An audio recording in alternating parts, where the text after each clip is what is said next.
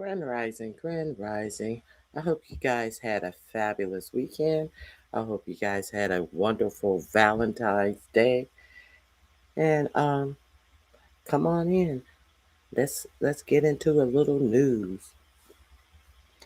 First of all, it is still Black History Month.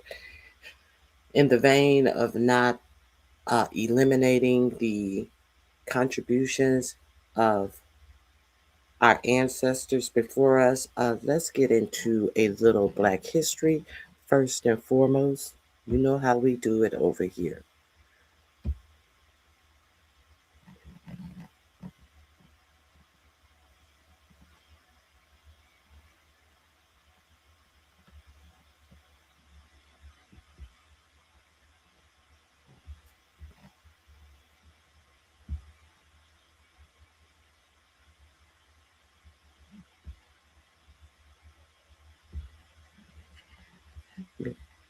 Let me find it. Oh my goodness. I hate when that happens. Here we go. Let me share this with you.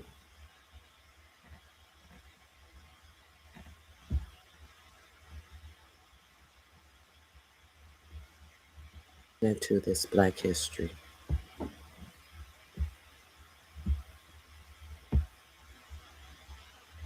Alice Ball was only 23 years old when she solved one of the most feared medical problems of the early 20th century, and she was only.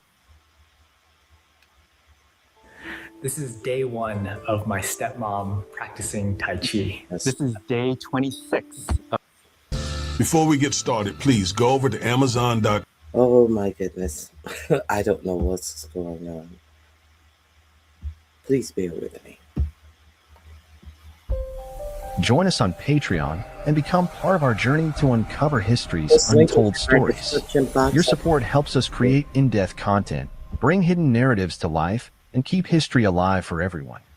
Alice Ball was only 23 years old when she solved one of the most feared medical problems of the early 20th century, and she was only 24 when she died, her brilliance already fading from public memory before the world ever learned her name. In an era when Black women were expected to remain invisible, silent, and obedient, Alice Augusta Ball quietly changed the course of medical history. She developed the first effective treatment for leprosy, a disease that for centuries had condemned its victims to isolation, exile, and despair. Yet the credit for her work was taken, her name erased, and her achievement attributed to another man while she lay in an unmarked intellectual grave. Her story is not only one of scientific genius, but also of how racism, sexism, and institutional power can bury truth for decades, until history is finally forced to reckon with what it tried to forget. At the dawn of the 20th century, leprosy, now known as Hansen's disease, was one of the most terrifying diagnoses imaginable. Though not nearly as contagious as once believed, it carried enormous social stigma. Those who showed symptoms were often forcibly removed from their communities and confined to remote colonies. In Hawaii, patients were sent to Kalaupapa, a windswept peninsula on the island of Molokai, accessible only by sea or a steep cliff trail. Families were torn apart, marriages dissolved, and children grew up without parents, all in the name of public health. Doctors had no reliable cure. Treatments ranged from ineffective to brutal, and hope was scarce. Into this world stepped a young Black chemist whose life had been shaped by science from the very beginning. Alice Augusta Ball was born on July 24, 1892, in Seattle, Washington, into a family that valued education, curiosity, and intellectual discipline. Her grandfather, James Presley Ball Sr., was one of the most renowned African-American photographers of the 19th century, famous for his abolitionist activism and his photographic documentation of Black life in America. Her father, James Presley Ball Jr., was also a photographer and lawyer, while her mother, Laura Louise Ball, came from a family that encouraged academic achievement. Alice grew up surrounded by conversations about art, politics, and science, and she was raised to believe that intellectual excellence was possible, but expected. From an early age, Alice showed an aptitude for chemistry. She excelled in school and graduated from Seattle High School with with top honors. She went on to attend the University of Washington, where she earned not one but two bachelor's degrees, one in pharmaceutical chemistry in 1912 and another in pharmacy in 1914. At a time when higher education was still largely closed to women, and especially to black women, her accomplishments were extraordinary. Her academic excellence did not go unnoticed. She was encouraged to pursue graduate study, and she chose the University of Hawaii, then the College of Hawaii, as her next destination. This has to be the most powerful smartwatch the world has ever seen. Just pop it on your wrist and in 3 seconds, it accurately tracks 24 vital health stats, blood sugar trends. Alice arrived in Hawaii in 1914, a young black woman entering a scientific environment dominated almost entirely by white men. Despite the cultural isolation and institutional barriers she faced, she thrived. She pursued a master's degree in chemistry and completed her thesis on the chemical properties of kava, a traditional Polynesian plant used for medicinal and ceremonial purposes. Her work was so impressive that she became the first woman and the first African American to earn a master's degree from the University of Hawaii in 1915. Even more remarkably, she was appointed as an instructor in chemistry, making her the institution's first black chemistry teacher. It was during this period that Alice Ball was drawn into the medical crisis surrounding leprosy. At the time, chalmugra oil derived from the seeds of the Hypnocarpus tree was one of the few substances believed to have any therapeutic effect against the disease. It had been used for centuries in India and Southeast Asia, but its application was deeply flawed. The oil was thick, sticky, and nearly impossible to administer effectively. When taken orally, it caused severe nausea and vomiting. When applied topically, it had little effect. When injected, it formed painful abscesses under the skin. Doctors knew it held promise, but no one had figured out how to make it usable. Dr. Harry T. Hallman, an assistant surgeon at Kalihi Hospital in Honolulu, recognized Alice Ball's chemical expertise and approached her with a challenge. Could she find a way to make chalmugra oil water-soluble and injectable, so it could be safely absorbed by the body? It was an extraordinarily complex problem, requiring advanced knowledge of organic chemistry and pharmaceutical formulation. Alice accepted the task. Working quietly in her laboratory, Alice Ball analyzed the fatty acids in chalmugra oil and experimented with methods to modify them chemically. She succeeded in isolating the ethyl esters of the oil's active components, creating a solution that could be injected into patients without causing extreme pain or rejection. The result was a treatment that was effective, reproducible, and far superior to anything that had come before. For the first time, patients with leprosy began to improve consistently. Some were even released from isolation, reunited with their families, and allowed to return to society. This breakthrough should have made Alice Ball famous. Instead, tragedy intervened. In 1916, while still refining her work and before she could publish her findings widely, Alice became seriously ill. The exact cause of her illness remains uncertain, though some historians speculate it may have been related to chemical exposure in the laboratory or complications from tuberculosis. She returned to Seattle for treatment and died on December 31, 1916, at just 24 years old. With Alice Ball gone, her research was left vulnerable. Dr. Arthur L. Dean, the president of the University of Hawaii and a chemist himself, took control of her work. Rather than ensuring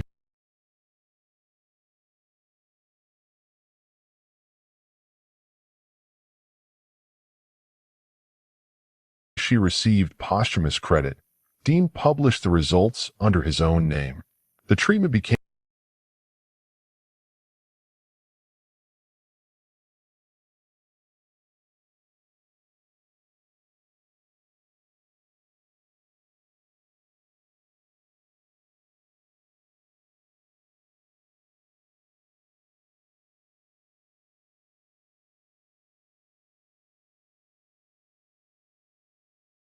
known as the Dean method, and for years, sometimes decades, Alice Ball's name was omitted entirely from the narrative. Patients across Hawaii and beyond were treated using her discovery, while the world credited a white male administrator who had not done the original work. This erasure was not accidental. It occurred within a broader system that routinely dismissed the contributions of women and people of color. Alice Ball had no institutional power, no senior colleagues advocating for her legacy, and no opportunity to defend her intellectual ownership. Her death made it easy for others to step into the spotlight she had earned. The medical establishment, comfortable with familiar hierarchies, accepted the revised story without protest. Despite this injustice, Alice Ball's method continued to save lives. Throughout the 1920s and 1930s, it remained the most effective treatment for leprosy until the development of sulfone drugs in the 1940s. Thousands of patients benefited directly from her work. In Hawaii, the number of people confined to leprosy colonies declined significantly as treatment outcomes improved. Families were reunited, and the stigma surrounding the disease slowly began to erode. Yet the woman responsible remained largely unknown.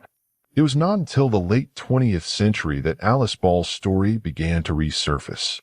In the 1970s, historian Catherine Takara and other scholars at the University of Hawaii began investigating archival records and noticed inconsistencies in the official narrative.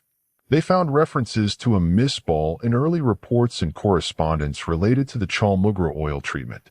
Further research confirmed that Alice Ball had been the true architect of the method attributed to Dean. Slowly, her name was restored.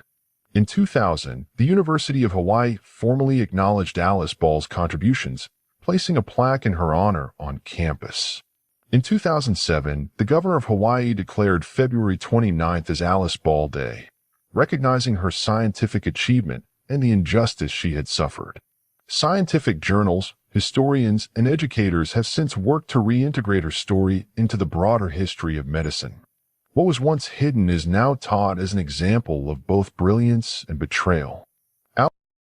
Tai Chi walking is more than just a workout. It's a fresh start for menopausal women. We start on Alice Ball's life forces us to confront uncomfortable truths about how knowledge is produced and remembered. Her erasure was not simply the result of individual greed, but of structural inequality that determined whose work was valued and whose was disposable. Had she lived longer, there is little doubt she would have become one of the leading chemists of her generation. Instead, her legacy had to be recovered piece by piece, long after those who benefited from her silence had passed away. Her story also reshapes our understanding of scientific progress. Innovation does not occur only in famous laboratories or through celebrated names. It often emerges from marginalized minds working under constrained conditions, solving problems that others cannot or will not address. Alice Ball did not merely improve an existing treatment. She transformed it, turning centuries of trial and error into a scientifically grounded therapy. That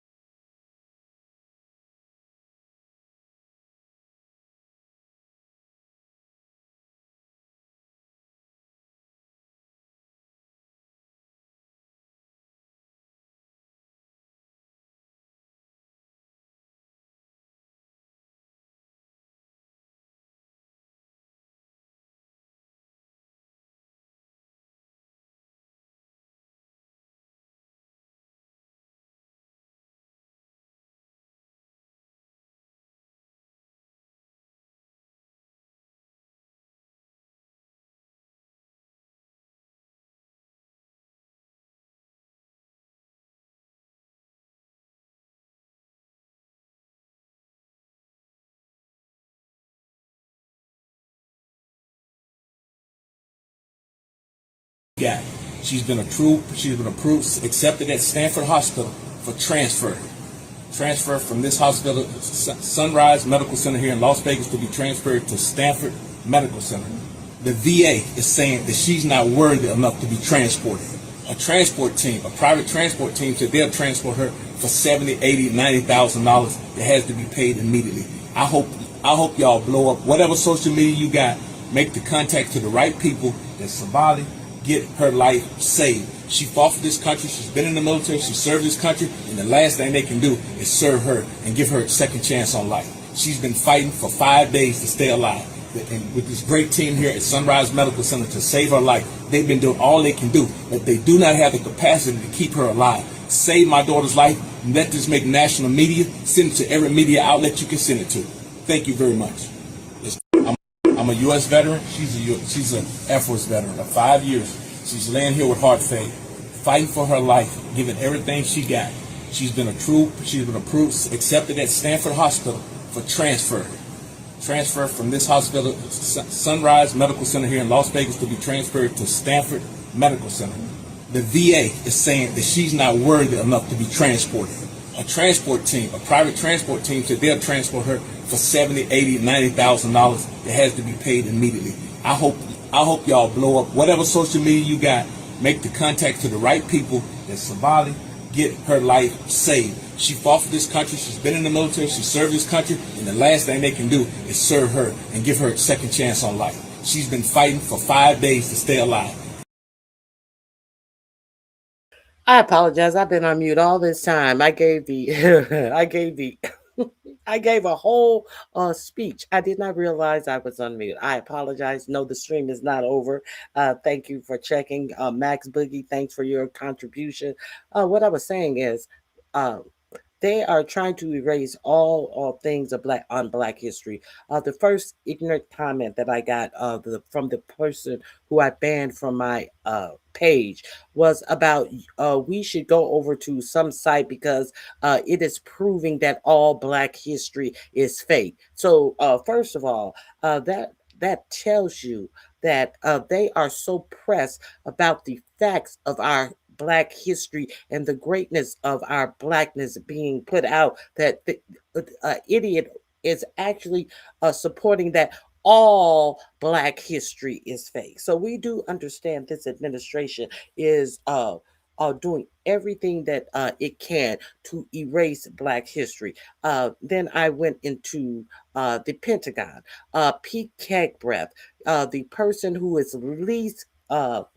least qualified for the position he has, who is trying to strip our military of all of the knowledgeable people who have excelled far greater, far faster to earn positions over him. He is ripping these generals from their positions because of their race or their sex. So at a point when the Pentagon has failed, I believe it's 7 audits. It's been reported that they cannot tell you where 2/3 of their budget has gone. They cannot tell you where the money is, and they have and what corporation, what government agency cannot tell you where 2/3 of their money has gone, but they continue to get more money allotted to them every year besides the Pentagon? Now you have a black Air Force uh, officer who needs a heart transplant, but this same Pentagon is not refusing to spend the money on this soldier. You know, all of this thanks for your service, lip service that they give when they don't know where 2/3 of their budget has gone, but they are refusing to ship this woman to a hospital that has already accepted her in layman's terms. They've already accepted to admit her to save her life. This is your government. Can you imagine? And a the same Pete Hegseth who has Corey Lewandowski, who has Christy Nome, who has Stephen Miller, who has all of these administration people living in free military housing because they are so repulsive, and the shit that they say is so repulsive. They say they feel that they must live under the guard of military bases because they run their mouth so much and talk so much disgusting shit that they want to live under the protection of the military while trying to turn the whole United States into a motherfucking military state. Make any of this make sense? No, the show's not over. Thank you. Thank you, Tanya McMillan, for asking. So I just want to share that, and please share that out as well. Get the word out because I think that that is quite disgusting. Now, that is in my description box under a vet being ignored. Okay. So make sure you go to my description box and save that too. There's a couple of more things that I want to talk to you about. I want to talk to you about this report that I read about ISIS masking up in more ways than one. So we all know that ICE is allegedly leaving Minnesota after they have wreaked havoc, after they have shot three people, two of them lives they have taken.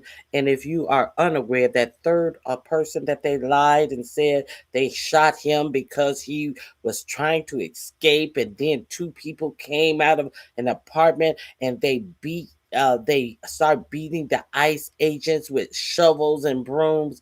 All of that is a lie. All of that has been proven a lie. The first thing that your government decides to tell you is lies, as they have a unqualified, a unbackground check, a whole lot of white nationalists that they're hiring to put on the streets and brutalize uh, the um, the people of the United States. So we're not going to act like this is some immigration force. No, this is a force to put fear into the American people. That's all this is. And the first thing they do too is they deflect to a lie. So they lied about well, we saw the lie that they said about the woman that they shot, who instead of investigating the shooter who took her life, they are investigating her family, trying to connect them to domestic terrorism. We also heard your vice president come out and said the vet, the VA nurse who lost his life to an ICE agent. We heard we heard so many ways that these people who are so much for the Second Amendment tried to make it seem like he was wrong to live within his Second Amendment rights. And then it made some of them pause and say, wait a minute, that was a white guy. He was a white guy. We white people, we always have our Second Amendment rights. That's wrong that we're trying to question his Second Amendment rights. Sure, if it was a black guy or Mexican, we could say automatically, he was within the wrong. But we always have our Second Amendment rights. So we found out that the two people who took his life, they are under some type of investigation, but they won't tell you what type of investigation. And I find it peculiar that these two people who are under investigation have Hispanic sounding names, and they're out here. They're doing what they have been told to do, what it has been approved to do. We know that uh, JD Vance said that they have absolute immunity when there's nothing legal about anything, about any type of absolute immunity. There's qualified immunity. Yes, there's that. But J.D. Vance told you after they killed Renee Good that ICE agents have absolute immunity, something that he made up in his head. And he's an attorney. He went to law school. I don't know if he's an attorney. I don't know if he passed the bar, but I do know that he went to law school. So so what is ICE up to now? If you are unaware, now we know that ICE has a whole big budget. We know that ICE is putting phones in people faces who are protesting and telling them that they okay, we got you now. You're in this database, and you're going to be appointed as a domestic terrorist. Yes, this is where the money is going. So ICE agents who are out here on the street, lawless, doing lawless things to the American people, are putting all of your information into databases. They have um, they have ways to go into your phone just by being in a proximity of you. They're not getting any warrants. They're not getting any judicial warrants. They're not getting any type of warrants, and they are able to go through all your phones, all your contacts, all of your information. These people are out here collecting because they have the ability to put you on some type of domestic terrorist list, and they are giving these deadhead agents that they are hiring the the uh, directions to go out here and do this. And you have these idiots who are out here doing just that, and to they have the money in this ICE agency to do exactly what they are setting out to do. So, if you are not familiar with the reporting of Ken Klippenstein, I suggest you go over and visit his Substack because leaked documents. Wait a minute. Homeland Security is increasing the use of undercover techniques to infiltrate and interact with social media users in order to collect intelligence and target individuals. Documents leaked to me revealed. Let me share this on my screen with you. If you are unfamiliar with this, go over. I've talked to you guys several times about Ken Klippenstein's reporting. Let's get into this. Let's get into what Homeland Security is doing right now. Oh my God.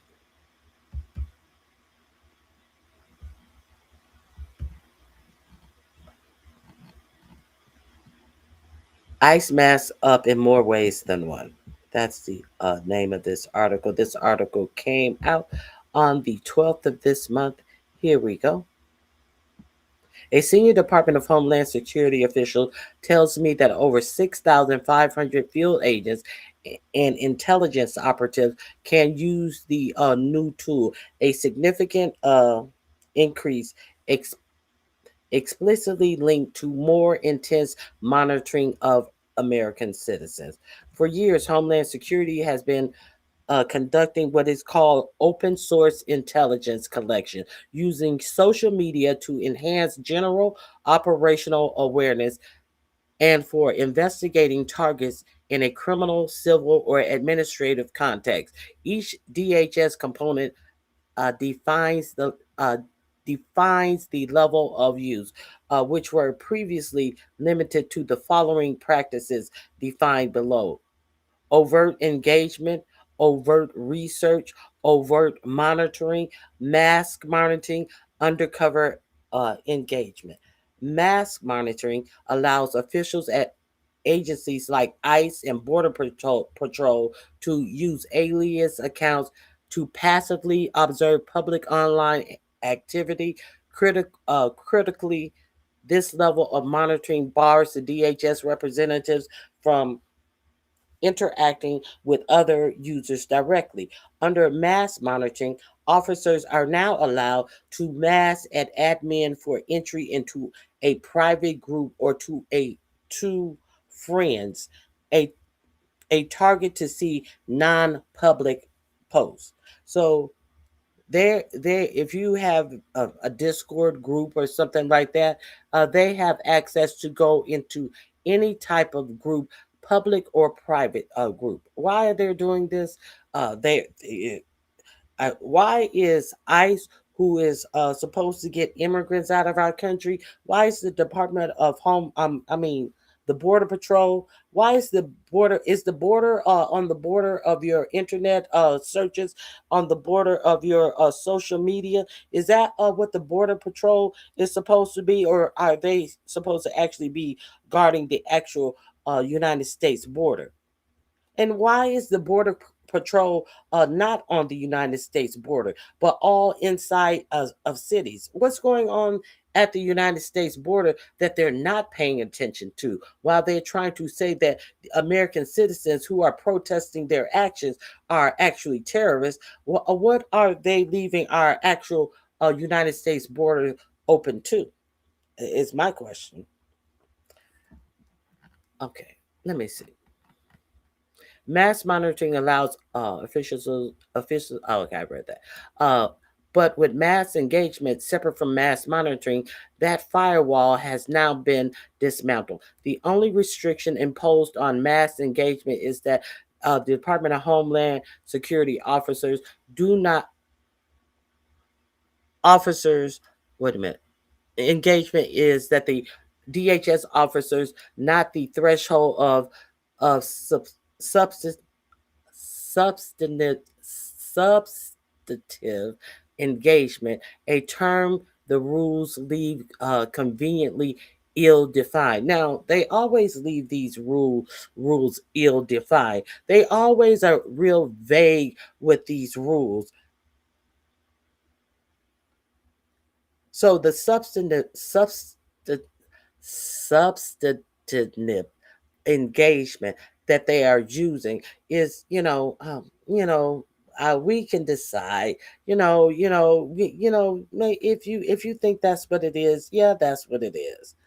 The new practice of mass engagement allows for operations where a federal government employee or a contractor use fake identities or credentials that conceal their official affiliation.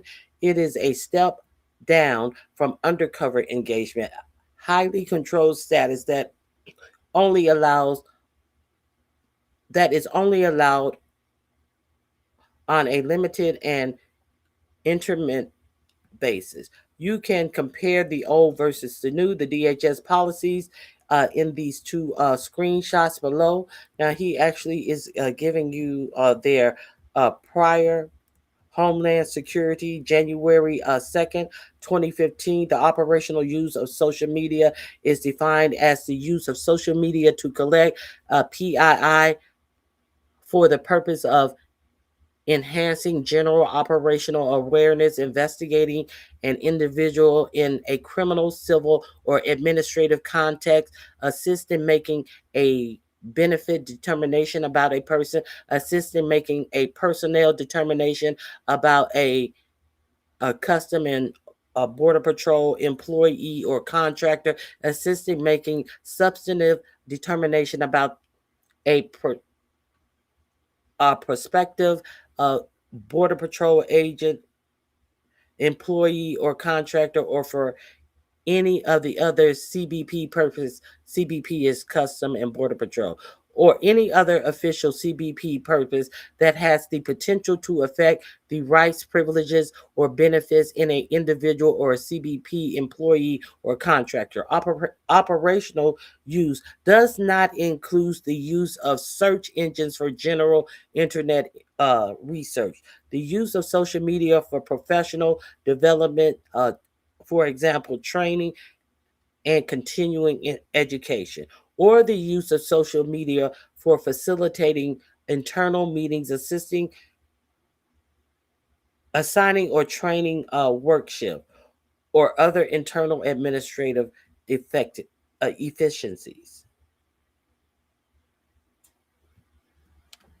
The operational use of social media is broken down in the following 5 categories, requiring different degrees of access and supervisor approval overt engaging, logging into social media using DHS, CBT branded credentials, or otherwise indicating an official agency presence and engaging in or interacting with individuals on or through social media. So you're you're alerting the person that you're contacting that you are with the Department of Homeland Security or Border Patrol. Overt research, collecting information from social media without logging in or otherwise interacting with individuals through social media, which means you're spying on people. You don't directly log in. You are able to just go in and just look at people's social media. This is overt research. Overt research does not include creating identities or credentials on social media, nor does it include concealing a government affiliation to conduct research or general operational awareness. Yeah, because you're spying on people. The overt monitoring, logging into social media using DHS and CBT branded credentials or otherwise indicating an official agency presence, but does not include engaging or interacting with individuals on or through social media, which is defined as overt engagement as marked above. Mass monitoring, using identities or credentials on social media that do not identify DHS and CBT affiliation or otherwise concealing a government affiliation to conduct research or general operational awareness. Mass monitoring includes logging into social media, but does not include engaging or interacting with individuals on or through social media, which is defined as undercover engagement below. Undercover engagement using identities or credentials on social media that do not identify the DHS or CBP affiliation or otherwise concealing government affiliations to engage or interact with individuals on or through social media. Now, these are the old policies also included. Let's get to the new policy. A Custom and Border Protection document I obtained titled Component Plan for Operational Use of social media defines the shift. The operational use of social media using identities, credentials that conceal a government affiliation to engage with other users on a limited basis for the purpose of accessing publicly available information. For example, mass engagement would include logging onto social media and joining a group or friending. Hold on. Hold on. Or friending or liking or following an individual. By labeling this middle ground between monitoring and full blown undercover work, the Department of Homeland Security allows agents to infiltrate private digital places without the rigorous internal approvals and legal checks required for a formal undercover sting. The CBP expansion into what they're calling mass engagement is cause for real concern. Rachel Levison Walden, director of the Brennan Center's Liberty and National Security Program, told me when reached for comment. She added that this new capability is being uh, shoehorned into one step below undercover engagement, which already allows for a lot of overreach. It appears that the CBP believes that friending someone's, following them, or joining a group is not as invasive as directly engaging or interacting with individual. Levison Walden called the policy Levison Waldman called the policy is insidious because it might seem to the federal government that it's not particularly invasive, but could yield huge amounts of information about one's social media network and preferences. And all of this would be happening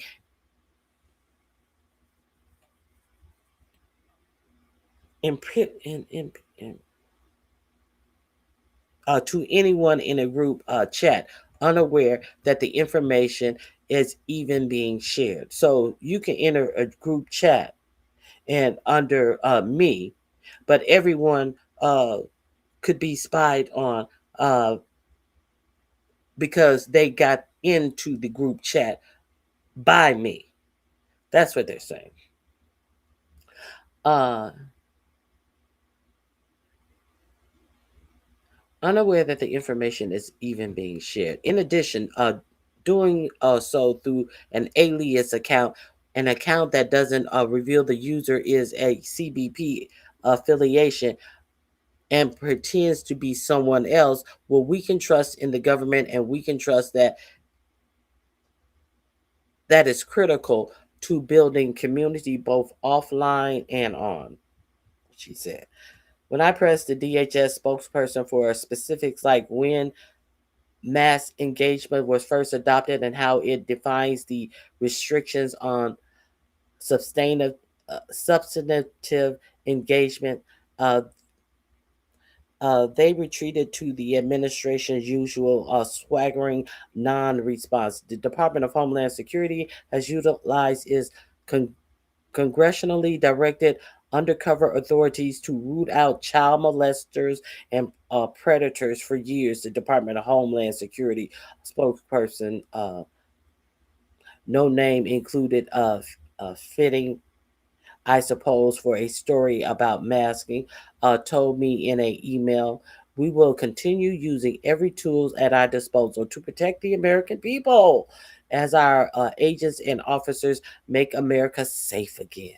A whole lot of motherfucking blustering of bullshit to make you feel like as long as we tell the American people we're making them safe again, why would they have a problem with it? We're just making you safe again. The tools they are referencing to are increasingly sophisticated. The document first flag mass engagement for me was produced by Silo, a cloud based web isolation platform created by Authentic 8. Silo is like a digital mask for federal agents operating on social media. It allows them to browse the web from a air gap remote server, masking their government IP addresses and uh, uh, what is this? Spoonifying their hardware profiles to a Facebook admin or a Signal group moderator. The federal agent appears as a local user with a standard smartphone. This technical capability called managed attribution attribution ensures that while the agent is engaging with you, the government digital footprint is completely invisible. According to documents I've reviewed, Homeland Security is using other commercial and uh, proprietary apps and software to conduct managed attribution monitoring uh, with code names like Ghost, Shadow Dragon, Gecko, Geminix, Ace, Axis, and Creepy, which has to be my favorite. They're calling their own shit creepy. Sources tell me that the Department of Homeland Security has already used mass engagement to infiltrate pro-Palestinian groups in the U.S. and to building databases potential transitional criminals amongst Mexican and Mexican American communities. Open source monitoring. Now, uh, Mexicans,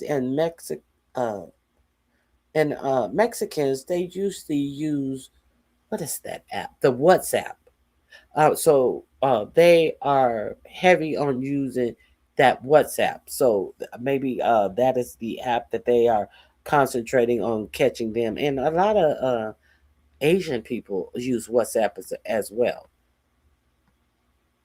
Okay, open source monitoring has become so ubiquitous that we even have databases of identities used by the department to track our own online engagement. A senior DHS official also told me, "Oh, it's so We even use it to track ourselves. It's nothing to worry about. Yeah.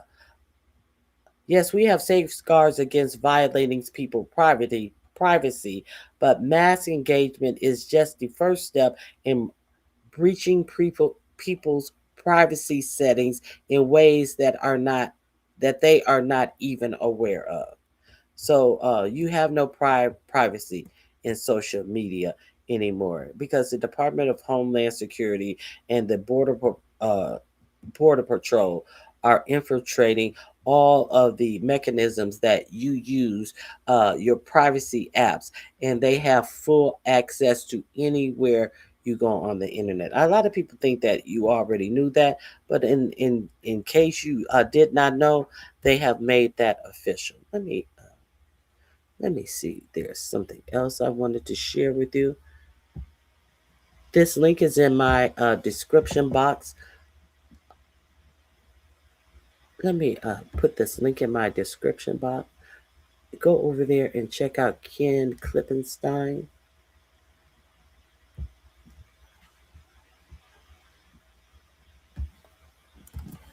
This is under DHS is watching. I'll put that under there.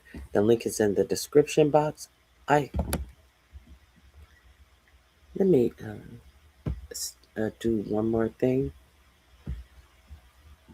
Let me see if there is something else. No, that's all I wanted to share with you from that. Also,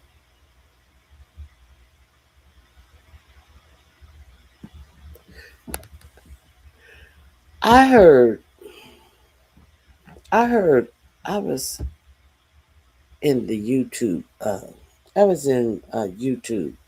The other little sectors of YouTube yesterday, and I heard somebody mention in passing the Oklahoma water. Are you guys familiar what is actually going on with the Oklahoma water? Are you guys also familiar with um, the president was celebrating with this sycophant uh, head of the EPA that the United States have drawn back regulations in the EPA. So if you are not aware that they were celebrating this as if this is something good for America, the EPA is the agency that makes sure your air and water is not polluted by big companies, and big companies that are always talking about all the regulations that they have to go through because it costs them money, because it affects their bottom line. So instead of keeping the air and water clean, they would prefer to just poison our air and water so they can get more dividends back to their shareholders. So this administration is championing just that. Now let me share this with you. Let me share this thing about what's going on with the Oklahoma water. If you're not aware of it, let me share this with you. A new bu- a new bill seeks to rein in oil companies' pollution of Oklahoma groundwater. The oil companies are poisoning the groundwater of Oklahoma. The legislation comes after the Frontier and ProPublica found over 150 incidents where oil field wastewater has gushed from the earth, releasing toxic chemicals, including some that cause cancer. Uh, there was a couple who had lesions in their mouth, and they pretended as if there was no way that they got this from their drinking water. Uh, so this is a portion of the story that they're trying to cover up. Okay. releasing toxic chemicals, including some that cause cancer, near homes and farms and into drinking water sources. As the same weekend where your EPA is patting themselves on their back for drawing down EPA regulations in the United States. Do you see this?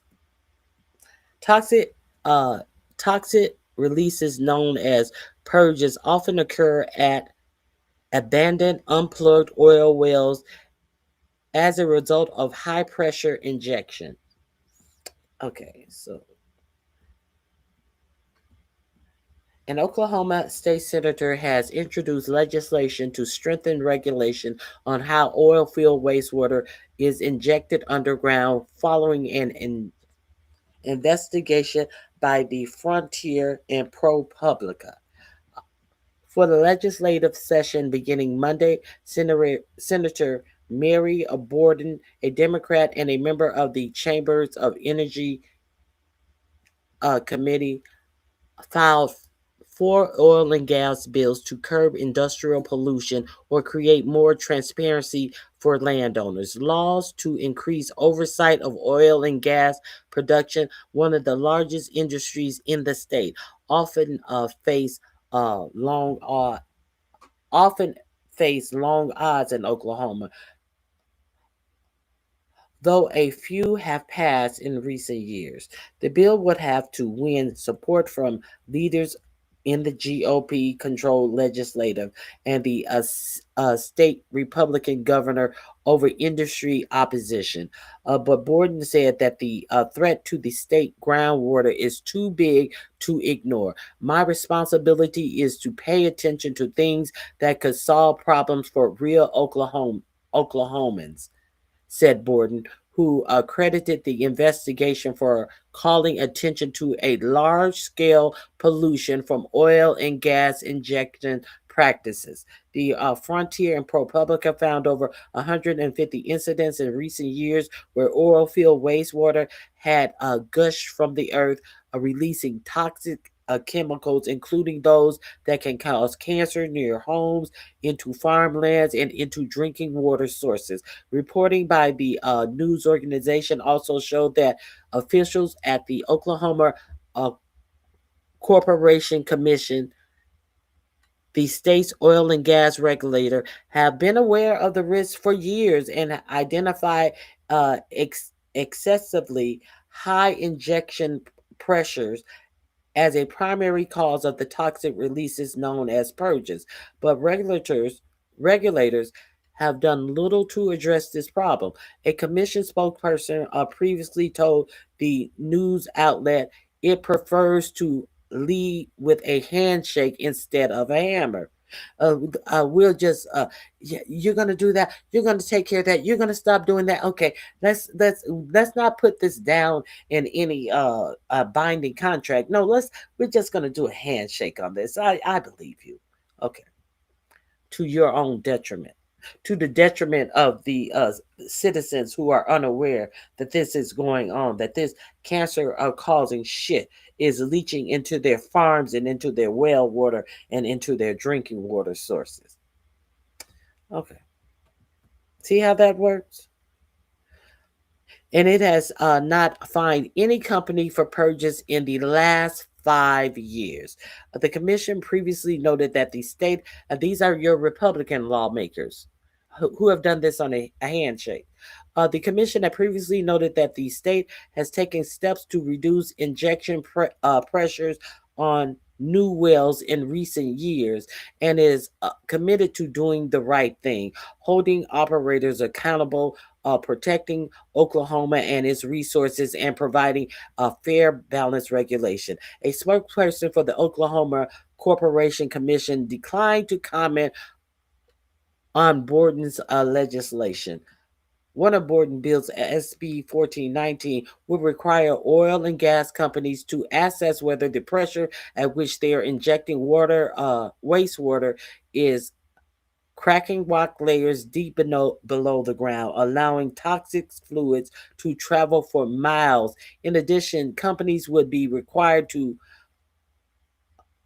protect drinking water sources by performing tests to ensure that toxic wastewater is not spreading after being injected underground. Test results would be reported to state regulators who would be required to investigate any problematic injection wells and potentially lower the pressure at which wastewater is sent down. That seems reasonable. That seems like that should already be a common sense thing. But a bill is being introduced to do that. Another bill from Borden, SB 1474, would create a free on oil field wastewater to pay for groundwater testing, land restoration, and well cleanup. The proposed fee of 1 cent per barrel of wastewater produced in the state would generate millions of dollars each year based on estimates of the amount of wastewater produced in Oklahoma annually. So if they are only called charging 1 cent per barrel, and it's estimated to create millions of dollars, can you imagine how much wastewater they are injecting into the land in Oklahoma? That's that's crazy.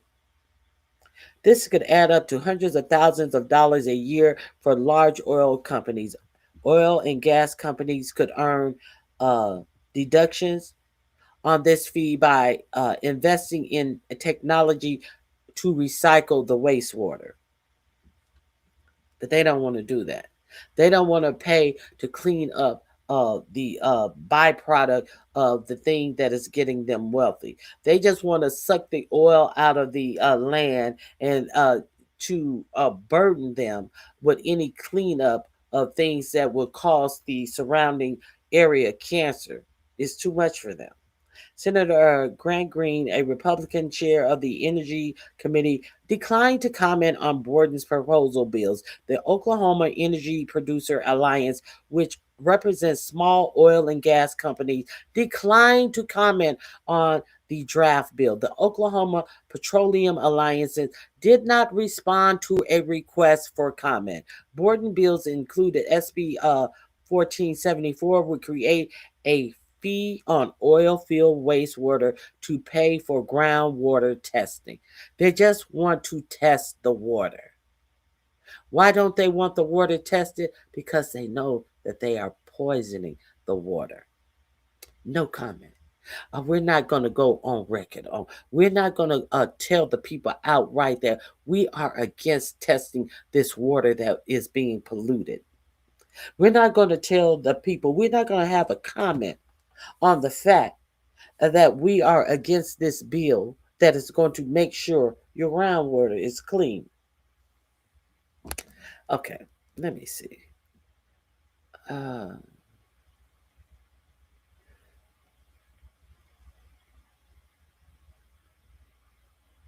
Everybody is declining to comment, as you'll see. Let me see. Borden bills SB 1472 also aim to protect property owners who have oil and gas operations on their land. In Oklahoma, landowners may not necessarily own the oil and gas that lies beneath their tract of land. Borden's proposed legislation would bring greater transparency by requiring companies to alert landowners before wells on their property are sold. It is important because oil wells with declining production are often sold to increasingly undercapitalized companies that lack the means to pay for cleanup. When these companies go bankrupt, cleanup costs often falls on taxpayers, while landowners must endure the presence of these wells and pollution risks they pose on their properties.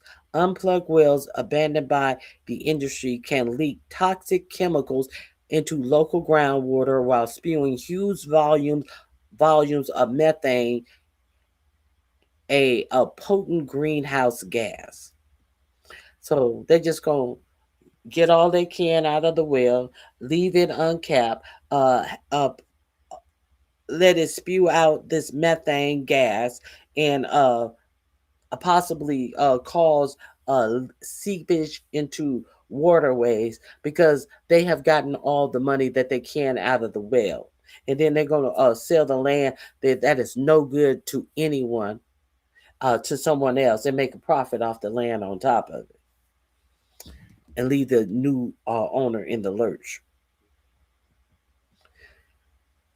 Borden said that right now, landowners often learn that the wells on their land have changed hands when a new logo appears on the gate. So you got land, you got these oil people who are scouting for oil on your land, and you have no information about what these people are doing on your land. So that is usually people have mineral rights to their land. So obviously in Oklahoma they're selling this land without mineral rights.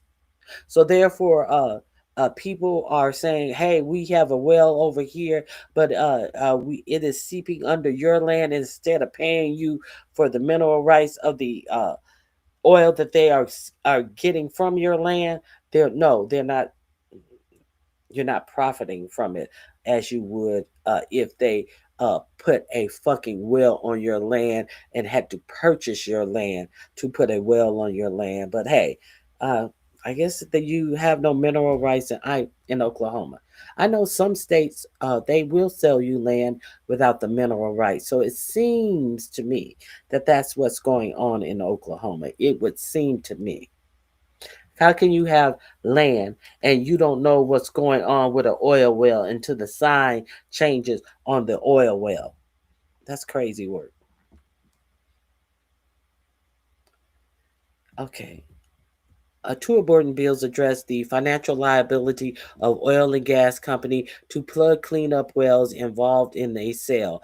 One of them is SB 1419, which would empower land owners to challenge pending sales when companies selling or buying the wells appear to lack the means to plug them when they are no longer profitable. That shouldn't be an option. When you don't have regulation that can enforce best practices, Borden said, you have bad actors looking to make a quick buck and leave the owner holding the bag. That's what it is.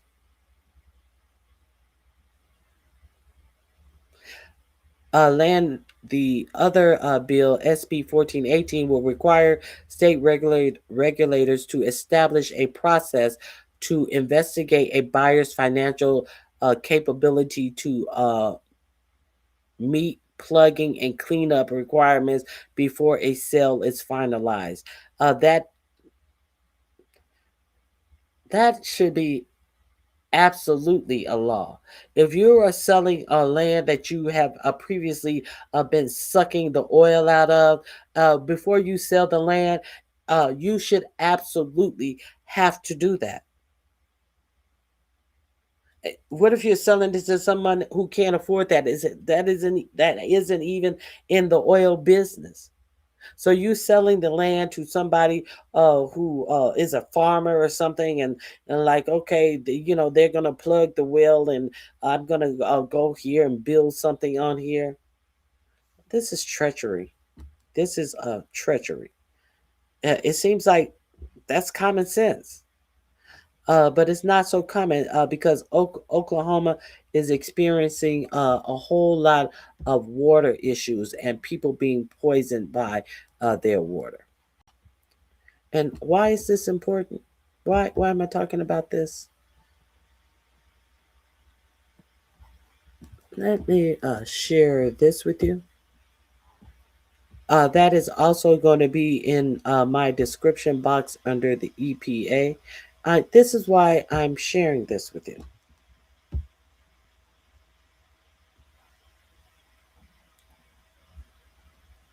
Here we go.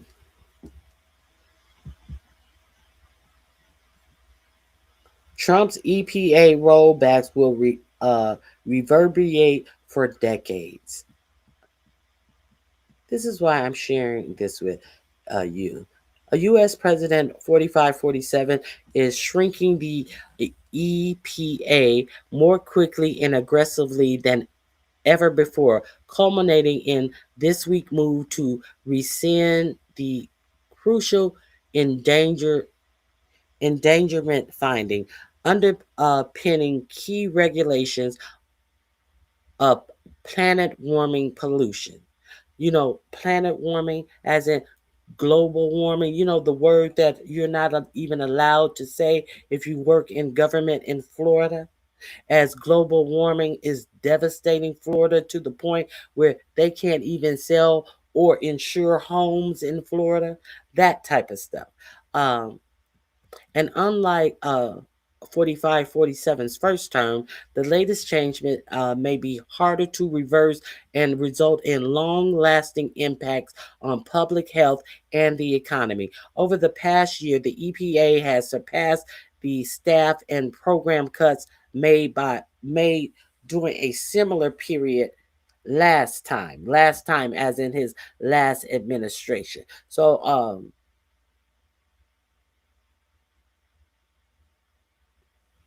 the EPA has surpassed the staff and program cuts made during a similar period the last time Trump was in office. So there have been more program cuts, and there have been more people who've lost their jobs in the EPA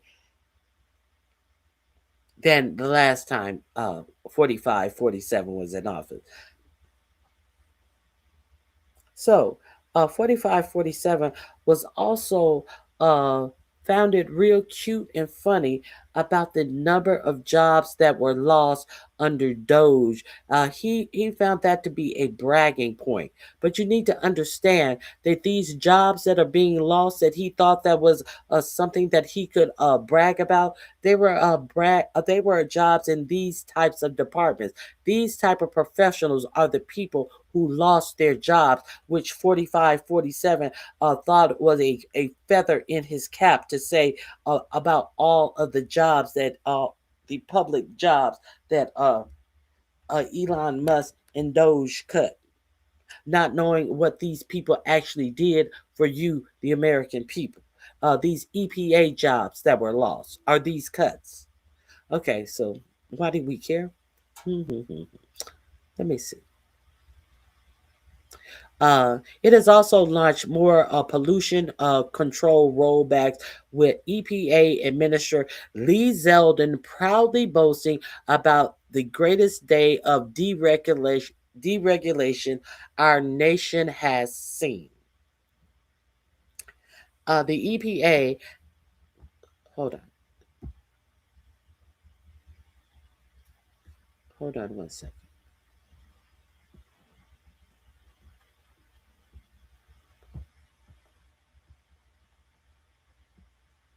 I wanted. The EPA has been able to make such quick work this time around because it's breaking historical precedent and testing the legal boundaries of administrative and environmental law, according to interviews with more than a dozen current and former EPA staffers, advocates, historians, scientists, and legal experts.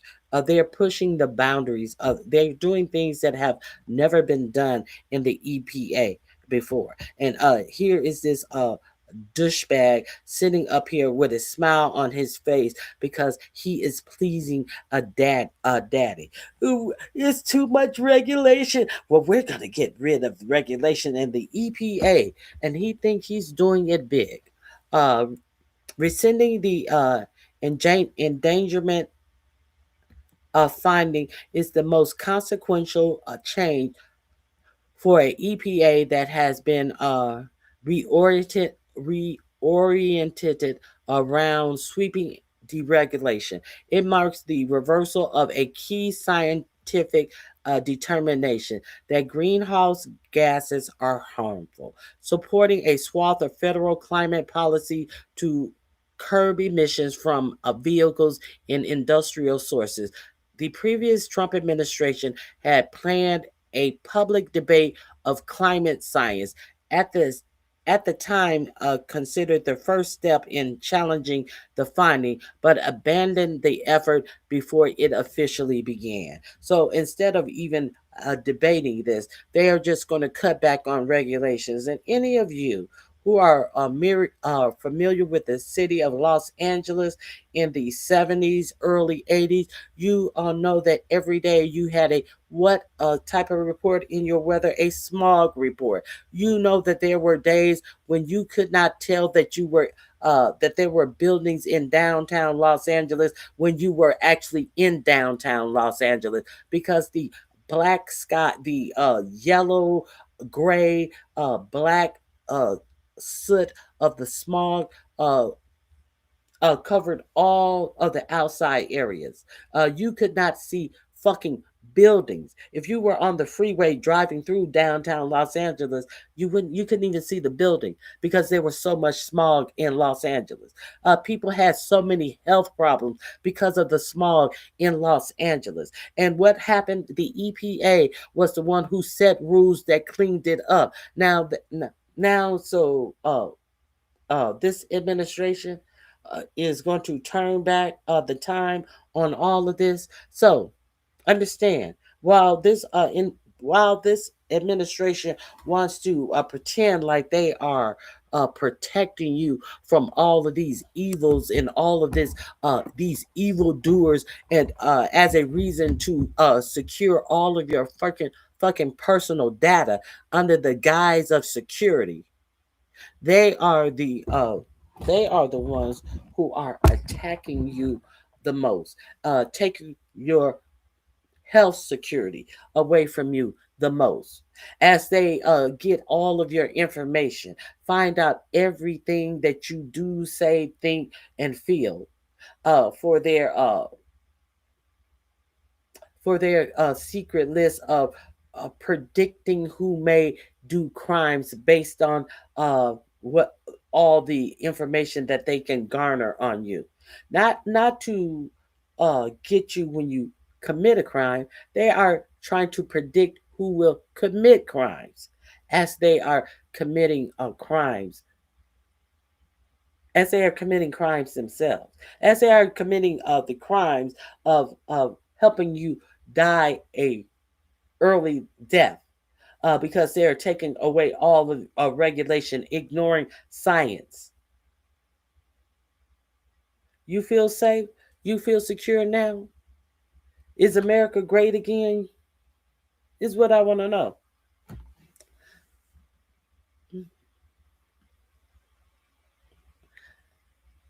Okay, here we go. The move is expected to immediately face legal challenges. That's the point, said Joseph Goffman, Assistant Administrator of the EPA's Office of Air and Radiation under President Joe Biden. The administration wants to get the issue before the Supreme Court. Of course, they get it before the Supreme Court. The Supreme Court that is doing everything to help ruin the Americans, ruin America.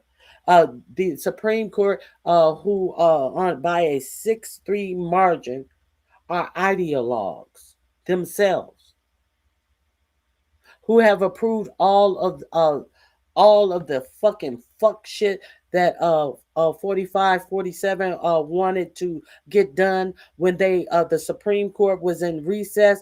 How did they approve? I believe it's up to 80% of the bullshit that 45 47 had to go before the Supreme Court. They approved it on a shadow docket. This Supreme Court has had a shadow docket like none other. A shadow docket is, we're on vacation, but we're still going to make a ruling on this, but we're not going to explain our ruling by law, by any by any former any formal laws that we are citing for. No, we're just going to rule on this shit. We're not going to explain it, and this is what it is. This is what this Supreme Court is doing. So of course he wanted to get something like this fucked up shit in front of a Supreme Court. Okay.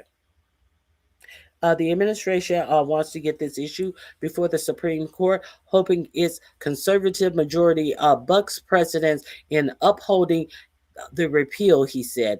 If that happens, the agency would be severely restricted from enacting climate rules long after 4547 leaves office, placing the onus on Congress if the U.S. is to pursue pollution reductions.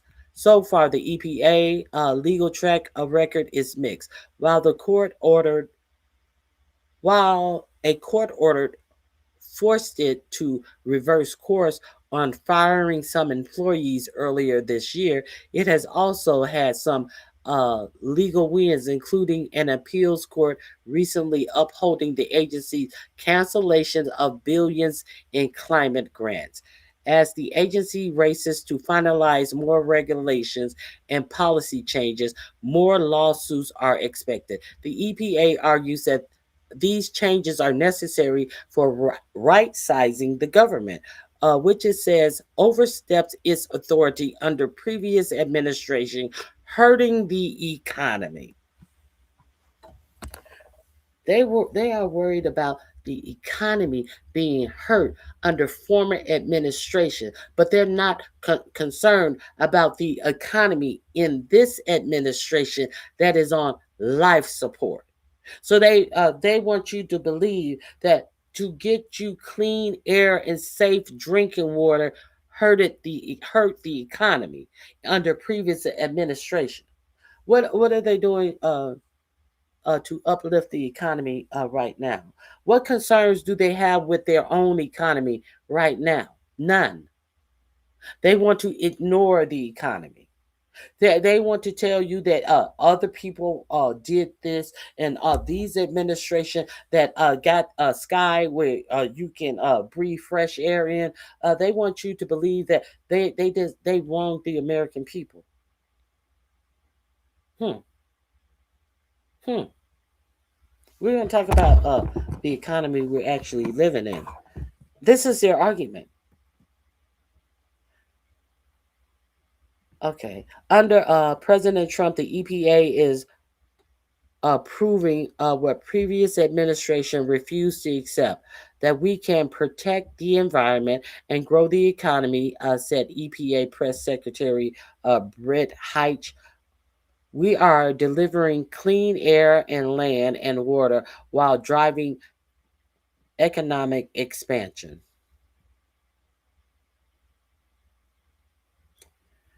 How are you doing that? Exactly how are you doing that? How are you're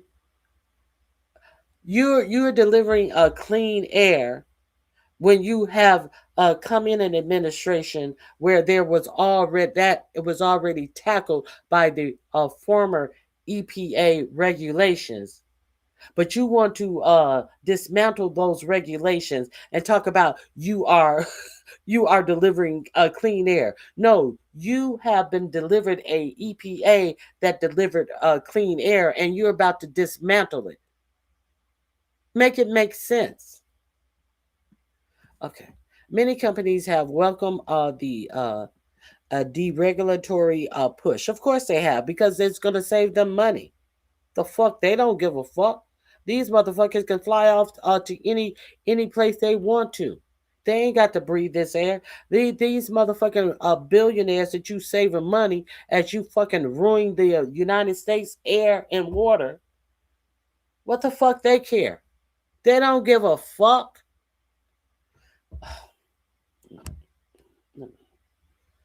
Okay. Many companies have welcomed the deregulatory push. Some of the nation's largest refineries, uh, petrochemical facilities, and power plants, for example, took the EPA up on its offer to apply for presidential exemptions from various Biden era air pollution rules. Of course, they would. Do you think that we would believe that these fucking chemical plants and nuclear plants would not take up President Trump on things that would allow them to put more easily, not pollute the United States of America. But some industries have occasionally pushed back. The Edison Electric, Electric Institute and an association of investor-owned power company wrote in a public comment that ending federal regulation of greenhouse gas pollution from power plants could stall growth just as the industry is expanding to accommodate artificial intelligent electricity needs and upgrade the grid. It could lead to balkanized state level regulations, lawsuits, and longer less predictable permitting, financing, and construction. The group argued. A former EPA official, meanwhile, warned that the Trump administration charges are boosting pollution and could exacerbate health conditions such as asthma, cardiovascular disease, and neurological development issues. In the long term, they have the potential to cripple an agency created more than 50 years ago by then President Richard Nixon to protect the environment and human health.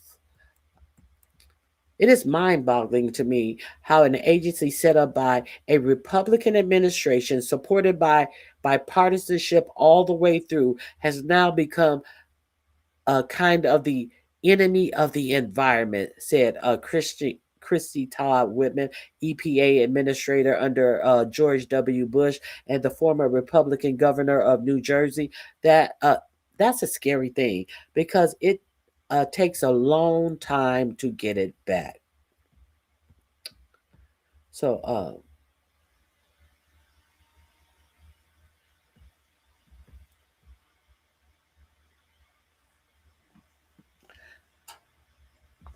these are some maps about clean air rules and how the rules have changed nitrogen oxide in the air from 1990 to 2023.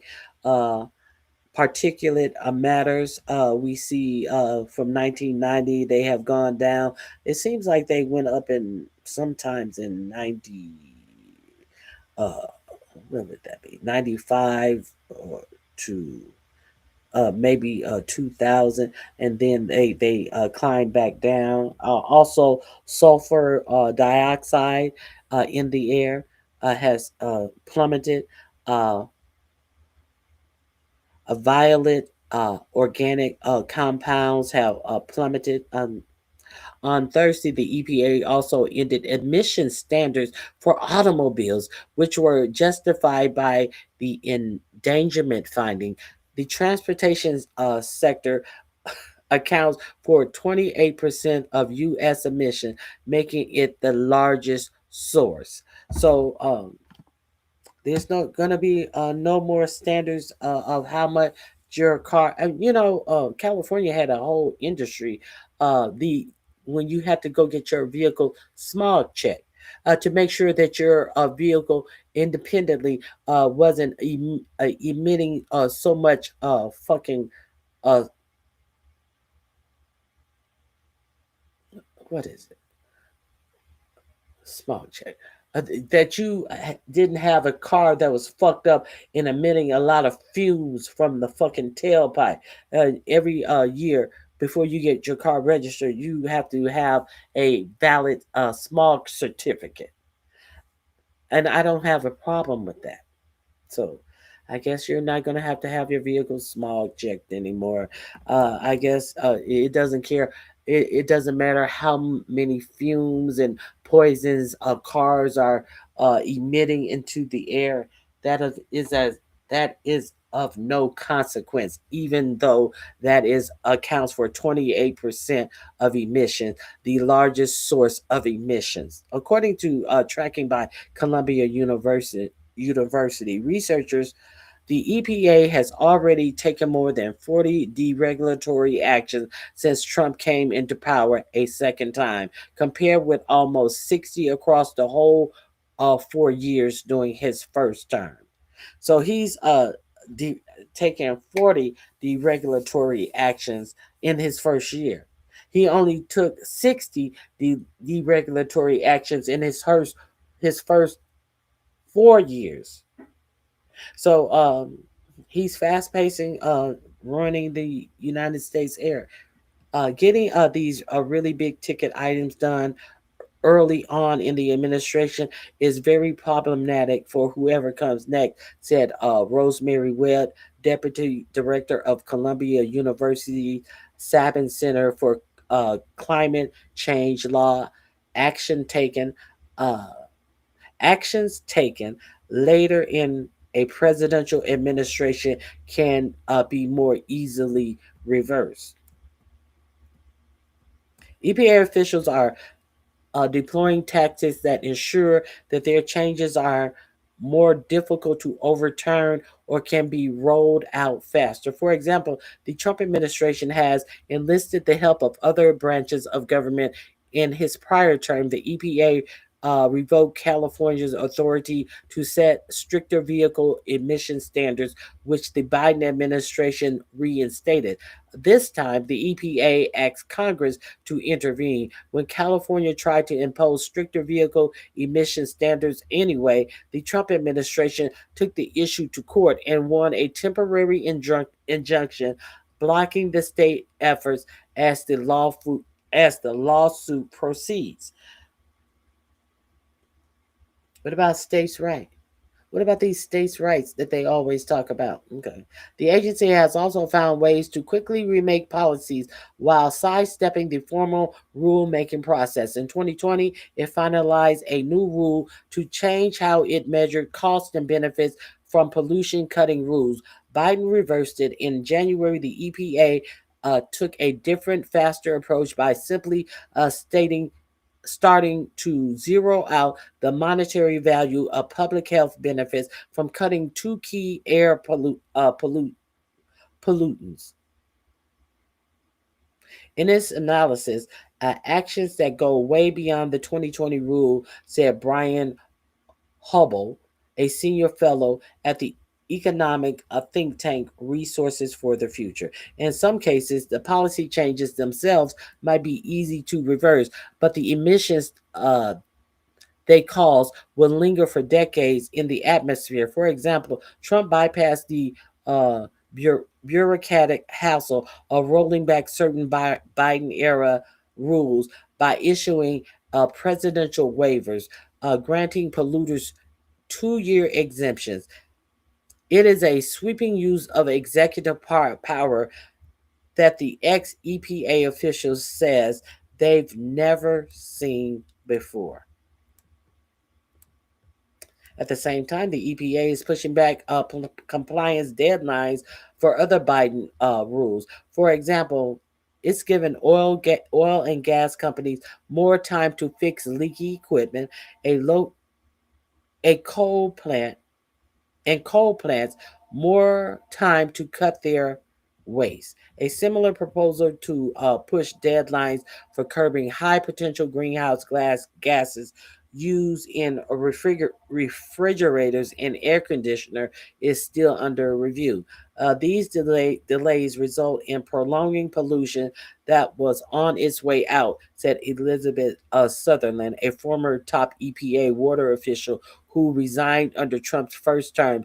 U.S. greenhouse gas emissions jumped in 2025, reversing 2 previous years of decline, according to an estimate by the research firm Rodnam Group.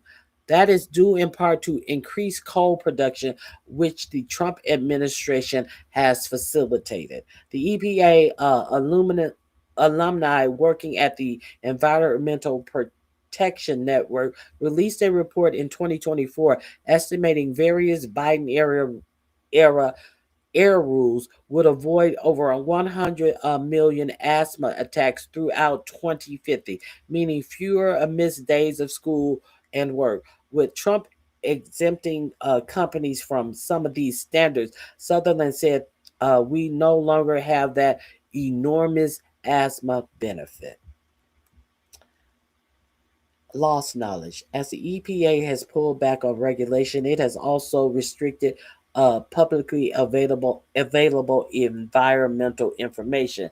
Last February, the EPA took down EJ EJ Screen, a free online mapping tool of environmental hazards, and removed database of corporate risk management plans. Hold on, corporate. Wait a minute. And removed a database of corporate risk management plans put online by the Biden administration. This Biden administration that lists the dangerous materials they store and what to do if there's an accident. The agency says that the latter information is still available for in-person viewing and accessible through Freedom of Information Act. So you can't go on the computer and get the information. You got to go in the office or file a fire report request. If people don't know where pollution is occurring, they can't effectively organize to protect themselves. Removing this information from public assets put communities at significant risk. So they're hiding the salami. You won't complain about the pollution if you don't know that this is a site of polluting the environment. Okay, so they made it harder for you to put your finger on what is poisoning your community. Isn't that? Do you feel safe yet? Do Do you feel safe? So this is what this administration is doing, and they are hailing it as something positive that the EPA is doing. This Zeldin character. Okay, so uh, this is in my description box under the EPA. Just giving you the information. Do with it what you choose. Is America great again yet?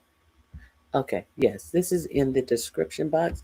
Let's move forward. I spent a lot of time on that, more time than I wanted to.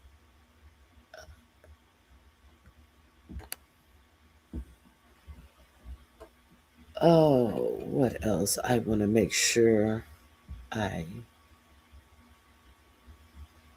Mm, let's talk about. Let's talk a little bit more about the economy, shall we? Let me share this with you. If you are unaware, your body is worth money. And it seems like more class Americans are seeking out how to make money off of their bodies.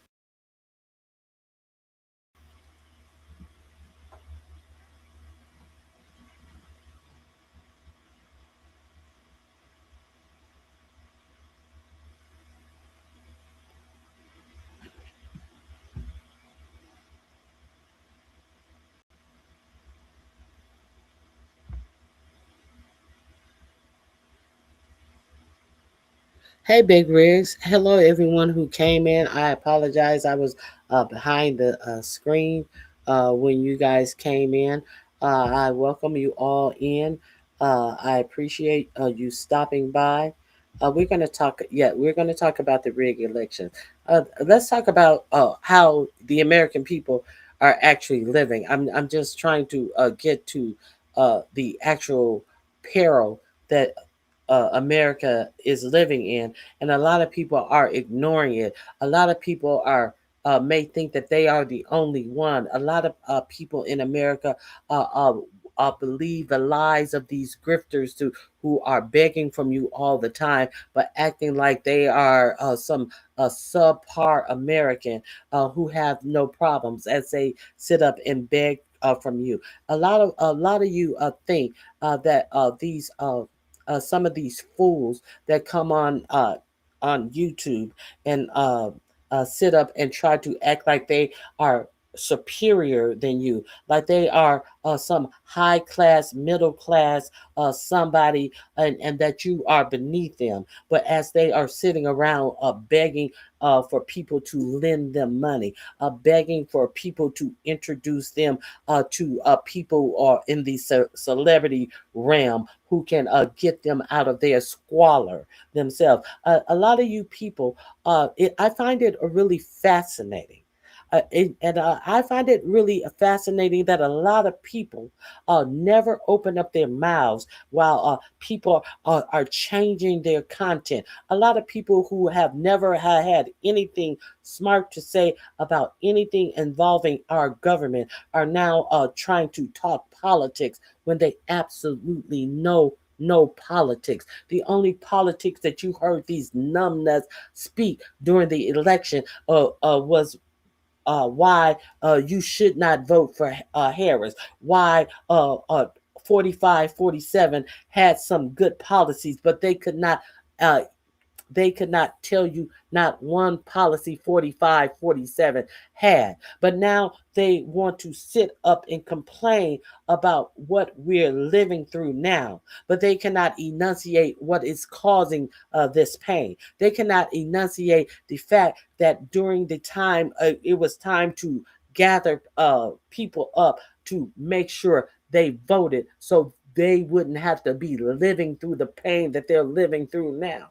They had absolutely nothing to say. I find it ridiculous when someone tries to sit up and all of the sudden is talking about who the Democrats are going to put on the ticket in 2028. The dumb bitch says something about Gavin Newsom. Gavin Newsom is the worst person who could be on the ticket in 2028. Because what did Gavin Newsom do in the early part of his administration? Gavin Newsom made way and made apologies for these crazy right wing people. Gavin Newsom had a whole podcast where he had the likes of Nick Fuentes and talked about how his sons were so into Nick Fuentes. A night Gavin Newsom did the whole uh the, hold on one second. TYT pivot. Let's try to understand why they were elected in. Hold on.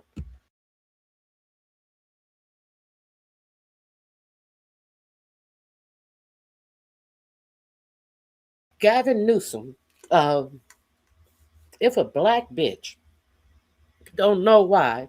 You should not be talking about. Oh, I guess Gavin Newsom, he's going to be the new one. You're guessing because you're a dumb bitch. You're guessing because you're trying to talk about politics. But when you had to talk at the opportunity to talk about politics before the election, you were talking about taking a motherfucking hood rat to a steakhouse at the same night that the most popular former president in the United States was at a campaign rally for the person who was running for office, but you found no room to talk about politics then. But now you want to sit your stupid ass black lips up and talk about politics now. And you're talking about Gavin Newsom with your silly black ass.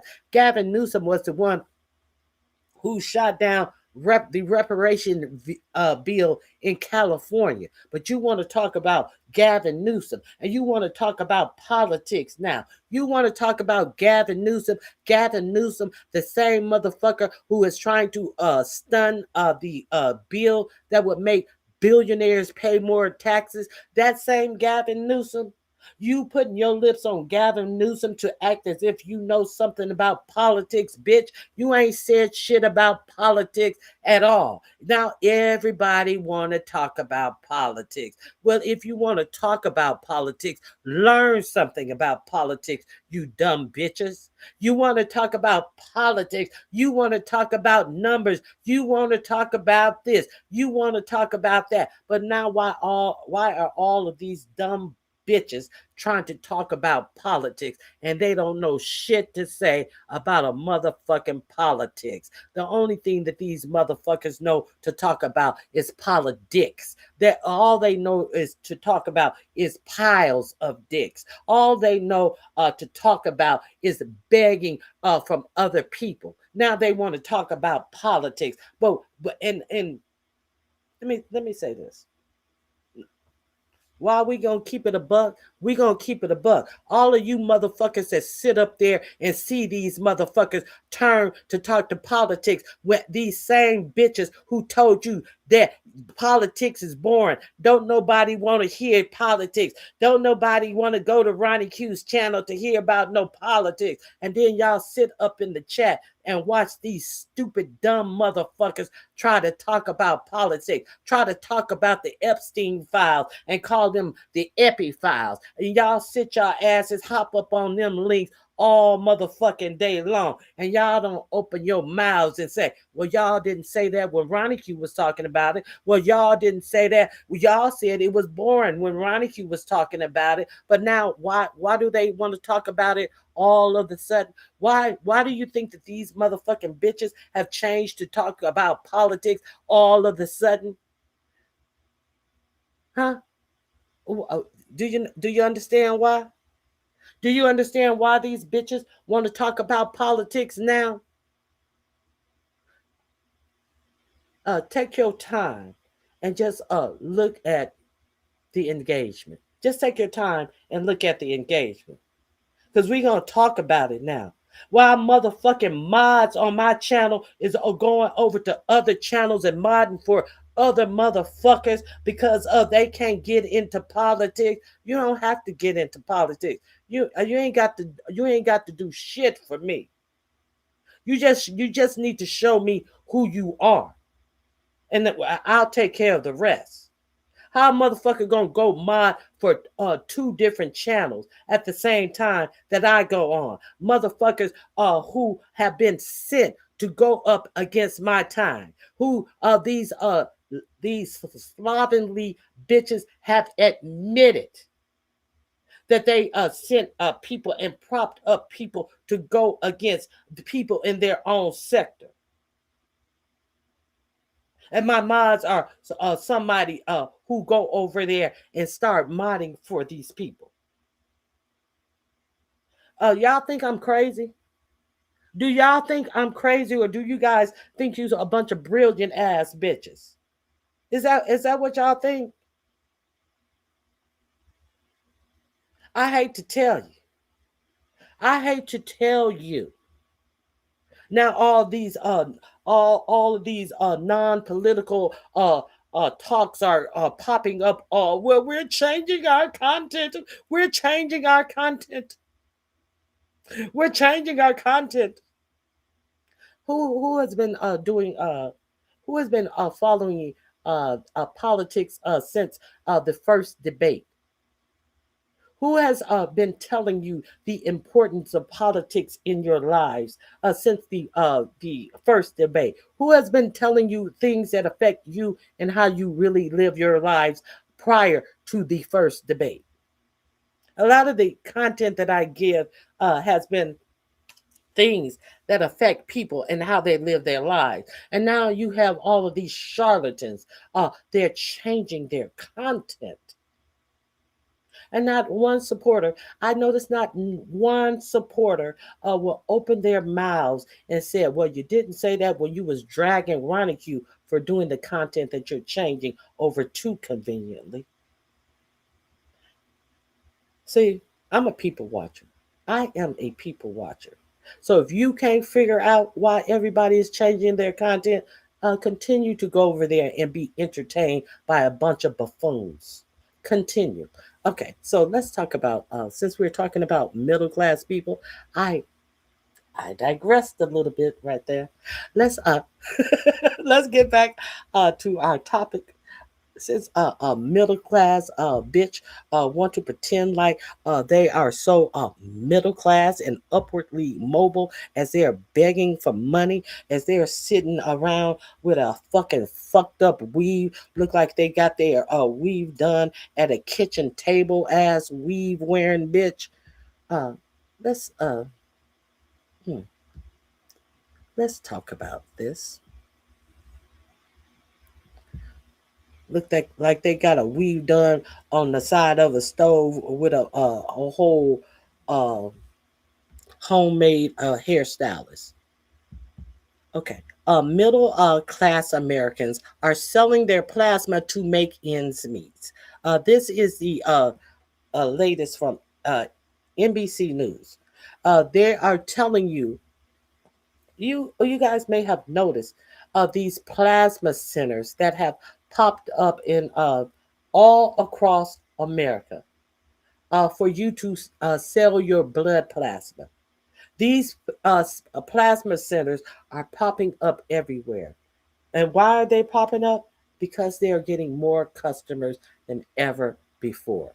So if let's talk about the shit that people try to ignore and try to act as if they are some above par motherfuckers. And when this is what's really happening in the United States of America.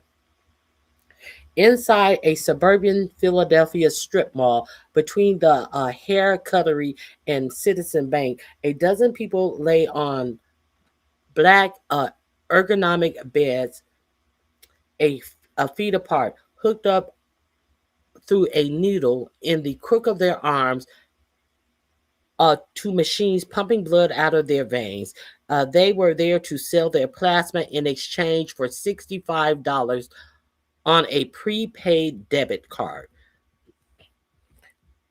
Ian Pleasant, 43, had come that morning to get some extra money for toilet paper and pet food. This is the America that you're living in. This is the economy that you're living in. I'm making enough money now doing DoorDash to keep up with the bills, but for anything else in the house, this is going to help out, he said as he waited for an employee at the B positive plasma center in Holmes, Philadelphia, to insert a thick needle into his arms. Now, is that what another professional car driver is doing? Because we have another professional car driver who is going live 11 times in their car and looking quite haggard about the face. Are they selling their blood plasma? If they were if they were paying people for fat, I I, I think a lot of people would make money from that. These plastic surgery people need to find a way to get fat motherfuckers up off their ass and sell some of the fat out of their asses, and maybe they can make a little change that way instead of pretending like they are getting loved down and they are having the best sex and they are getting the best men in men and women, and pretending like they are in these relationships where they are getting so much sex when we know that there is not a peen long enough to get beyond all of the body fat that they have hanging off of their bodies. Let's get into that. Maybe they can find a way to scoop out fat from fat motherfuckers with an ice cream cone scoop, and you get paid per scoop. Hmm. Maybe they can figure that out. Okay, I digress. About an hour later, the employee came back to collect a container of his straw-colored plasma that would be tested, frozen, turned into medicine sold for profit to patients around the world. Let's uh, let's check this out.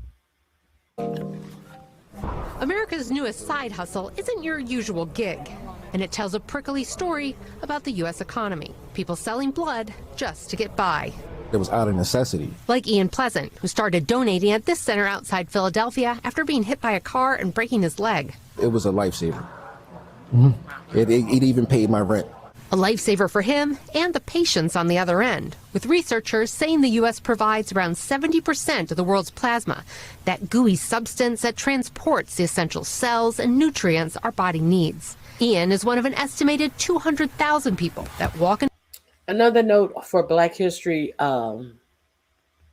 George Washington Carver was the one who actually discovered plasma and the uses of plasma, a Black man. Let's continue. To plasma centers like this. Was it George Washington? I could be wrong. I'll research that. I could be wrong. No, I think I'm wrong. It was a Black man who discovered plasma. Hold on. Every day across the country to sell their blood plasma for money. People will come in and use this money to supplement their income. For a lot of people, it's their lifeline to afford that little thing that's extra. A booming market worth more than $30 billion now, pumping through the veins of American households. Collections up about 30% in the last 3 years.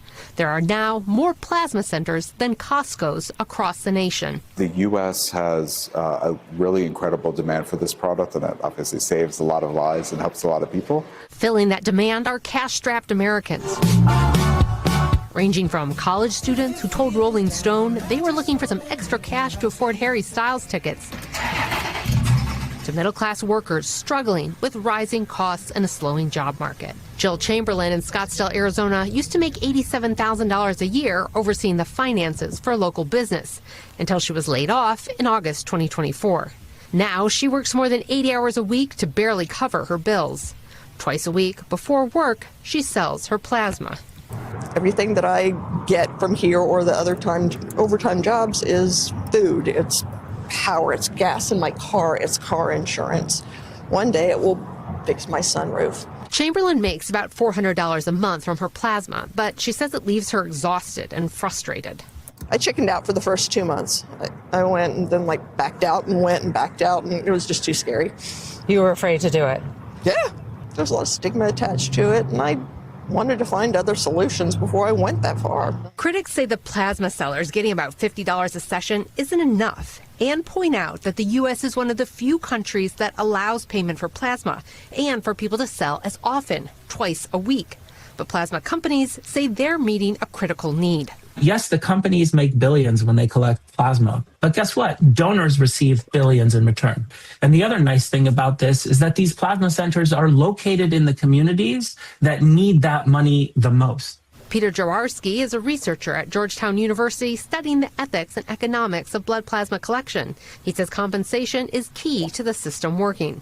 If we did not compensate donors, the whole world would have a massive shortage. Selling plasma is generally considered safe, but side effects include fatigue, dizziness, and in rare cases, severe reactions. And there's limited data on what frequent long-term donation does to the body. But for Jill, it's not just about the physical effects. It's about working more than ever and still coming up short. We always heard the middle class was disappearing, but really, really quickly, the rich are getting richer and the rest of us are sinking. And by the numbers, $65, that man sat down to sell his plasma, and these corporations are making billions off of what they use all of this plasma for. This should be frightening to you. That we are to the point where people are selling their blood plasma to get by for pennies on the dollars, as these corporations are making billions from this blood plasma. So that link is in my description box if you want to finish reading that article and finish that video. It is in the description box. There is some more things that I want to share with you as well. Which one is this? I do want. Is this the one? Slipping into dictatorship. Let's get into this that I wanted to share with you.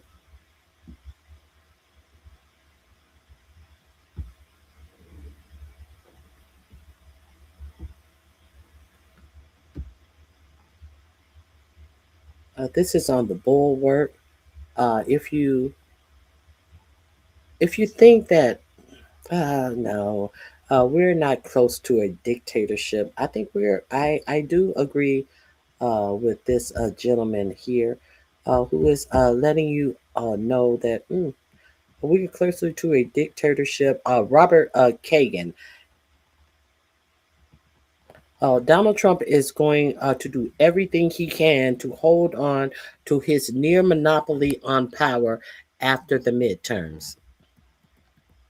Beyond his scheme to invoke the Insurrection Act through a riot, he's trying to will into being in Minneapolis.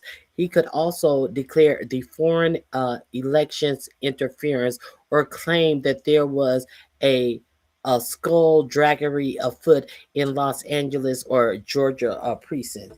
Anything to stall or to stop the new Congress from being seated.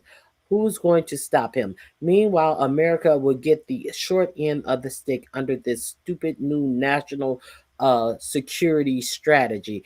Plus, Dems elite since 2016 have failed to appreciate the economic despair among so many Americans and uh, some spiritual guidance for getting back to the moral and political pillars of the uh, Declaration of Independence. Now,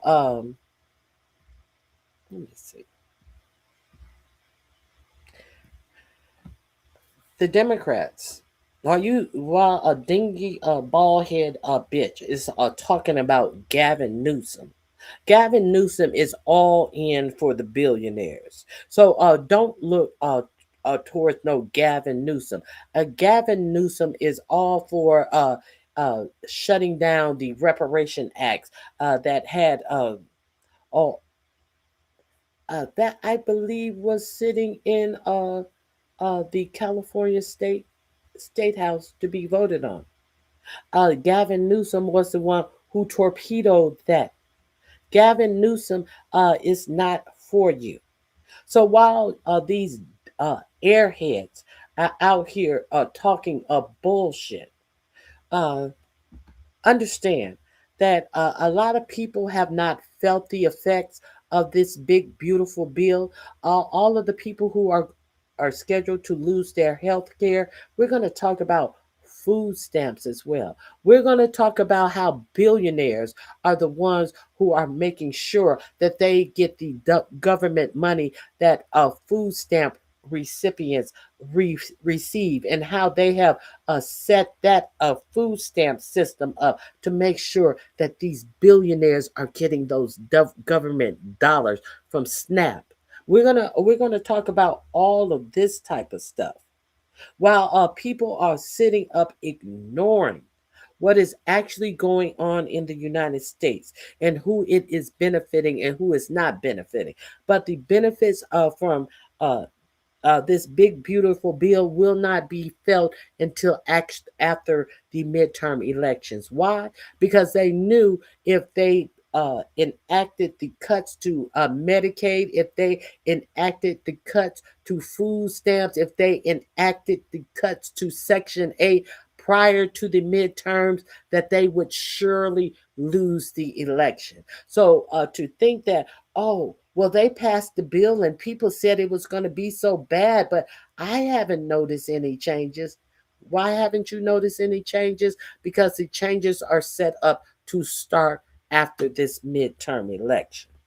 And now, we know that they went and seized all the ballots in Georgia.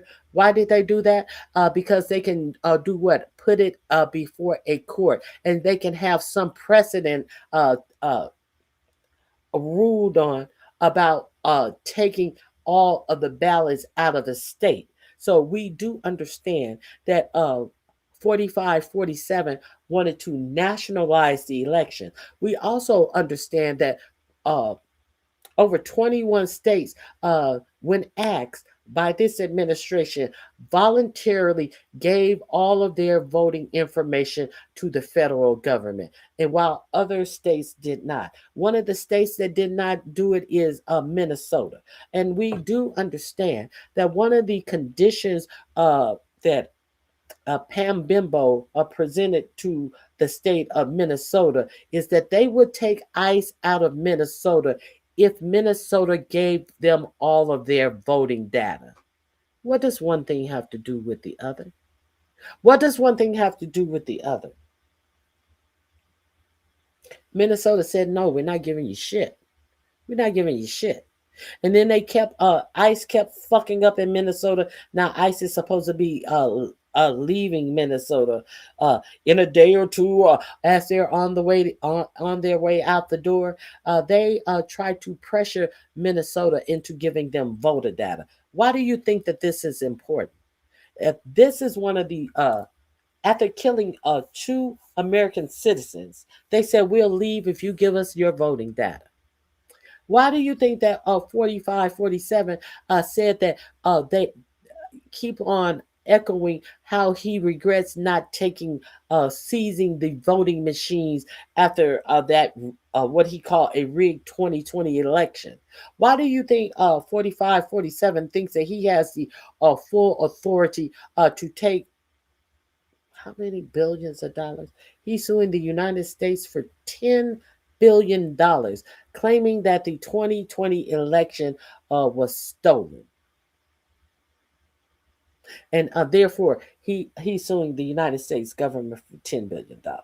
Now, why do you think that he has also come out and said that they need to watch about 15 states? And if something crazy goes on in those 15 swing states that they really needed to watch, so they're dwindling it down bit by bit. But now they're concentrating on 15 swing states and taking all of the voting data, trying to get some type of a normalization by a ruling that it is okay for them to go into a state and to take all of their voting data. That's why they have done that in Georgia, because hopefully someone will have some type of ruling on it. But if they don't have a ruling on it, there is always ICE agent. There is always seizing the voting machines. There is always claims, unfounded claims of voting fraud. You know, the same voting fraud that had been to court over 60 times, that was not where voting fraud was not found to be accurate in any of the 60 cases that they examined the alleged voter fraud for the 2020 election. So now there are cries for voting fraud. What is it? The makeup. What I think. What is this? He just signed. No, the Congress just passed some type of voting law to keep voting safe or something or other.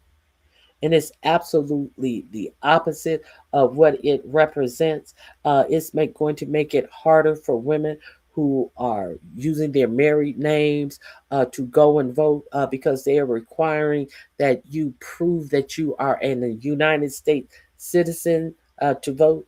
So obviously, now what is so strange about this is they had this big immigration blitz where they are supposed to expel all of these people from the country. So if you've expelled all of these immigrants from the country, why would proving that you are an American citizen be such a big thing on this ballot? Why would proving you are, when you never had to prove that you were a United States citizen, but then now they're making this law? How are you going to prove that you're a United States citizen? With your birth certificate. Your birth certificate is in your maiden name. So if you are married, you are and you don't know that you must prove that you're a citizen, they will not accept your married name and your birth certificate as proof that you're an American citizen. So, do you think that they are securing that you are going to be able to vote, or do you think that they are securing a way to disenfranchise people from voting? What is this ensuring? I don't know. I'm just gonna play dumb. So let's get into this. Is this the one? I want to make sure that this is the one that I wanted to listen to.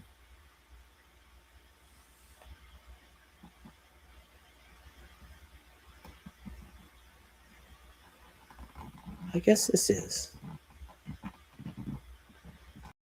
Maybe this is the one I wanted to share with you.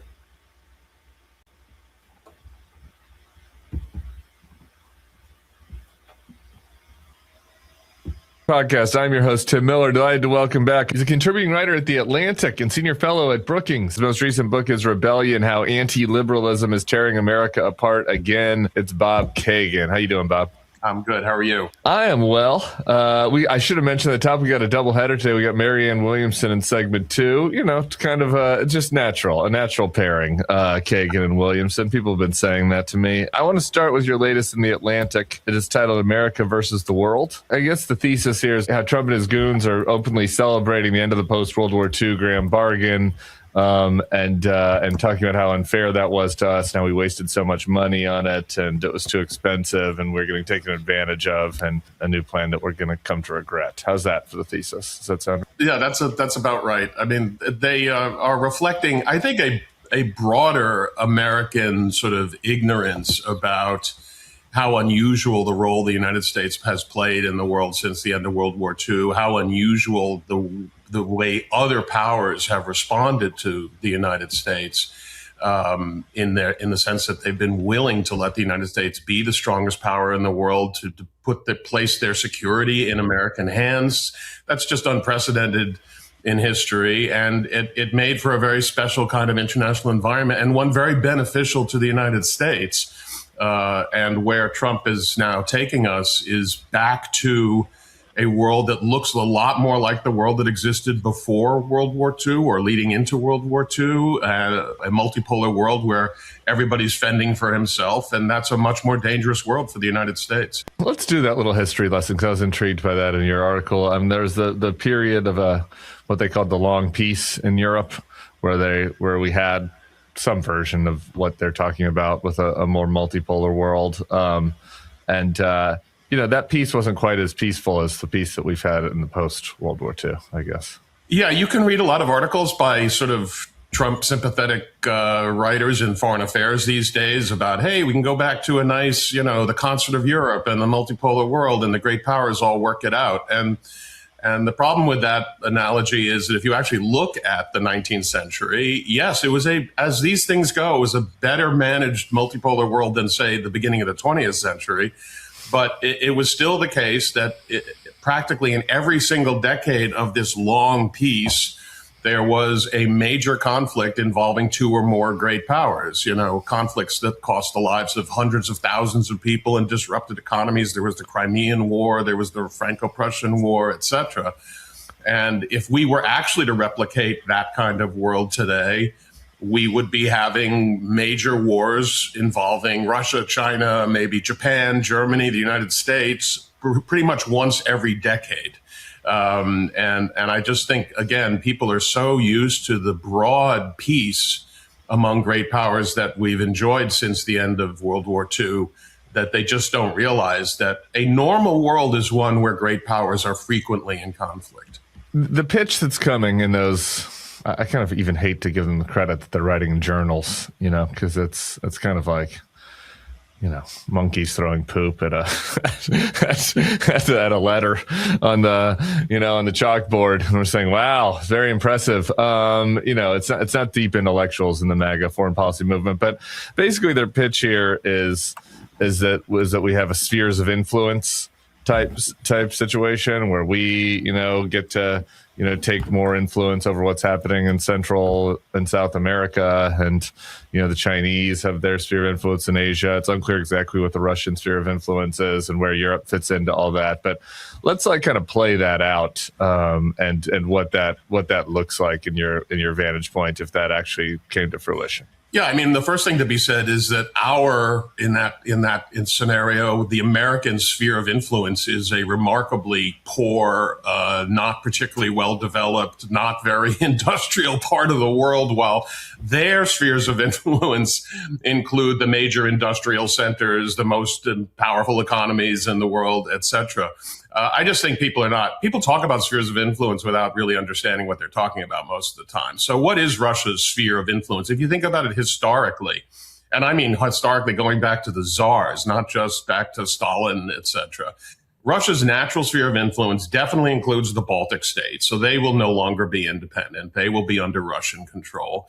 Almost invariably throughout history for centuries, when Russia has enjoyed what it regards as its appropriate sphere of influence, Poland has ceased to exist. It's either been partitioned between Russia and Germany or Russia and Prussia, or it's been totally subsumed within under Russian control. So if you're a Pole, if we grant Russia its natural sphere of influence, they cease to be an independent country. And you can look, the same is true in Asia. I'm sure if anybody who looks at Chinese history will say China's view of its natural historic sphere of influence includes all of Southeast Asia and Japan and definitely Korea. So when people talk about spheres of influence, they're basically selling out all kinds of very significant populations of people who currently enjoy their freedom and independence to put them under the thumb of Xi Jinping or Vladimir Putin.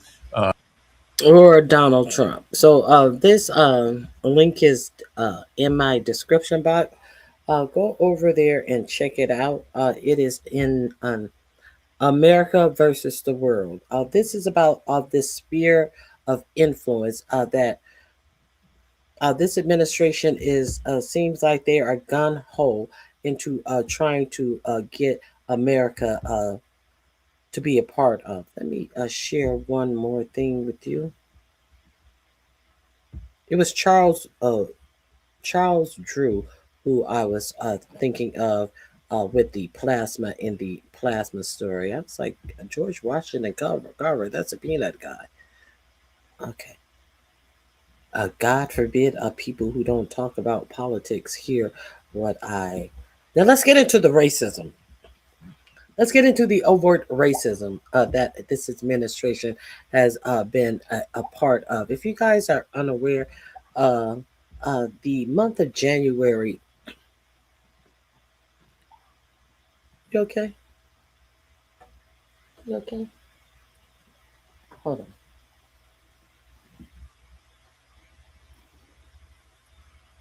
Okay. My dog was breathing funny. I had to check on her.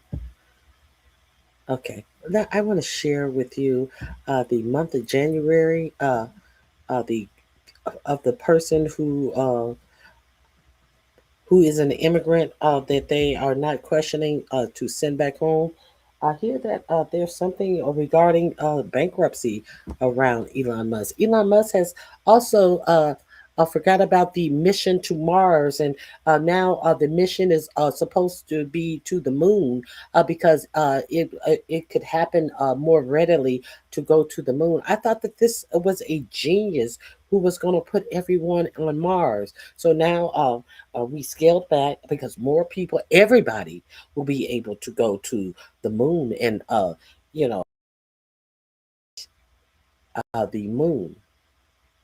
So it's from one thing to the other, but one constant thing with this muskrat is racism. He grew up in apartheid racism. Elon Musk posted about race almost every day in January. Many social media posts by Tesla CEO on his platform are indiscernible from those of white supremacists, says experts. And we're going to get into why that's important. Let's get into Elon Musk. Elon Musk's long-time fixation on a white racial majority is intensifying. The richest man in the world posted about how the white race was under threat, made allusions to race science, or promoted anti immigrant conspiracy content on 26 out of 31 days in January.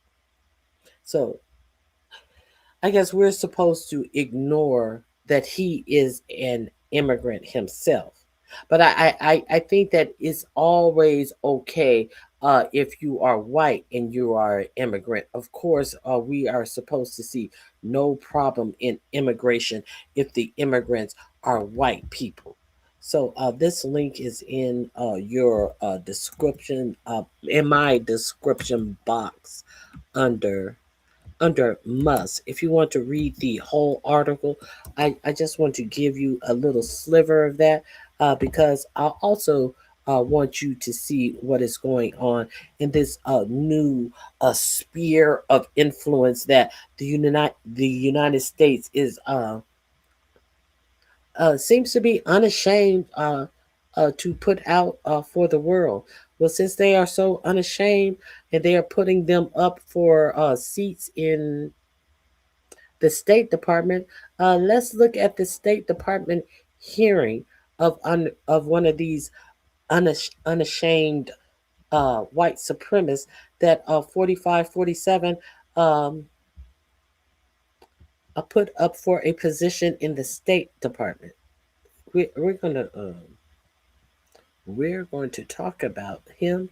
Let's show a little bit of his hearings. Hold on. I have it right here.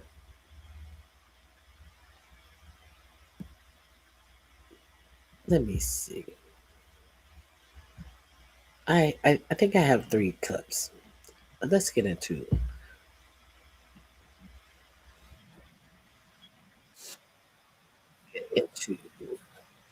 the first.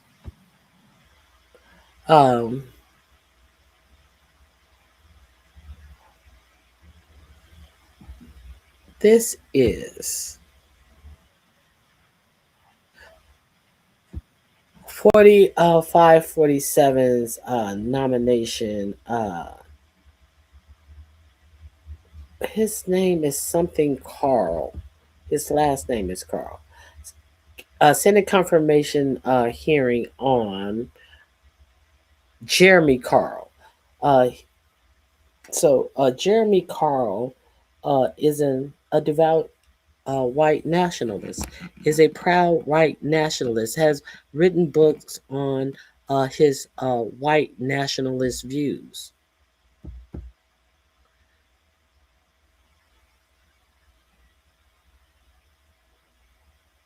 Here, I haven't reviewed this one, but let's start with this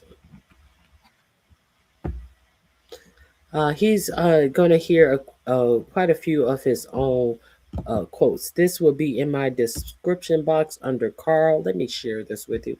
If you guys are not familiar with this, let's familiarize ourselves with the white nationalists that will be representing the United States if approved in the State Department. Let that sink in.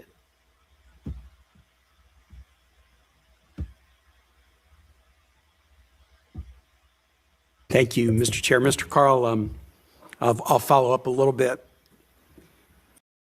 You gave a speech at the Conservatism Conference in July of 2024 entitled On the Persecution of Whites in America, and one of the things you said was American whites are victims of a cultural genocide. A cultural genocide. Where to start? So you'd agree with me, wouldn't you, that whites are pretty well represented in the United States Senate? They are well represented in this body, yes, Senator. And how about in the House of Representatives?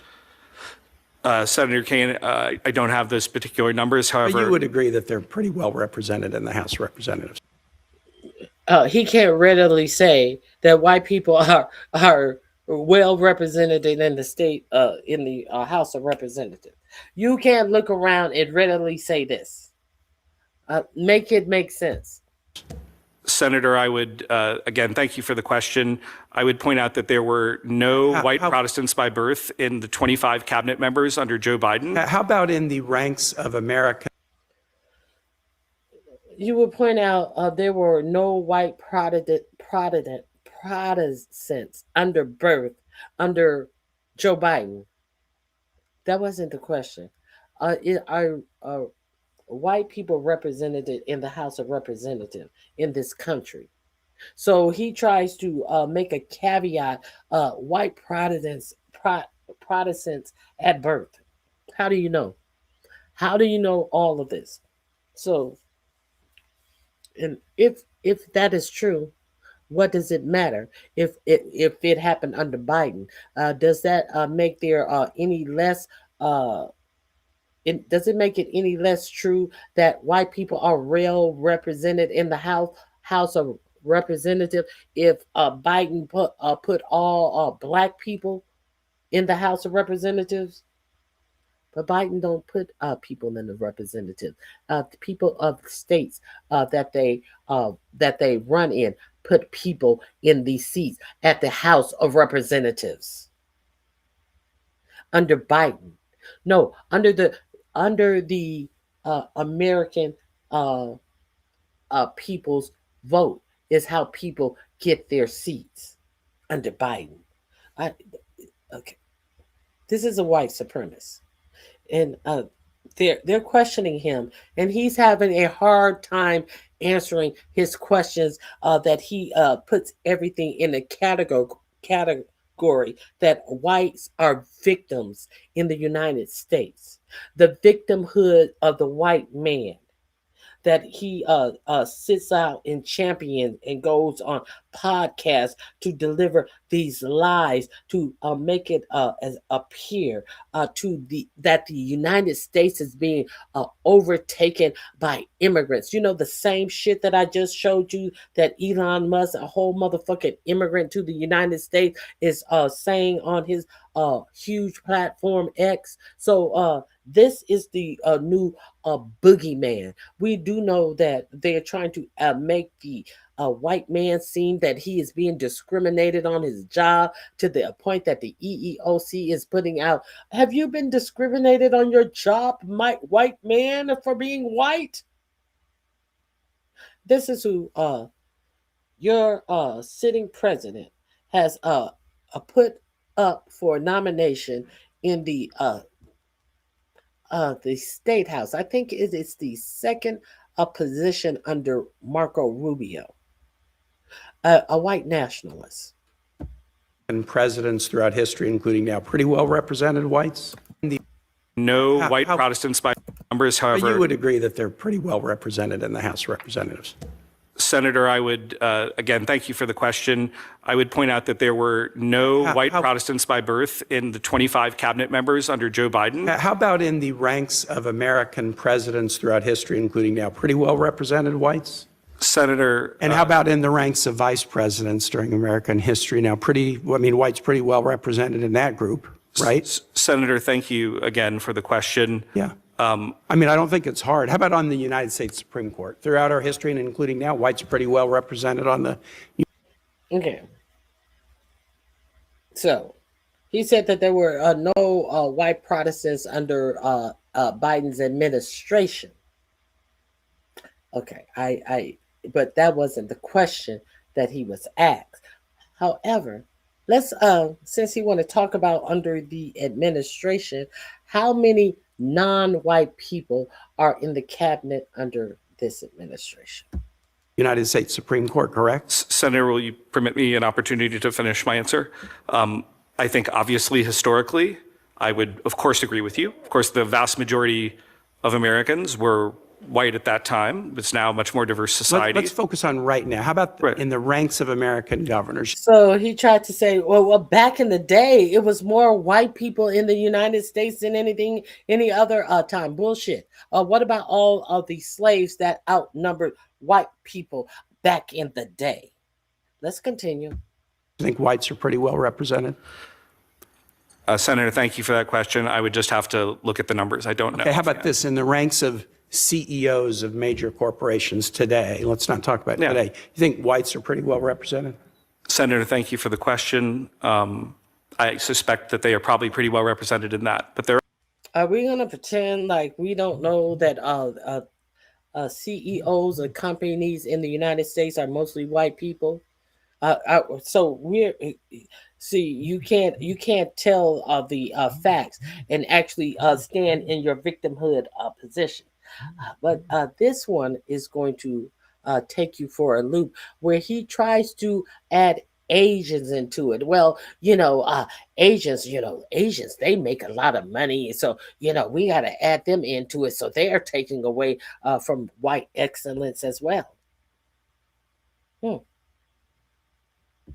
Other areas where they're not as well. How about in the ranks of high income people? And we can define it however you want. Let's just say like top 10% of wealthy Americans. You think whites are pretty well represented? Senator, thank you for the question. They would certainly be underrepresented with respect to Asian Americans, but they would be overrepresented. So he says that white wealthy people are rated in the United States because what he's saying is that there are more rich Asian people in the United States above rich white people in the United States. This is the lie that he is sitting up here telling you that we have to get these Asians out of the country because they are overthrowing the rich white people in the United States, and he wants you to take him seriously. Well, people, and we can define it however you want. Let's just say like top 10% of wealthy Americans. You think whites are pretty well represented? Senator, thank you for the question. They would certainly be underrepresented with respect to Asian Americans, but they would be overrepresented with respect to other groups. Yeah. So, a cultural genocide, that's a stiff claim. And it's an interesting one because it's kind of a white victimhood argument. But if I remember my colleague, Senator Rosen, she was reading comments to you where you had been saying, man, Jews play the victim. Jews like to be the victim. And yet you're making a claim that whites are victimized by a cultural genocide when all the statistics would say, not just in history, but today, that whites are very well represented at every level of every institution. They're very well represented in the incomes of Americans. And that doesn't mean each person is high income or each person is a Supreme Court justice, but you could look institution after institution in this country and the facts completely rebut the notion that whites are victimized by a cultural genocide. I have a question for Mr. Long I want to get to.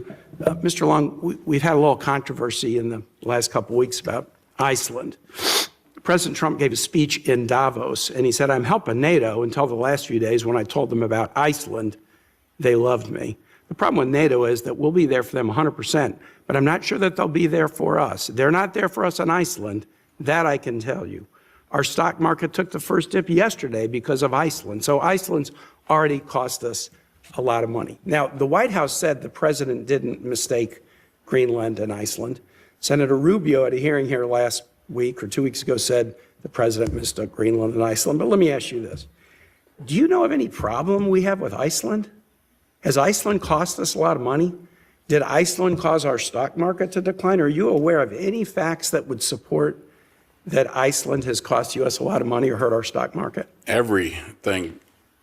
We won't take this against my time, I guess, but don't you have a nexus to Missouri also? Like I do. I thought. I'm a Mizzou grad. I got two here now. I got a couple of opportunities. But, Senator, everything that I have been given to understand everything I've been studying the last 6 months. Iceland is a very good ally, as you know, and we've been. Okay, I'm not gonna belabor you with this answer. The point is the same man that nominated this Carl guy, this white nationalist, this white supremacist is none other than 4547. And why is that important? Because 4547 is incompetent. He don't know how to identify Iceland over Greenland. Let's continue.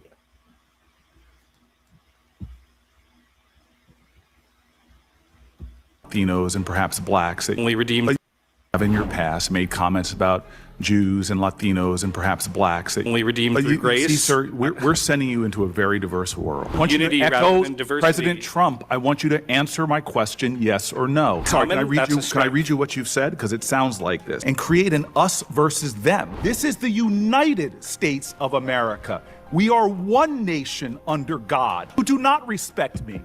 Oh, you no, look actually, upon I do. me as my color of my skin. I've never seen such a blatantly racist individual. You're going to be working with international organizations. Do you think one race is superior than another race on the planet Earth? Senator, absolutely not. You don't. So do you think that America would be weaker if it was, say, 40% Jewish? Senator, absolutely not in and of itself. I think the problem. Well, why did you qualify that? No, What do you Senator, mean if you in let and me of itself? finish, I do not. I believe that unity, as President Trump has said, rather than diversity, is a greater strength. But why not simply say it doesn't matter what percentage of our population is Jewish? Senator, it certainly doesn't matter. It doesn't matter. Senator, if I could finish, as somebody of Jewish origin myself, and I do want to take this moment to say, because there have been some comments made, one of my weaknesses, and we've discussed some that you may think in general are weaknesses, is sometimes I take an idea too far. And I made some comments in interviews about minimizing the effect of the Holocaust that were absolutely wrong. And I'm not going to sit here and defend them here. I just want to be very, very clear on that point. Again, had I been in Germany in that time, even though I'm a sixth-generation American, but had I not, I would have been killed just like anybody else. I've heard you say that you regret some of your comments about Jews. Absolutely. Do you regret any other comments about any other races? Senator, you would have to reference a certain comment, but I'm certainly not a perfect person, and I'm sure that I've made. Do you regret any of your comments about Latino Americans?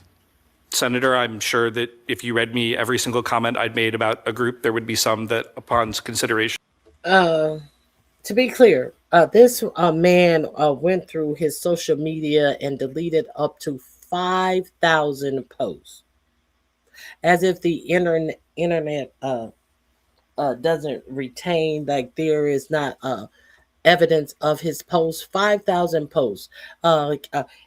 He asking you a simple question. If you have deleted 5,000 posts, surely some of this deleted material was deleted because you understood that having it up on your social media wouldn't fly for you to get this position. And all of your position is about white superiority. So who are we fooling here? So you stipulate for this body that you have in your past made comments about Jews and Latinos and perhaps blacks that you perhaps regret. No. Senator. No, he didn't. Thank you for the question. As a Calvinist who believes that we're all infinitely sinful and only redeemed through grace. See, sir, we're sending you into a very diverse world. Yeah. And you can't say unequivocally that America, it doesn't matter what our racial makeup is. You believe it matters what the racial makeup of America is. Senator. Do you believe it matters, yes or no, what the racial makeup of America is? Senator, to echo President Trump, I believe I don't want unity you to rather echo than diversity. President Trump. I want you to answer my question, yes or no. Does it matter what the racial makeup of America is? Senator, I'll stand on my comment. Thank you. What's your comment? Answer the question, yes or no. Echoing President Trump, I believe unity rather than diversity is a strength. So you have a problem if America grew to be more Latinos than white people? Senator, the individual group is not important. This is a cross-societal. What do you mean when you say that you believe in the Great Replacement theory? Senator, thank you for that question. This refers to the intentional demographic replacement of Europeans in Europe. It was invented by Renaud Camus, who was a French scholar. You think there's an active effort to, quote unquote, replace Americans right now? Senator, I think the Democratic Party, through its immigration policies, has certainly. We don't care who invented it. Why are you a proponent of it? And you try to say, well, that wasn't my own personal thinking, but those are your personal beliefs. This is something that you have championed it. Just because you didn't create it, you haven't created it. That is not the answer to the question. Why are you a proponent of this theory? We shown signs of that. And I don't understand that. So you are saying that if more French scholar. Watch what nail polish actually does to your toenail fungus. Sorry about it's kind of surprising, but fungal spores are 1,000 times. Senator, thank you for that question. This refers to the intentional demographic replacement of Europeans in Europe. It was invented by Renaud Camus, who was a French scholar. You think there's an active effort to, quote unquote, replace Americans right now? Now, if this was something that was meant for Europe, why are you a proponent of it? Because you don't live in Europe. You live in the United States of America. So why are you voicing this Jews will not replace us theory? That is the quote. But when you were being questioned by Tim Kaine, you wanted to bring in your own Jewish heritage. What you can't have it all. This is somebody who they want to represent the United States on the world stage, a whole racist buffoon. Senator, I think the Democratic Party, through its immigration policies, has certainly shown signs of that. And I don't understand that. So you are saying that if more Americans are Black or Latino Americans, that somehow weakens America because it puts whites in a minority. Senator, I never said anything like that, nor do I actually believe that. I want to be very clear that regardless of country, if people generally share more in common, that's a strength. Can I read you what you've said? Because it sounds like this. You said the Great Replacement is real, and they are going to try to make you pay for it. Who is they? Senator, thank you for that question. I simply don't know from you reading that one isolated comment. So this is the problem. You make the most. But they're your comments. These are things that you said. So you can't tell us who you meant. They are going to make you pay for it because this is one isolated comment that you made. This is who 4547 wants to represent us on the world stage. Incendiary comments that you admit that you regret about Jews, about Latinos, about Blacks. And you sit here and say that you do not have a worldview, that somehow our country is weakened based upon the populations of each. In fact, you say in your writings that it is a threat to the United States of America and create an us versus them. And the only interpretation I can have of us versus them is it's white people against others, which sounds deeply racist to me. That somehow you think our country's greatness depends upon its ethnic diversity as long as white people have more numbers than others. That does not sound like a nation that was founded with the belief that all people are created equal and equal before the eyes of God. It sounds like you have a racial hierarchy. There's no way for me to read this in any other way. Senator, because you have said our country, based upon religious diversity, based upon ethnic diversity, based upon racial diversity, you have indicated that somehow those make America weaker or stronger. That God forbid our nation grows in population, that then you suddenly say, I'm aggrieved, and they are trying to replace us. This is the United States of America. We are one nation under God, but you cut us up and divide us along racial lines. Senator, respectfully, I do not think that they do. You cannot use the word respectfully, because you do not respect me. Oh, you no, look actually, I upon do. me as my color of my skin. You say holidays like Juneteenth are racial hustles. Don't come here and hustle me. Senator, you have said statements that other nations are going to look upon you and read plainly. When you go to a country of a different religion or ethnicity, you have discriminated against Jews in your writing, you have discriminated against others, and then you claim yourself as a victim. Mr. Chairman, I've never seen such a blatantly racist individual who doesn't even deny that he's made these statements, but wants to tell us that he regrets them, and yet still believes that this body, who is committed to principles of equality, who is committed to ideals of our founders, that you're not in direct violation to the ideals and values and principles. And the last thing I want to say, I watched people beat others when they attacked the Capitol, viciously attack police officers. Brian Sicknick, a New Jersey resident, was beaten near death and would die days later. And you say those violent felons, you literally have said that they were treated worse than people during Jim Crow. When thousands of Americans were lynched, murdered, beaten, and killed, you equate Capitol Hill rioters with receiving worse treatment than Americans during Jim Crow, which even some of the worst people who participated in that violence and beatings have come forward decades later and said, I was wrong.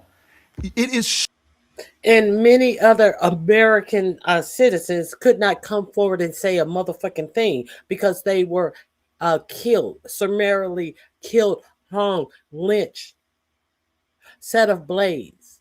And he wants you to believe that the people who stormed the Capitol upon a lie that the election had been stolen were treated worse than people in Jim Crow. This is who your president decides to represent you on the world stage. Let's continue. Shameful that when this body ran for its life, when they had gallows for the vice president put outside, when they tried to stop the peaceful transfer of power, that you would equate those people to the folks that were victimized and terrorized by white nationalist organizations like the KKK. Sir, you have no decency. You have no honor. You say inflammatory things because it thinks it will ingratiate you to those who are paying your salary. And you sit here before me and try to wrap yourself in the American flag? Well, I believe in this nation. I believe in the principles. I believe in those who fought and died for our country. You disgrace that legacy and the ideals that we all swear an oath to uphold, that does not believe in one nation for one people and another people. Dear God, I pray for us if we let somebody like you represent us to the diverse nations of the world as representing the values of our country. Senator, I absolutely deplore Jim Crow, but I do not agree with the Hard workouts make you old. One more. Chair Tai Chi makes I think I you have young. 2 more. We're starting this Monday. Point out Mr. Carl's vile anti-Semitic comments are very real. And as a Jewish woman and mother, I'm especially compelled to call out Mr. Carl's record. Identity does not excuse anti-Semitism. Identity does not excuse racism. Identity does not excuse hateful rhetoric. The Jews love to see themselves as oppressed. Another one, Jews have often loved to play the victim, rather accept that they are participants in history.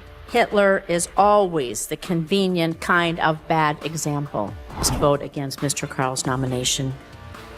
And I just remember from my father who fought in the war and so many of my family members. I know he's watching. Senator Curtis, well, thank you, Mr. Chair, Ranking Member, for holding this hearing. And Senator Curtis, I really want to thank you for your comments and your concerns and always for your kindness. It is much appreciated because I, too, today want to speak plainly about the deeply troubling nomination of Mr. Jeremy Carl. It's not a close call. The nomination should alarm every senator who believes in basic decency, truth, and responsibility that does come with public service, sir. Mr. Carl is infamous for deleting thousands of his past tweets, but deleting tweets doesn't delete the many recorded podcast interviews, public speeches, or editorials that he has done.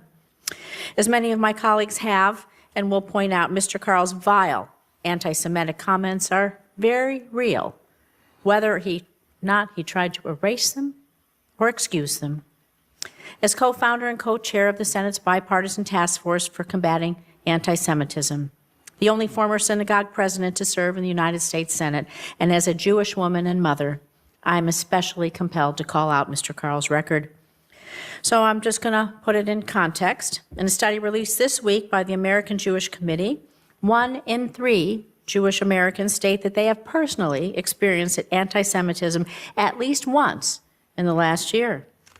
And last year, another study that found nearly 1 in 5 Jewish Americans were assaulted, physically threatened, or harassed right here in the United States. Our own citizens, all of our constituents, everyone, nobody feels safe in their home communities. And I know this is something that senators on both sides of the aisle really care about. I do know that. And yet Mr. Carl, despite his long record of problematic statements, has been nominated to lead our country's engagement with every single country in the world through our diplomatic work with international organizations. Some may try to excuse Mr. Carl's remarks, claiming his words were taken out of context, that he never said them, and that his own heritage protects him from criticism. So let me be clear. Identity does not excuse anti-Semitism. Identity does not excuse racism. Identity does not excuse hateful rhetoric. Regardless of who says them, words matter, as my colleagues have said. Words matter. Character matters. Judgment matters. And to my colleagues that may consider voting in favor of Mr. Carl's nomination, understand what the vote signals. It tells Americans you're willing to use your sacred vote not just to ignore, but to endorse the hateful statements. It tells Jewish Americans they simply don't matter. And I ask everyone in this room, depending what your age is, many of us here have had relatives, parents who fought in World War II. We know those stories. Thank you for your service. I see a Vietnam veteran in the audience. But imagine them young, or maybe not so young, sitting here today in their uniform. Hard to imagine maybe our parents young, but imagine them young or coming back, sitting here today, looking at us, knowing what they fought for. They're watching us, whether they're there or here. So, Mr. Carl, I'd be hard-pressed to find any person in this room, not any of my colleagues, who would agree with many of your statements. I want to quote some of them. The Jews love to see themselves as oppressed. Another one, Jews have often loved to play the victim, rather accept that they are participants in history. There's another one. Hitler is always the convenient kind of bad example. Hitler is always a convenient kind of bad example. Anyone who had family members who served in World War II, I wish they were here to argue with you on that one. I'm very critical, another thing you said, of overall political stance and sociology of the Jewish community, particularly in this century. It's been very destructive overall. Another quote, you guys, referring to the Jews, are spearheading a lot of bad causes. Okay. Another quote, we need to unashamedly criticize and critique them, referring to the Jews when they're enemies, without being worried about being called anti-Semites. And finally, in discussing the Holocaust, where 6 million Jews, almost half the population, Jewish population alive at the time, were slaughtered, an event that continues to be denied to this day, You say the Holocaust kind of dominates just so much of modern Jewish thinking, even today. Everyone has traumas in their past. How much are we going to kind of relitigate them? Say that to the memories of the folks who fought in World War II, fought and died.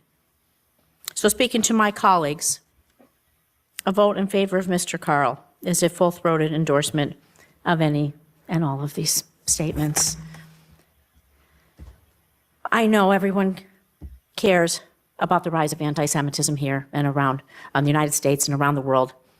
And if you have empathy for the Jewish community, communities experiencing hate, simply tired of advancing nominees who I doubt will be respected on the world stage, you must vote against Mr. Carl's nomination. And I just remember for my father who fought in the war and so many of my family members, I know he's watching. I know other parents are watching. I know our children are watching. I know the world is watching. Remember my colleague, Senator Rosen, she was reading comments to you where you had been saying, man, Jews play the victim. Jews. Okay, I played that. But the one thing that I have a problem with this is my grandfather fought in the war as well. My grandfather was a black man. She had no problem. The only problem that she could enunciate was what he said about Jewish people. See, she may need to calibrate her fucking brain. That the importance of his racism is not only about how it affects her people. I hadn't played that one before, so I digress. I digress.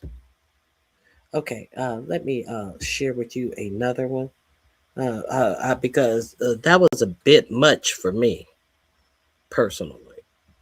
I have one more I want to play for you. What is it? Oh, you're struggling with this is the name of that one. Okay.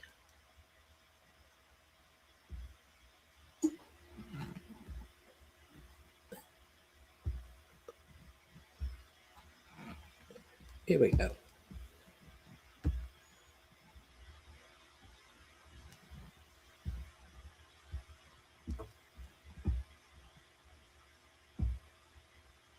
Thank you very much, Mr. Chairman. Thank you all for appearing here today.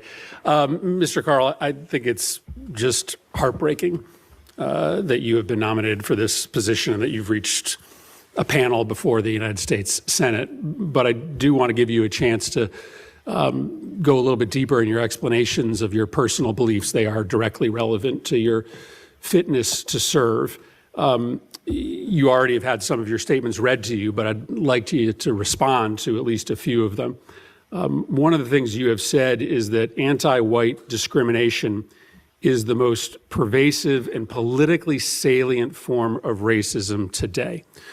So do you continue to believe that anti-white discrimination is more salient than the discrimination faced today by blacks, Latinos, Muslims, or other American groups? Well, Senator, thank you for that question. And thank you also for giving me an opportunity to speak at a little bit of length. I haven't necessarily had much opportunity to respond. I'm going to have at least one more question for you, so I'll give you a minute or two to respond. Yes. So thanks to the great work of my friend Harmeet Dillon as the Assistant Attorney General of Civil Rights, I actually think that we've done an incredible job in this administration of getting rid of certain policies that discriminate particularly against white Americans, but also in some cases Asian Americans. Well, just maybe answer my question. Let's rewind.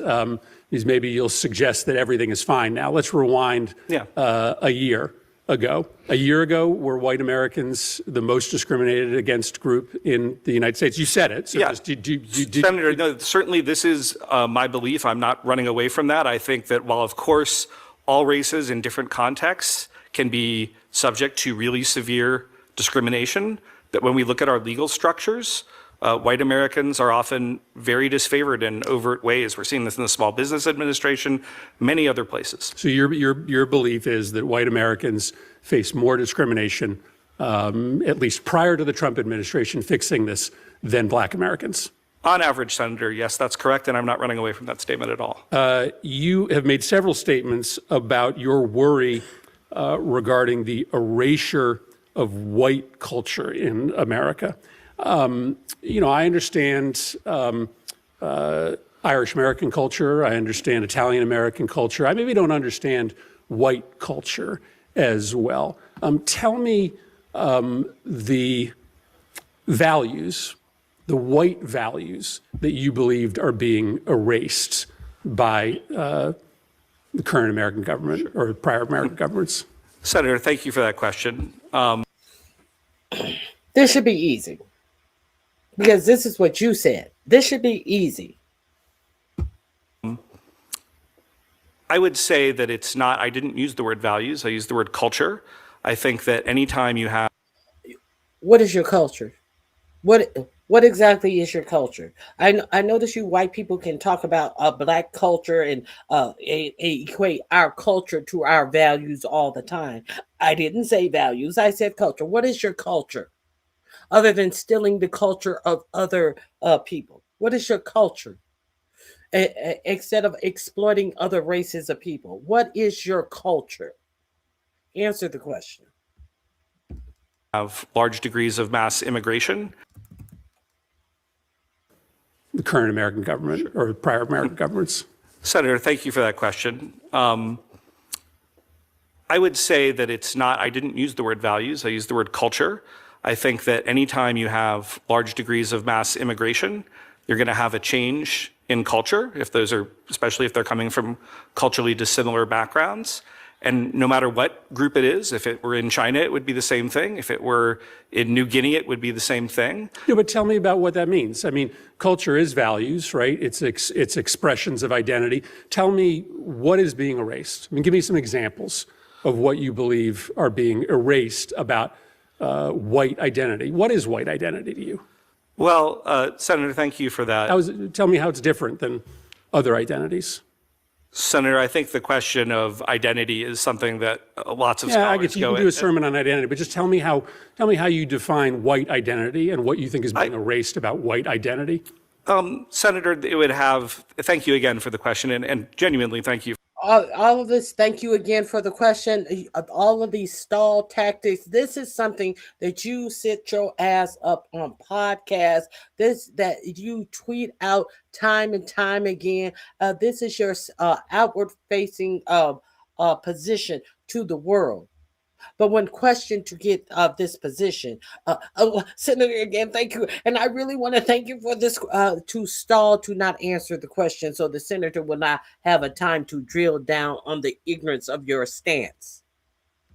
For finally letting me have a chance to explain some of my comments a little bit. But I would say that, they could be things like going to a certain type of Christian church and that sort of culture, which is very different. I mean, you can all be Christians, right, in a certain environment, but African-American Christians might worship differently than Chinese Christians that might. Christian church. How they worship, does that change the fact that they are Christians? So how they may worship changes their Christianity? Is that what you're saying? Oh, but we do know that may be what he's saying. We do know that these white nationalist pastors are going around and saying that there is no black pastor who is ordained to even preach the gospel of Christ. We do know that they are saying that black Christians need to get their asses out of these black churches and get to these white churches, because how dare you black churches have the audacity to be bringing in all of this money? Because what you mean to tell me they got black mega churches? You better, these people are not ordained to lead you to Christ. Get your asses to a white church. Is that what you're talking about, motherfucker? See, this is the hustle. This is the fucking hustle. What is white identity? How people praise differently in church? Uh, let me let me let this motherfucker fool finish. Worship differently than white Christians. Of course, sometimes you have going to a certain type of Christian church and that sort of culture, which is very different. I mean, you can all be Christians, right, in a certain environment, but African American Christians might worship differently than Chinese Christians, that might worship differently than white Christians. Of course, sometimes you have multi-ethnic churches, but things like that, certain types of Anglo derived culture that comes from our history. Like what? Let me think about this. Senator, I would say if you were to look at the book by one of your former Senate colleagues, Born Fighting, about the sort of Scotch-Irish military culture and certain, Now you got to look at a book about Scotch-Irish military fighting. Now you got to look at a book. Are you serious?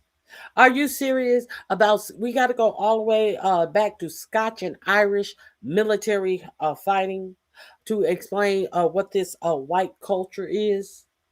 Is that what we got to do? He has no idea what he's talking about. He hasn't thought this out at all. He is just out here blowing dog whistle to white racists with no thought pattern behind it. Just say correct the correct words in a sentence or a phrase. The dog whistle of racism will be answered, and and they will fall in line and vote against their own interests. pride that went with Senator, I would say if you were to look at the book by one of your former Senate colleagues, Born Fighting, about the sort of Scotch-Irish military culture and certain, pride that went with that, that would be one example.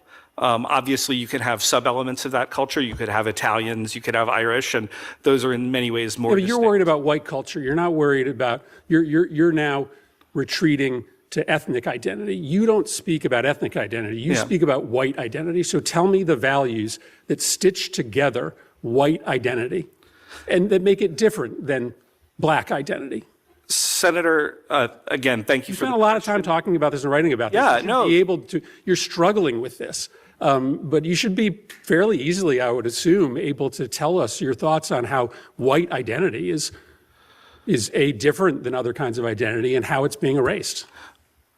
Senator, again, thank you for the question. I'm just trying to be I'm just trying to be very precise. Because I'm here in front of a Senate committee, I would say that the white church is very different than the black church in terms of its tone and style on average. Food ways could often be different. And those music could be different. And those are being erased. Music could be different. Well, if you look at the Super Bowl.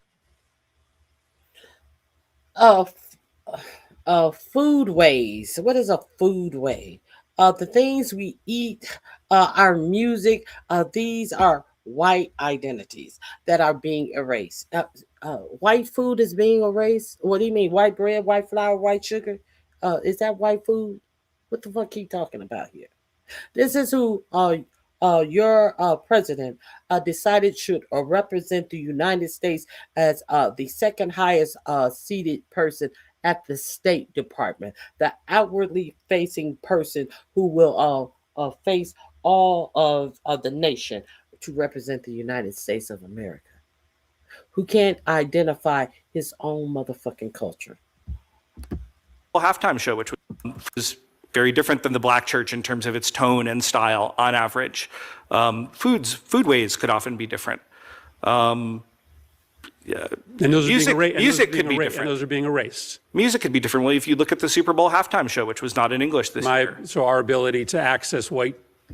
So if you look at the Super Bowl that was not in English this year, that was performed by Bad Bunny, who is an American citizen. So therefore, if he decide to sing in the Spanish language, or Puerto Rico, which is which is a part American territory, that can be considered as white erasure. Why? How? The fuck out of my face. Oh, because 4547 said that English is our official language. So does that therefore means that his the official language that has been in place all in Puerto Rico up until last year, when 4547 made a executive order. So therefore Puerto Rico cannot speak in their Spanish language, which was the language of their territory. What the fuck are you talking about? Okay, this is who your president wants to put on the world stage with his beliefs that he cannot even argue. Churches or white food or white music is being erased? Senator, again, thank you for the question. What I would say is the biggest thing, because actually, contrary to many of the comments that have been shown, racial nationalists have been very, very critical of my work, because they correctly say that I'm actually, of course, not a racial nationalist, which I'm not. I'm a civic nationalist. I am concerned with the majority common American culture that we had for some time, that through particularly massive. You're concerned with a common racial culture. That common culture, which is to manipulate, uh, to steal from, to steal services from every other race, but the white race. Is that what you're concerned with? Hmm? Is that the culture that you speak of, that you don't want to speak out about? Because surely the common thing, like Pete Kegbreath pastor said, that slave owners were not bad people; they were just men of their time. So you want to talk about the common things that your culture have in common, being men of your times, because hey, we're not bad people. We just own slaves because hey, that's what we do in the 17 and 1800s in the United States. Is that what you're saying? Shut the fuck up. Immigration, I think, has become much more balkanized, and I think that weakens us. And again, I'm not running away from that comment. I'm not apologizing for Well, it. I'm way over my time. I think you're struggling to answer this question, right? Because underlying your beliefs is a sentiment that white culture is just simply better. That No, white people Senator, I have to superior. disagree with that. But you haven't been able to really coherently answer any of my questions about how you define white culture, how you define the threat that's posed. I appreciate you being very honest that you believe that white Americans are subject to greater amounts of discrimination in this country than black Americans. I do not think that's a sentiment that is shared broadly on this committee. It is all what makes you just wildly, wildly unqualified to take this post. I'm well over my time. Thank you. Well, Senator, I do appreciate you letting me actually respond. I genuinely do. So thank you. This is day. So he thought that he responded. White culture is getting white nationalists to dress up in costumes and then go attack Hispanic people, and then sitting down for lunch at a authentic taco restaurant. That's what white culture is. Let me. Oh, we gotta finish. I last left you with Pam Bimbo, congressional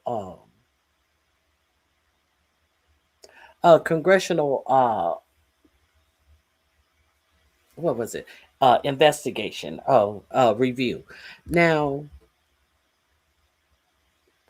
then they had to go to. For which it stands, one nation. Then they had to go to break. Let's see the remainder of Pam Bimbo uh, protecting, let's see, the end of Pam Bimbo protecting these Epstein people. Is this the one? I think. Hold on. Let me make sure I have the right one. I want to finish the end of Pam Bimbo's testimony. I think that.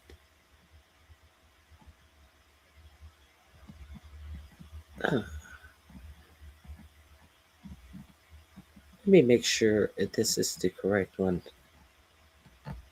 We need to hear it all. They went to a break and then they came back from break. This is before the break, I do believe. Because it some very interesting things happened after the break that you will definitely want to see. Hmm.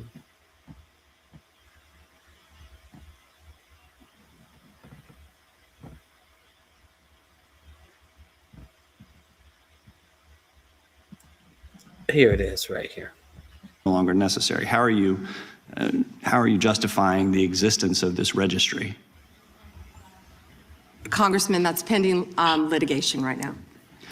It is, and I would hope Yes, you would and I can't reconsider. discuss it. You would reconsider that. I yield back. The gentleman yield. The gentleman yield. This is Pam Bondi. This is the the end of her testimony on the Epstein files, the Oversight Committee. The last time we were here, I think it was on Thursday, they went to lunch and we went on to other things. So let's finish out. This will be under Bimbo. Those last series of hearings are also in my description box with the racist guy. It's under racist Carl. All of those clips are under racist Carl, and all of these clips will be under Pam Bimbo hearing. Okay, so let's get back into her hearing.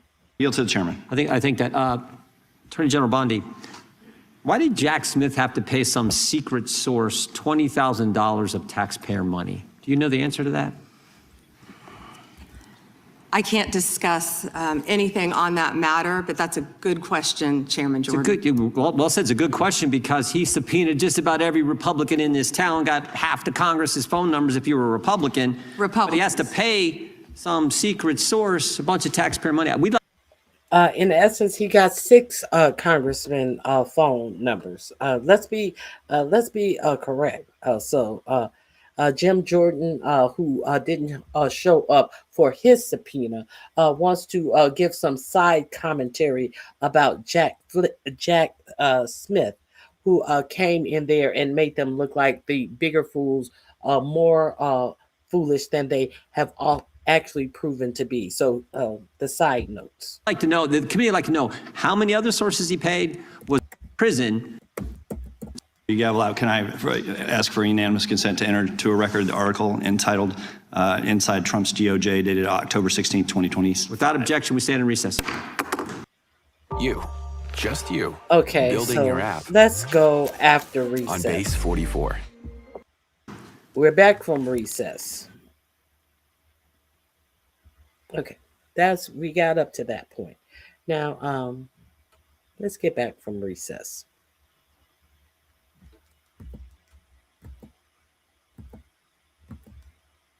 From Colorado is recognized for 5 minutes. Thank you, Mr. Chairman. Here.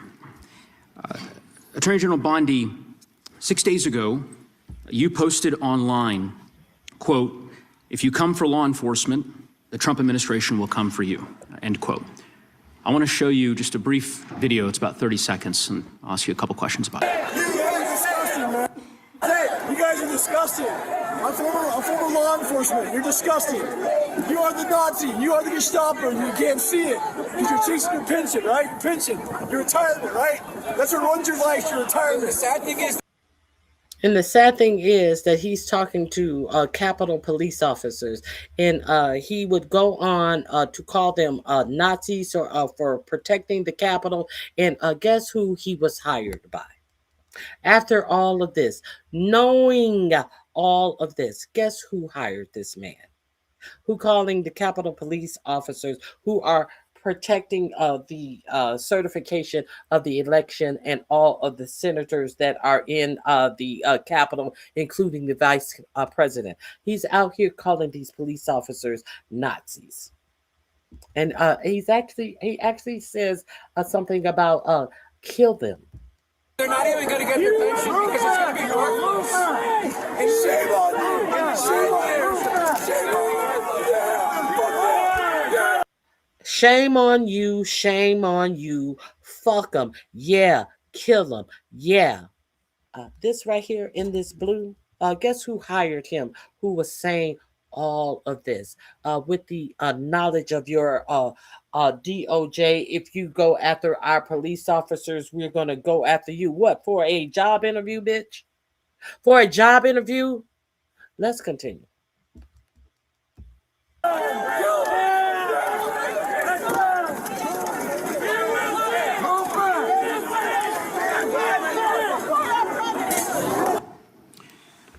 Attorney General Bondi, that man works for you now, right? Who was that, Congressman? The man in that video, the one who was in the police-worn body cam footage, the one allegedly yelling, "Kill him," at police officers. Now, did you see that? Who was that? Who was that? He didn't tell him. He described what you just saw. And then look how miraculously she's going to realize that, yes, he works for us and try to take pride in. She act like she didn't even know. Who was that? Who was that? Officers on man. Attorney General Bondi, that man works for you now, right? Who was that, Congressman? The man in that video, the one who was in the police-worn body cam footage, the one allegedly yelling, "Kill him," at police officers on January 6th. His name is Jared Wise. He does work for us. He works for you at the Department of he Justice. Does. He does. This is an individual whom a federal grand jury indicted for 2 felonies and 4 misdemeanors related to his participation in the attack on January 6th. One of those charges was forcibly assaulting, resisting, opposing, impeding, intimidating, and interfering with police with the intent to commit another felony. This is who you choose as the Chief Law Enforcement Officer of the United States of America to hire at the Department of Justice. Someone on video yelling, "Kill him," at police officers, right? I believe he was pardoned by President Trump. Oh, he was pardoned. You're right. You're right. Pardoned by President Trump for his offense. Pardoned for yelling, "Kill him," at police officers. And yet you expect hardworking police officers across the country to believe that you take law enforcement seriously. You could imagine the reaction of so many folks across the country hearing the Chief Law Enforcement Officer of the United States refuse to even condemn what that individual whom you've now hired did. But in any event, let's talk a little bit about some of the other divisions within the Department of Justice and what's happened over the last year.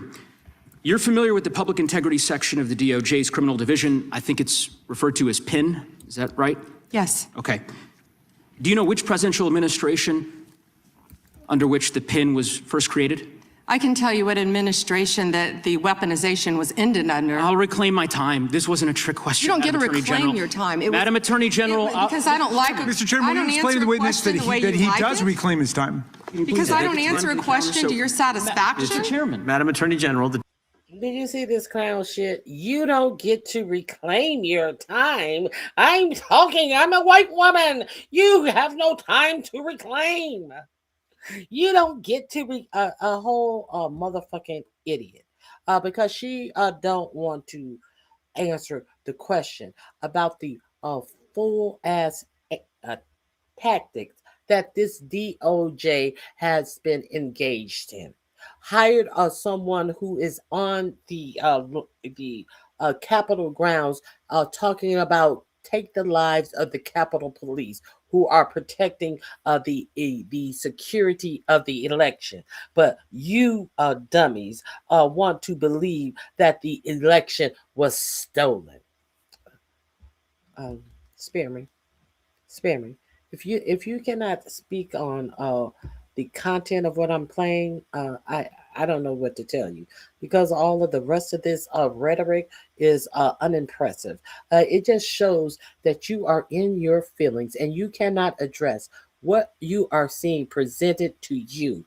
This your government put this bimbo in the position of the Department of Justice, and this is the best she can do when questioned. I found out recently that Pam Bimbo is a 60-year-old woman who should definitely know better. I will say she for a glass of milk she hasn't soured that badly. Usually these type of this type of skin complexion it looks 60 when it's 36, 37 years old, but she still has the mind of a 3-year-old. Let's review that again. Felonies and 4 misdemeanors related to his participation in the attack on January 6th. One of those charges was forcibly assaulting, resisting, opposing, impeding, intimidating, and interfering with police with the intent to commit another felony. This is who you choose as the chief law enforcement officer of the United States of America to hire at the Department of Justice. Someone on video yelling, "Kill him," at police officers, right? I believe he was pardoned by President Trump. Okay, I believe he was pardoned by President Trump. That means nothing because he absolutely did what he was charged with doing. So getting a pardon by President Trump has no bearing on his innocence or guilt. Has no bearing on the innocent or guilt. It has no bearings on what we just saw him do. But she wants you to believe that her saying that President Trump pardoned a known criminal suffices. Kind of like he president the pardon the former president of Honduras, the man who bought what it was over 200 tons of drugs into the United States, and he pardoned him. Uh, we're not going to get into that. Let's stay here. Oh, he was pardoned. You're right. You're right. Pardoned by President Trump for his offense. Pardoned for yelling, "Kill him," at police officers. And yet you expect hardworking police officers across the country to believe that you take law enforcement seriously. You could imagine the reaction of so many folks across the country hearing the chief law enforcement officer of the United States refuse to even condemn what that individual whom you've now hired did. But in any event, let's talk a little bit about some of the other divisions within the Department of Justice and what's happened over the last year. You're familiar with the public integrity section of the DOJ's criminal division. I think it's referred to as PIN. Is that right? Yes. Okay. Do you know which presidential administration under which the PIN was first created? I can tell you what administration that the weaponization was ended under. I'll reclaim my time. This wasn't a trick question. You don't get to Madam Attorney reclaim General. your time. Madam Attorney General. Because I don't like Mr. Chairman, will you explain to the witness that he does reclaim his time? Now, at the start of this hearing, she was giving the clear-cut rules, what was expected of her as a witness. And she was told point blank, that when a representative reclaims their time, she is to stop talking, and she is to respect that he is wants her to stop talking so he can redirect his question or finish his own questioning. Once a representative say they are reclaiming their time, that means that the time is theirs. But this bitch sat up there and said, "You don't get to reclaim your time." She didn't even have a coherent reason. Because you don't like the way I'm answering your question. Well, a bitch, you were not answering the question that was asked of you. It's not the way that you don't get to answer a question uh with an answer that has nothing to do with the question and say you don't like the way I'm answering the question. Bitch, you didn't answer the question. He reclaimed his time. What don't you understand about this? These low IQ Trump administration. Because I don't answer a question to your satisfaction? Mr. Chairman. Madam Attorney General, the time belongs to the gentleman from Colorado. The president under which PIN was created was Gerald Ford. It was created after Watergate. I'm not asking a question, Madam Attorney General. The administration under which it was created was Gerald Ford. When you first started as the Attorney General of the United States, there were 35 people working in that office. There are now 2 people working in that office because you have gutted it. How many people work for the National Cryptocurrency Enforcement Team in the criminal division today? Can I answer the question about PIN? I've asked you a question. How? No, you can't. No, you can't. You were given the opportunity to answer the question and you decided not to. Now you've been asked another question and you're deciding to try to go back to a question you refuse to answer to avoid answering this question. And you're going to find out why she don't want to actually verbalize the answer to this question. How many You've people asked work? me a question, but you don't How want many the answer. people work I'm not for the gonna answer National your questions the way you Cryptocurrency want. Enforcement Team? You won't answer how many? I'll people? answer PIN. You. PIN will not be you know what? weaponized. Actually, you know what? What's Madam funny Attorney about General, this? I'll say to the chairman. What's funny about Mr. Chairman, this? you know what the answer is? And I think I understand funny why the about Attorney General this? does not want to answer the question. Because you eliminated the National Cryptocurrency Enforcement Team last year. So I understand why you don't want to tell the American people who works there. Yeah, I no one understand works why there you don't want to anymore, talk about Madam Mohammed Attorney Solomon General. in So, your district. In any event, who I would murdered people. Mr. Chairman, will you stop the clock so his time is not wasted by I've the been witness? very generous with allowing extra time when we have these little disputes. I understand. You got the time, Mr. Goose. I might as well ask the chairman these questions. I'd be happy because to answer what some is of your what's- questions. What's profound, the questions I've Profound? asked, The crime in your I've district. asked, Mr. Chairman, are not trick questions.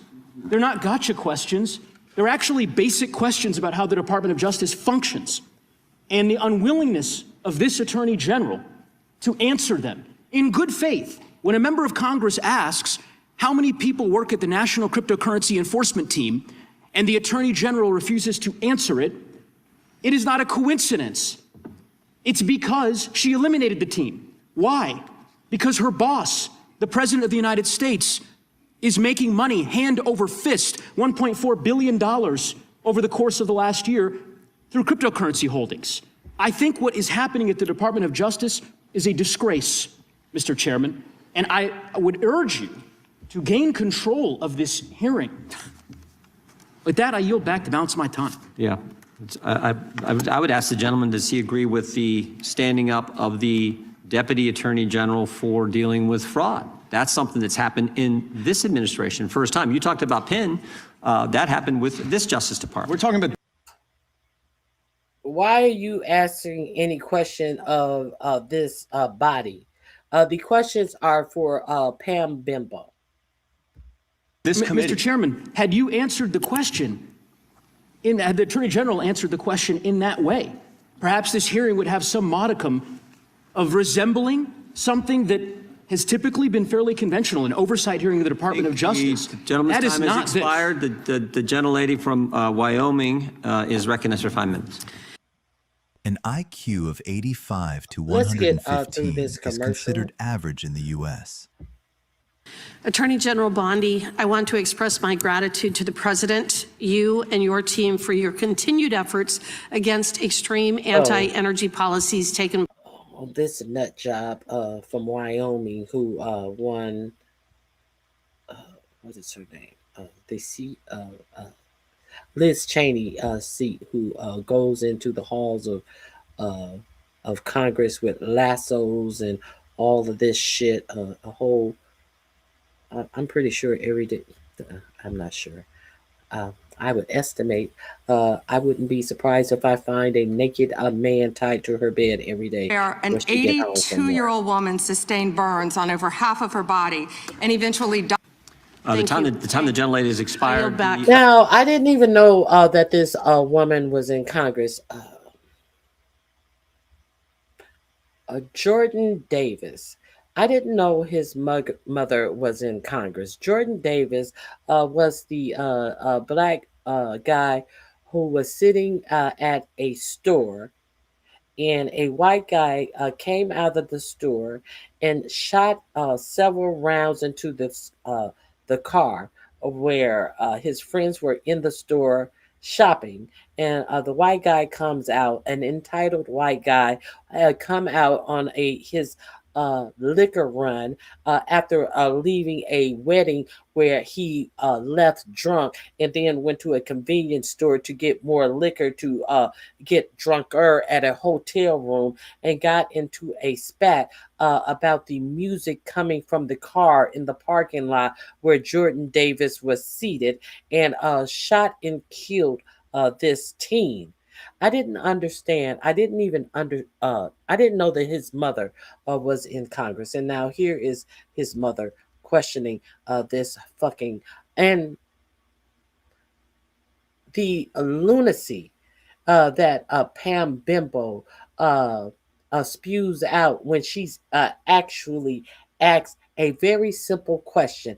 And understand that we're talking about the Epstein files and protecting the people who were co-conspirators in the Epstein files. Now, this woman is not disrespectful at all to Pam Bimbo. She actually says that she remembers Pam Bimbo being very effective in helping her when she was going through her son's death case in Florida.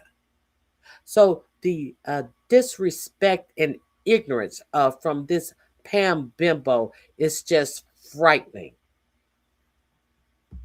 Gentlelady yields back, and the gentlelady from Georgia is recognized. Thank you, Mr. Chair. Ms. Bondi, as the Florida Attorney General, attorneys from your office handled the appeal of my son, Jordan Davis's murder, which was denied. As a result of the efforts of those attorneys under your watch, the court actually upheld the life sentence for a man who used prejudice as his defense for murdering my son and scarring his friends for life. Attorneys from your office, under your management, worked hard to remove a dangerous man from the community who terrorized innocent people like my son and his friends.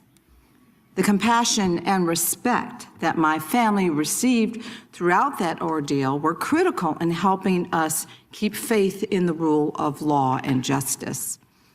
Based on my experiences, I've seen how strong victim services, sustained investigations, and well-supported prosecutors can make a meaningful difference in the lives of families who are grieving and suffering.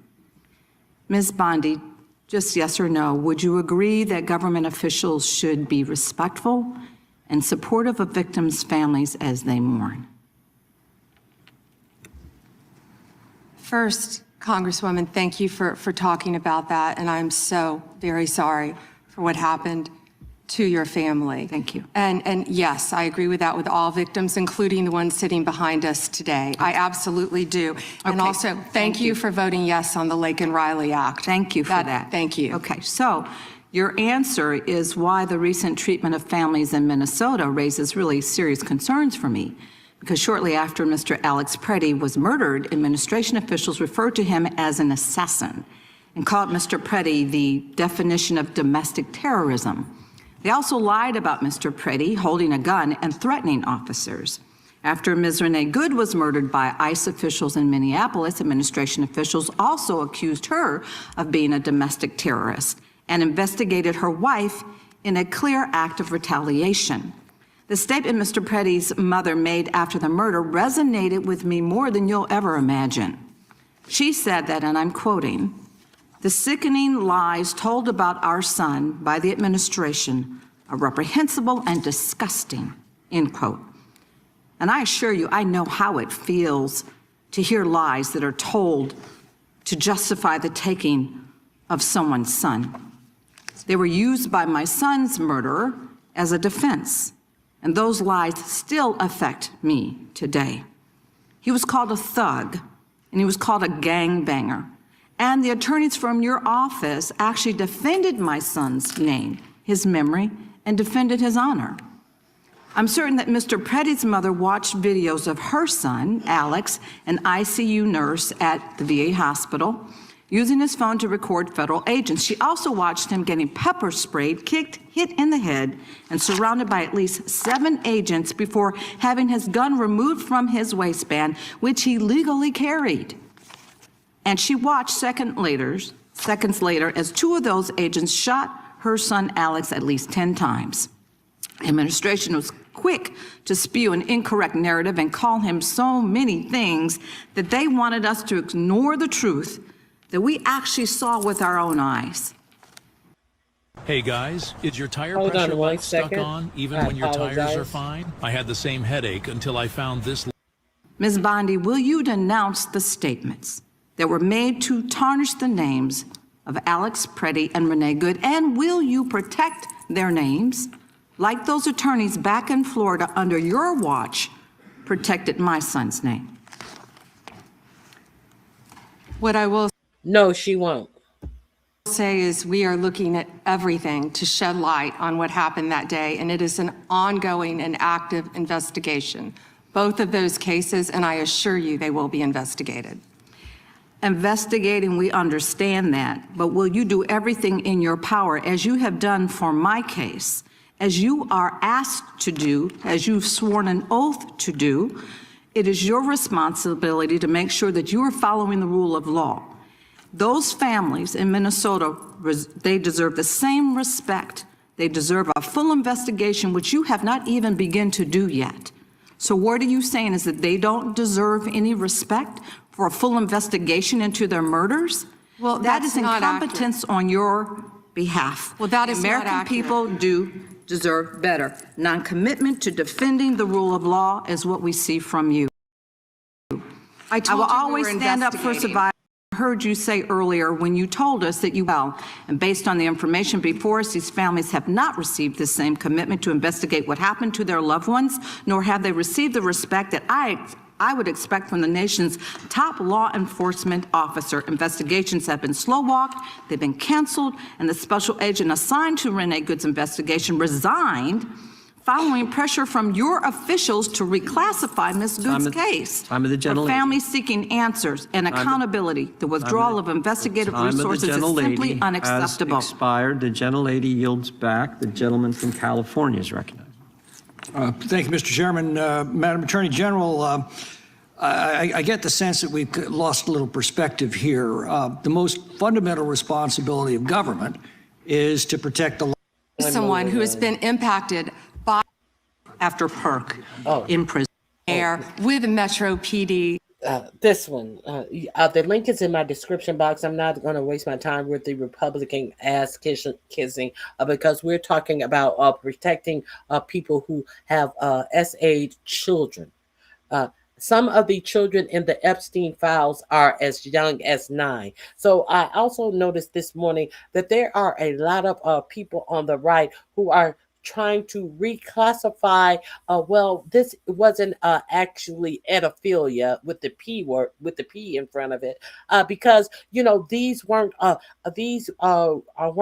preteen girls in the Epstein files. Understand that some girls are in the file that are age 9, but shouldn't it boggle your mind? The first person I heard do this on a national stage was Megan. What is her name? What is her name? Not Megan McCain. The bimbo from Fox News. Oh, what is her name? With the big chin, the hard face bitch. Who always is obsessed with Michelle Obama because Michelle Obama looks better than her. Megan, whatever her name is, the one who old ass Roger Ailes was trying to D down, making what is her name? I know somebody has her name in the chat. What is her name? Megan.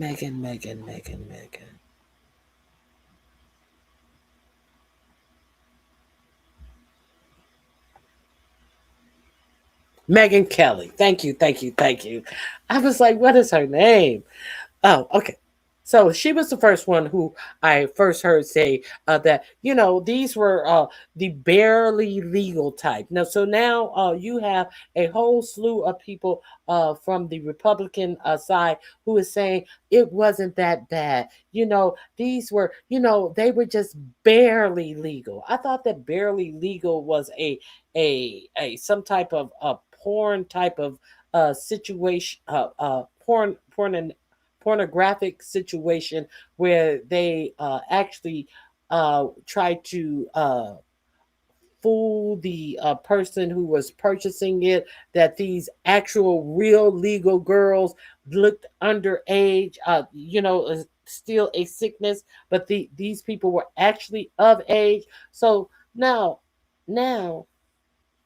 I understand that they are seriously trying to say that these underage girls were just barely legal. So it's not as bad. It's not like they were 8 or 9, Megyn Kelly actually said. She had it on good authority from a long-standing friend. So doesn't it make you question why is it that Megyn Kelly, who has a 14-year-old, 15-year-old daughter, is friends with has a long-standing friendship with someone who is trying to explain to her the technicalities of what a barely legal is, and it's not that bad? Doesn't that make you question this parent? Okay. So this is the new spin that this administration is trying to put on essaying girls who were below the age of consent. Let that sink in. So here we go. To keep everyone safe in DC, and it's been a tremendous effort. And now we're in Memphis, working with the mayor in Memphis and ask for President Trump's help. Let the record show that Democrat was applauding the Attorney General's answer there. Unanimous consent?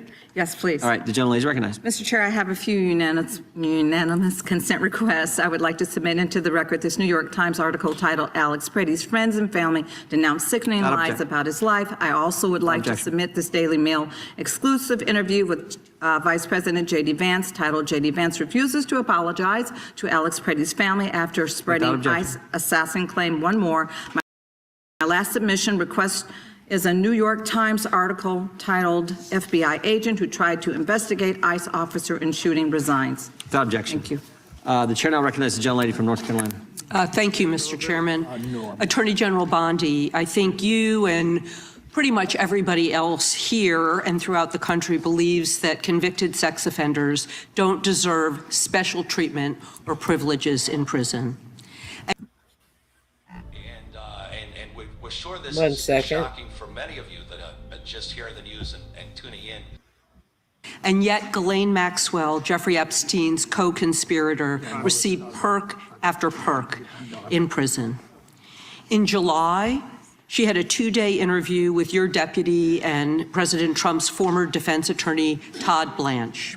Just days after that, Maxwell was transferred from a federal correctional institution in Florida to a minimum security camp in Texas, which she, as a sex offender, would normally be ineligible for. At this new facility, as the ranking member talked about, and by the way, it's nicknamed Club Fed, we've heard reports that she's been afforded special privileges: puppy time, private workouts, personal mail, secretarial services. Attorney General Bondi, does a convicted sex offender like Ghislaine Maxwell deserve special treatment and privileges in prison? Yes or no? Let me be crystal clear on this. No. And Thank you. let me keep going. No, let me keep going. Perfect. Well, I did not transferred. I asked you yes or no. She was not transferred to a lower Mr. Chairman, level. please stop the clock and remind the witness of the rules. One rule she needs to And understand I'm glad that we're agreeing. So when we're agreeing, we can move on to some other things. When but we're I not want agreeing. you to know that every time she does get these perks, and it's been publicly reported, that the folks she's abused, the survivors who are sitting here, they see themselves as being denied justice. They feel re-traumatized. And I'm glad that we agree on that. But she should not be in that prison. And she needs to be moved back to a maximum security prison as soon as possible. But what she has told another committee here is that she won't cooperate with them unless she gets clemency from Donald Trump. It's just crazy to consider that she can be wielding this kind of influence within the administration. But that begs the question, who ordered her to be transferred to the minimum security prison that she was ineligible for? Who signed off on the special privileges? Was it Mr. Blanche?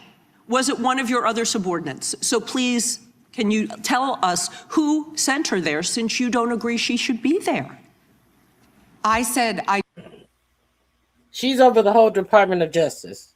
And notice that she is not going to tell you who actually gave the permission for her to be sent to a lower level prison. And she sit up here and tried to lie that it's not a lower level prison that Ghislaine Maxwell was sent to. But the prison that Ghislaine Maxwell was sent to is not supposed to have people who have been convicted of SAs allowed in this prison. So it is a lower level prison. I do not agree she should receive special treatment.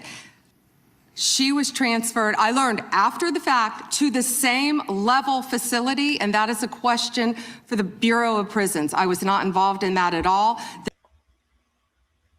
She wants you to believe it is the same level of prison, a prison that is supposed to reject people who are found guilty on what Ghislaine Maxwell. It's the same level, but she doesn't know, and she don't even know who you're supposed to talk to. And her being the lead justice official in the country, she cannot even bother herself to find out with the Bureau of Prison herself, because it is not in her it is not in her job duties to do any of those things. Do you think? Or do you think she already knows the answer to these questions and she's playing dumb? The same level facility, I don't know why, but you know, instead of talking about Ghislaine Maxwell, who hopefully will die in prison, you should be talking about Irina Zarutska. Why would we be talking about Irina Zarutska? Why would we be talking about her at the Epstein oversight at the Epstein Oversight Committee? Why would we be talking about Elaine Zarutska? Huh?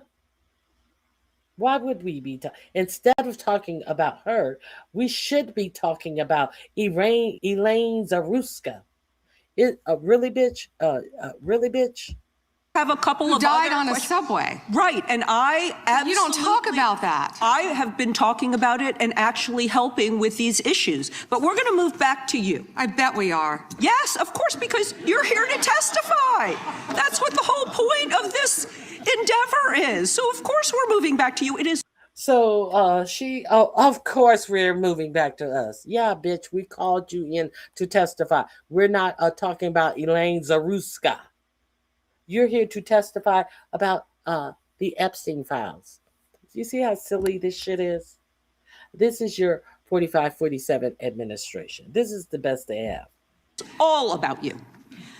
So, as we've heard, that's what the whole point of this endeavor is. So, of course, we're moving back to you. It is all about you. So, as we've heard, she took the fifth in response to every single question in that committee hearing. And her lawyer dangled the offer of clemency. Should Donald Trump pardon or commute her sentence? Should she be released from prison, yes or no? You said you hope she dies there, so I'm hoping the answer is no. I already answered that question. Good. I'm very glad. I really like this bipartisan agreement about when what it should agrees happen with you. But you don't want to talk about Irina Zarutska. You don't want to talk about I talk about her murdered all by the a time, violent crime but offender I am not in here your to jurisdiction. testify before Congress. You are. That is your job today. You are That's what you're getting paid for. obsessed with attack. I want you to know that your own DOJ employee, he's recently been demoted and had some other problems, advises on pardons. Do you think he will be advising Mr. Trump on any kind of clemency or pardon for Ghislaine Maxwell? I'm not going to speculate, and you couldn't even identify properly. That's why you don't want to talk about Irina Zarutska. You couldn't properly identify her relative. I absolutely it's embarrassing. Have been, and her family, by the way, appreciates all of the condolences, all of the help, everything that our law enforcement in North Carolina has been doing to help her family. Her family feels well treated. Thank you, and I yield back. The gentlelady yields back. Gentleman from California is recognized. I'd ask unanimous consent to enter into the record an article by former Attorney General William P. Barr entitled, "Why Pam Bondi Didn't Publish All the Epstein Files in 30 Days." The answer is simple. It was not possible, from the Wall Street Journal. Well said. Without objection, the gentlelady from Florida is recognized. Thank you, Mr. Chairman. Madam, I'm sorry. Yes. May I respond 20 seconds to something that Congresswoman Ross said? Go right ahead. Thank you. She also opposed a sex offender registry as head of North Carolina ACLU. We have got to the point where literally anybody can build a fully working app without knowing how to code. This is base 40. Thank you. Bitch, you're sitting up deleting conspirators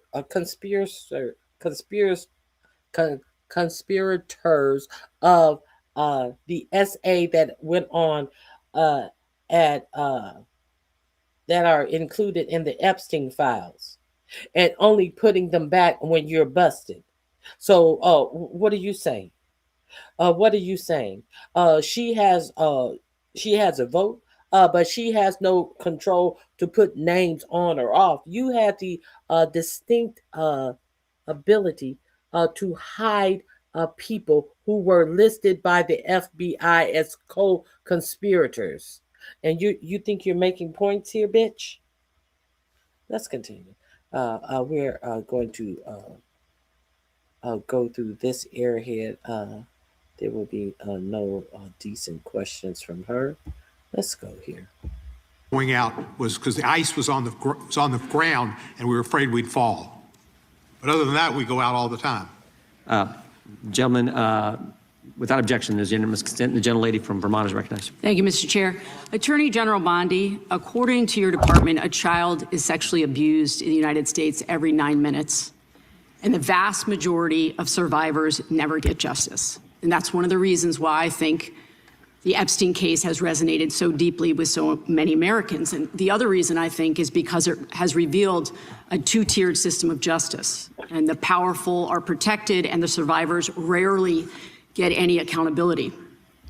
And the Epstein files contain evidence of a multi-decade international criminal conspiracy involving some of the wealthiest and the most powerful people in the world. There's evidence of financial crimes, political corruption, sex trafficking, and of course, horrible sexual abuse. And I want to remind everybody, this isn't a game. These are real people, people who have suffered, who are sitting here with us today, and they deserve answers, and they deserve accountability. And I'm here to try to get some for them. Now, I've seen some of the unredacted Epstein files, and obviously, as you know, President Trump's name is all over them, but so are the names of other senior Trump officials: Howard Lutnick, Secretary of Commerce, John Phelan, the Secretary of the Navy, and Stephen Feinberg, the Deputy Secretary of Defense. These men were appointed by President Trump to senior positions in his administration.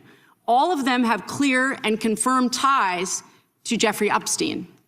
Attorney General Bondi, yes or no, has the Justice Department asked Secretary Lutnick about his ties to Epstein? Excuse me. Secretary Lutnick has addressed those ties himself. I'm asking you, has the Justice Department specifically asked Secretary Lutnick about his ties to Jeffrey Epstein? He has addressed those ties himself. Has the DOJ asked Secretary Phelan about his ties to Jeffrey Epstein? I don't know whether he has addressed those or not. Has the Deputy Secretary Feinberg talked to the Department of Justice about his ties to Jeffrey Epstein? Yes or no? Has the Department of Justice talked to Deputy Secretary Feinberg about his ties to Jeffrey Epstein, which are clearly spelled out in the files? It's a very simple question. It's not a trick question. I'm just asking you. Yeah, I'm stunned that you want to continue talking about. Oh my gosh. Epstein. Okay. The answer is no. We're going to go over Phelan. After this series of questions, we're going to understand why she's talking about Phelan, who this administration put over the Navy. Let's finish this line of questioning. Recording my time. I'm asking you not a trick question, a simple question. Okay, so what is clear is we have evidence. Do you know who Chris Phelan is? We have evidence that 3 senior officials within the Trump administration have ties to Jeffrey Epstein. And what does ties mean? I can conclude from what you are saying that you have not talked to them. What does ties mean? I think Americans would be shocked to learn that you are not interested in talking with these officials who have ties to Jeffrey Epstein. What does ties mean? Can you define that? Across the world, can you prominent define men ties? who've been exposed in the files have resigned their jobs in disgrace. And that's a good first start. And that same Disgrace standard, is not saying the word this Chris same Phelan. standard should apply here. And Americans want accountability. Who is Chris Phelan? Was the president aware? Please stop talking. It is not your time to ask questions. It's not your time. I'm reclaiming my chair. One second. Time belongs to the gentlelady from Vermont. Was the president aware of Secretary Lutnick's ties to Epstein when he chose him to lead the Department of Commerce? Was he aware? Chris Phelan was a Border Patrol agent. Okay, so I'm going to conclude that the president, in fact, did know about his ties because he was the next door neighbor. Shame on you. Oh, for goodness sakes. You're this from is a tiny, pathetic. beautiful This is state. pathetic, Mr. Committee will Chair. be in order. I am not asking trick questions here. You The got your American 5 people minutes. have a right to know the answers to this. These are senior officials in the Trump administration. This is not a game, Secretary. I'm Attorney General. My apologies, I couldn't tell. By 2008, we knew that Epstein was a convicted sexual abuser. And we now know that Lutnick went to Epstein's Island in 2012.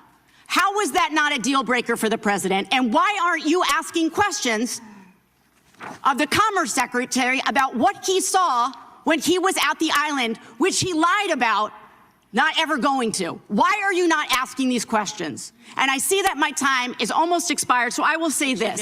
Do the right thing, Attorney General. Meet with the survivors. They have been asking for a year. Meet with the survivors. Do the right thing. I yield back. Gentlelady yields back. Okay. Let's take a pause. Let's take a little trip. Let's take a trip around the world and see who Phelan is. Tai Chi walking starts on Monday, Let's see February who 16th. Phelan It's is. made for women over 55 who. So who is in charge of the U.S. Navy? Constitutionally speaking, as you know, we have civilian control of the Navy and of all the other branches of the armed services. So, you know, it's a civilian who's in charge of the U.S. Navy. Do you know who the civilian is who Trump put in charge of the Navy? One hint is that he's a man who never served in the Navy. never served in the military at all. He has no known previous relationship of any kind with the Navy or with the U.S. military at all. Indeed, he was not known to have ever even shown. Everything is about merit in the Trump and keg breath military, meritocracy. Remember that? A meritocracy when they were demoting 4-star generals because of the color of their skin. This man has never served in the Navy at all. And he's over the whole Navy. In the Navy, you don't need experience in the Navy. You just lick Trump's balls in the Navy. Or go wall to wall in the Navy. Let's continue. Any interest in the Navy or the U.S. military whatsoever before Donald Trump made him Secretary of the Navy. Why did Donald Trump put this guy in charge of it? I don't know. What the guy does know a lot about, what at least he is known for in the world, is his art collection. His name is John Phelan, P-H-E-L-A-N, Phelan. That's him on the left with his wife. Mr. Phelan is an art collector and finance guy who Donald Trump put in charge of the United States Navy for some reason. Now, is his art collecting itself perhaps Navy related? Like, is he into paintings of ships or famous naval battles of the 19th century? No, nothing like that. In fact, it's kind of a funny story. Around the time that Trump named John Phelan to be Secretary of the Navy, the art world press kind of awkwardly tried to sum up John Phelan's tastes in art. They tried to describe for the non-art world public who's just hearing about this guy for the first time, they tried to describe what John Phelan was known for in the art world, in case anybody was curious as to why Donald Trump might have landed on him, in particular for the job of Navy Secretary. A number of art world publications eventually sort of settled on what I guess is a representative quote, an existing quote from a former executive at Sotheby's describing the art tastes of Trump's new Navy Secretary. She described his tastes as, quote, a celebration of the sexual side of life. The publication ArtNet published photos of some of his collection in situ at one of his homes, photos that I cannot show you on TV. Other art world publications described, for example, a video art installation at one of his homes, which is just all Playboy centerfolds. There's also, famously, the floor at his $38 million mansion in Aspen, Colorado. In an interview with the artnewspaper.com, Trump's Navy Secretary, John Phelan, his wife, was asked by that publication, quote, what is the most surprising place you have displayed a work? And she answered, quote, in the living room of our Aspen home, we have a mirrored floor. It covers the entire space. It is amazing to see people's reactions at parties when they realize what you can see in the floor. Naughty and nice. End quote. That Aspen home with the mirrored floor, that is where John Phelan hosted a gazillion-dollar fundraiser for candidate Donald Trump in August 2024. That fundraiser made news because it was one of the times Trump stated his made-up claim that prisons in the Congo were releasing all their murderers in order to ship them to the United States. He told that tall tale at the house with the, quote, naughty surprise mirrored floor, whose owner Trump soon named to run the United States Navy, despite him having no connection to the Navy at all. Incidentally, that Aspen fundraiser was one that Trump flew to on an airplane that had previously belonged to Jeffrey Epstein, which itself made some headlines at the time. The campaign said at the time that that was just a coincidence. But, in the course of time, Trump got reelected to the presidency in November of 2024. He really did name this guy, John Phelan, the rando sexual side of life art collector with a mirrored floor to run the United States Navy. And Congress really did force Trump's Justice Department to release at least some of the government's files on Trump's friend, the late convicted pedophile and child sex trafficker, Jeffrey Epstein. And, perhaps inevitably, among the revelations in the Epstein files was this headline: John Phelan, Trump's Navy secretary, listed in Epstein flight logs. John Phelan, the billionaire art collector whom President Donald Trump appointed to oversee the U.S. Navy, appears to have traveled on at least 2 transatlantic flights with Jeffrey Epstein. The flight manifests list Epstein, Phelan, and a handful of other men, including Jean-Luc Brunel, a French model scout who was accused of rape during the 1990s and later of providing girls to Jeffrey Epstein. Brunel was found dead in his jail cell in France in 2022 after being charged in a related case. Authorities ruled it death by suicide. Epstein's aircraft was nicknamed the, quote, Lolita Express because, as some of Epstein's accusers have said, he frequently had young women and girls aboard the plane to Meritocracy. It's all about merit in this administration's military. Now, you see where these merits come from. This link is in my description box. If you want to hear the rest of this sordid tale, let's see where the merit Am I afraid to stand up to Donald Trump? From. Please. I have to fight for my sister who relies prior to this administration. Let's see where you had to have merit to serve prior to this administration. Where did the merit have to come from? track at West Point. Okay, so he played rugby and he ran track at West Point. He also did 2 master's degrees and got an MBA on top of that. Rifle platoon leader, scout platoon leader, then company executive officer, battalion commander, and then brigade commander in the 82nd Airborne. He helped lead the initial invasion of Baghdad in March 2003. He rolled his mechanized division straight from the Kuwait border overland right into the center of Baghdad, won a Silver Star for his valor in that operation. Then to Afghanistan, where he led the 10th Mountain Division. Then he became chief of staff at CENTCOM. Then he was the top U.S. commander in the Iraq War, in the whole war. He was actually the one who wound down U.S. forces at the end of the Iraq War. He was then named vice chief of staff of the United States Army. Then he went back to CENTCOM, this time as commander of CENTCOM. Then he built and led the force that waged the war against ISIS. And then, and only then, was he considered for the really big job, Secretary of Defense. And that is the man who just left office as Secretary of Defense. The man who just arrived to take his job, he was a platoon leader in the National Guard. But now he, too, is Secretary of Defense. Both of them, obviously, honorable records of service. Not equivalent, though, I think you'd say, in terms of demonstrated leadership, experience, complex organizational management experience in particular. I mean, 4-star General Lloyd Austin had led like a whole war or 2.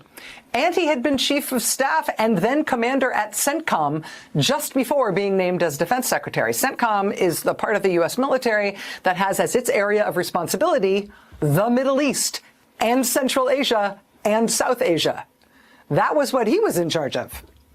I mean, that was his experience heading in to become defense secretary. That's who has just left as defense secretary. The guy who has just arrived, well, just before he was named as defense secretary, Pete Hegseth, he led 1/3 of the famous Curvy Couch on the Fox and Friends Fox News Channel weekend show. I have to say, it may be that he led 1/4 of the couch, not 1/3. I'm not totally sure how many hosts they have, but we could only find these pictures of him sharing with 2, so maybe he held down 1/3. That said, prior to his time at the Fox News Channel, Mr. Hegseth also ran into the ground 2 small right-wing veterans groups amid allegations, which he denies, of wild financial. It's about merit. It's about the merit in this keg breath Department of what is it? Department of Defense. It's all about the merits. Compare and contrast. A compare and contrast. Do you think that Lloyd Austin had mirrors on his floors and is on the Epstein file list?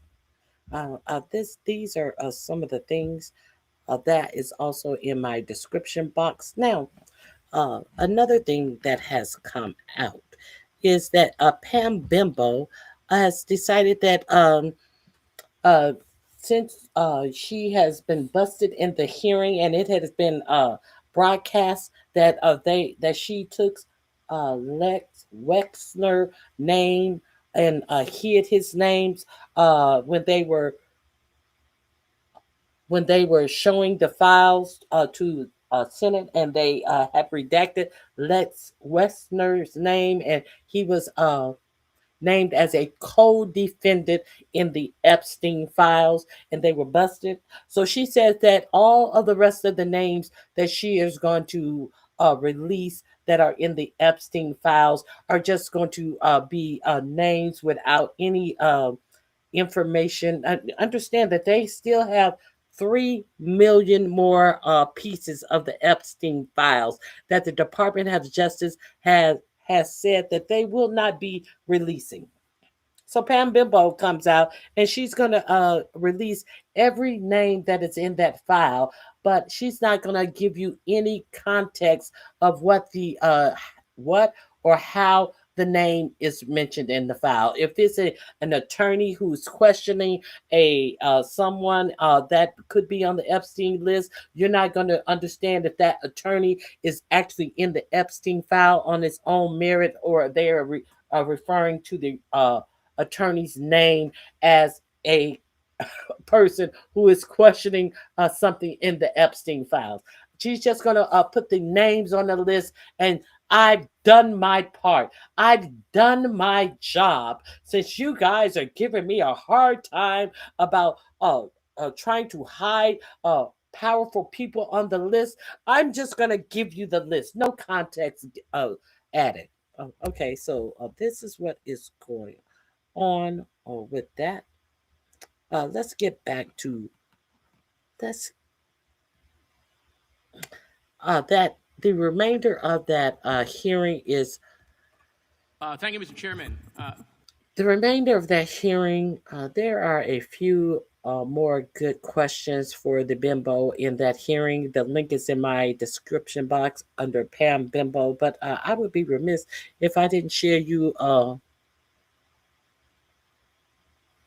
with you Jared Mokowitz questioning the Bimbo.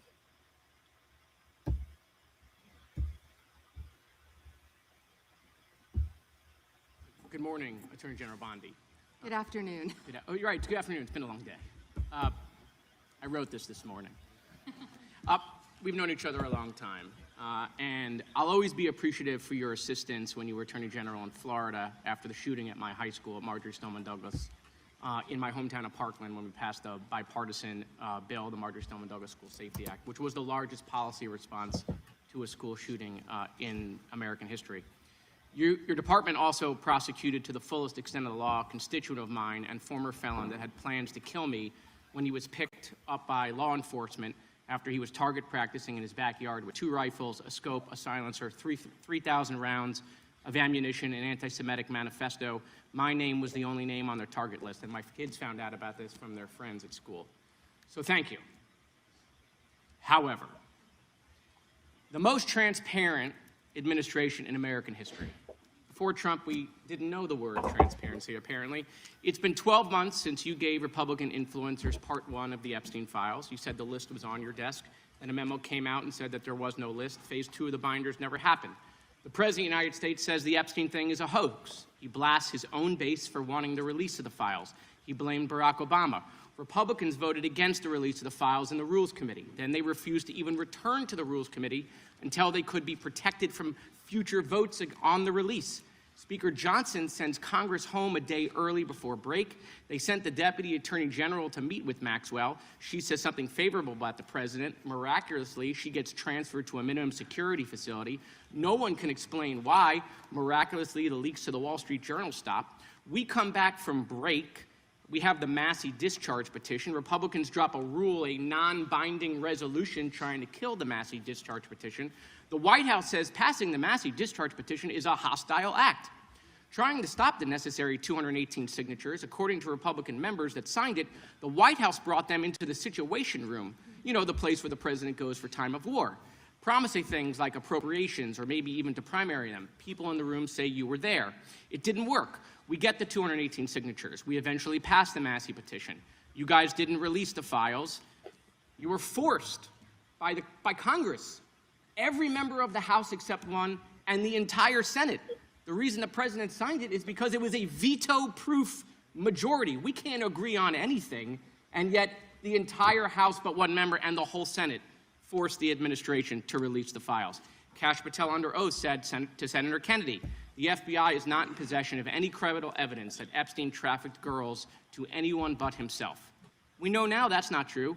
According to documents, Epstein had a worldwide sex trafficking ring. Girls from Poland, Czechoslovakia, Russia, Paris, modeling agencies sending him girls. He even had a relationship with a summer camp where he groomed girls at a picnic table. Ghislaine Maxwell says 29 Epstein associates cut secret DOJ deals. Turns out there is a list. 6 names readily available if you unredact them. Co-conspirators named, but we got them when you unredact them. Maxwell recently tells a House Oversight Committee that she wants clemency to release more names. Kash Patel under oath said Trump's name appears less than 100 times in the files. We now know that's not true. Trump's name appears more times in the Epstein files than God's name appears in the book about God. Okay, by the way, this is the Trump Bible. Move over, King James. Trump's name also appears more times in the Epstein file than Harry Potter's name appears in the 7 books about Harry Potter. Lutnick says that in 2008 he went to Epstein's home, says he had a massage table in the living room, that Epstein said he got one every day, that it was the right type of massage. He and his wife decide to leave and say they'll never be in a room with him again. Howard then says, I'm sure the Epstein stuff is all on video. He was the greatest blackmailer of all time. Well, how would Howard know that? But now the files are public, and in 2012 we find out that he and his family are on Epstein Island after Epstein pled guilty to state charges. I'm from Florida. I take my family to Disney World, not to Epstein Island. There are documents in the files that dispute the president's claim that he kicked Epstein out of his club. Allegedly, the president said that he asked Epstein to leave. Supported now, that's disputed, though, statements from the manager of the club. Now, Madam Attorney General, I have like 25 seconds left. So because I'm curious, and I'd like to see, flip to the Jared Moskowitz section of the binder. I'm interested to see what staff provided on the oppo on me, and because we're in the Olympics, I'm going to give it a grade. I just want to see how good it is. So give me your best one. Give me your best line that you pulled up in these books that you're pulling up to call out names. I bet you don't know this person and they're in your district and you don't want to talk about this one and that one. As I read of their names and what they are accused of crimes they have committed in your district, and you have me up here asking me questions. He's like, bitch, bitch, I'll score you on it. Give me your best shot, bitch. Nothing. So first of all, nothing is funny about mocking the Bible and holding up a Trump Bible. That's what you did. You made a joke, and I find offense to that. That's all I have to say. I want it from the burn book. Shame. I want it from the burn book, which is the best one. What you got? Has expired. The gentleman from. I want it from the burn book. I find it offensive because he said that it was a Trump Bible, but you don't find the fact that Trump has created a Bible offensive. Bitch, bye. Okay. I think we will go back to this hearing.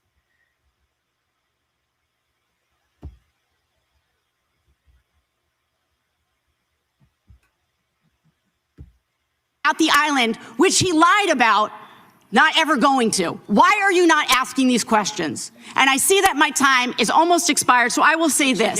Do the right thing, Attorney General. Meet with the survivors. They have been asking for a year. Meet with the survivors. Do the right thing. I yield back. Gentlelady yields back. The gentleman from South Carolina is recognized for 5 minutes. May I have 20 seconds of his time? So that'd be up to the gentleman, but. Absolutely, Madam. Thank you. Thank you. I was curious if you, Congresswoman, asked Bill Clinton that. Didn't see one tweet, not one. I didn't see one tweet when Joe Biden was in office about Bill Clinton. Didn't ask Merrick Garland anything about Epstein, not once. When he was weak sauce. And also, I want the record to reflect that, with this anti-Semitic culture right now, she voted against a resolution condemning. Oh, is Jewish. I just want to be clear. Do you want to go there, Attorney General? Or do you want to go there? Are you serious? Talking about anti-Semitism to a woman who lost her grandfather in the Holocaust? I reclaim my time. Really? The committee will be in order. Talk to Jared Wise about anti-Semitism. The ranking member knows that. Can I get like 30 seconds back, Yeah, I think the whole committee knows. I've been very generous in making sure everyone gets their 5 minutes in the same. General, I'm going to talk about sanctuary cities for a second, which. No, you're not. Racial bipartisan violation of that law. This link is in the description box under Pam Bimbo. We are moving forward.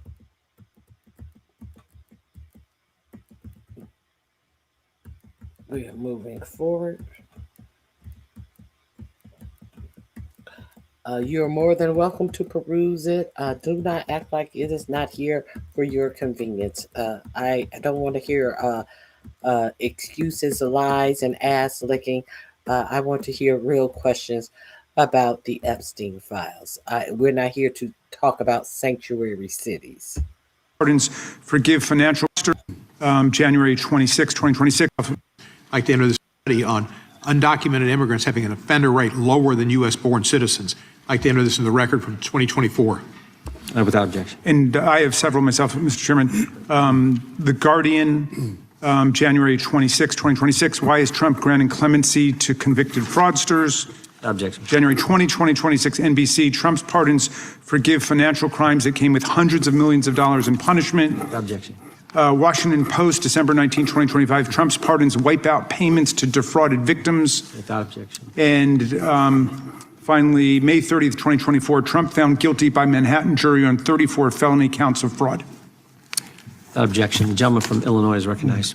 Thank you, Chairman. Attorney General Bondi, glad you finally made it here after hiding for 4 months from this committee. I understand why you're hiding from us. Chairman? You're one of the worst attorney generals in our history and an instrument of Donald Trump's lawless authoritarian agenda. And I'm glad the American people are seeing who you are, how you act, and the lack of good values. You weaponize the Department of Justice to target immigrants, working families, and anyone that Trump deems an enemy of the state, all to protect real powerful criminals, including in your administration. My Democratic colleagues have focused on your cover-up of the Epstein files and your passion for protecting pedophiles and child traffickers. That alone is grounds for impeachment. But there's so much more to your corrupt tenure as Attorney General. You directed prosecutors to investigate elected officials in welcoming jurisdictions, and you got thrown out of court when you sued Chicago, Cook County, and Illinois. You directed prosecutors to prioritize low-level immigration cases while gutting enforcement against corporate criminals and public corruption. You revived draconian law of 1798, which should be repealed to illegally send people to a torture prison in El Salvador. You fired over 100 immigration judges, including the assistant chief immigration judge in Chicago, without cause, and installed unqualified military judges whom you instructed to deny asylum in violation of the law. You prosecute the president's enemies like Jim Comey and Tish James while giving impunity to federal agents who are murdering and brutalizing and terrorizing constituents, including in Chicagoland, in my neighborhood. I saw it last year firsthand. You and Kash Patel covered up the murder of Silverio Villegas Gonzalez in my district by ICE agents. You tried to investigate Renee Good instead of the ICE agent who murdered her, and you tried to cover up the murder of Alex Peretti by CBP agents.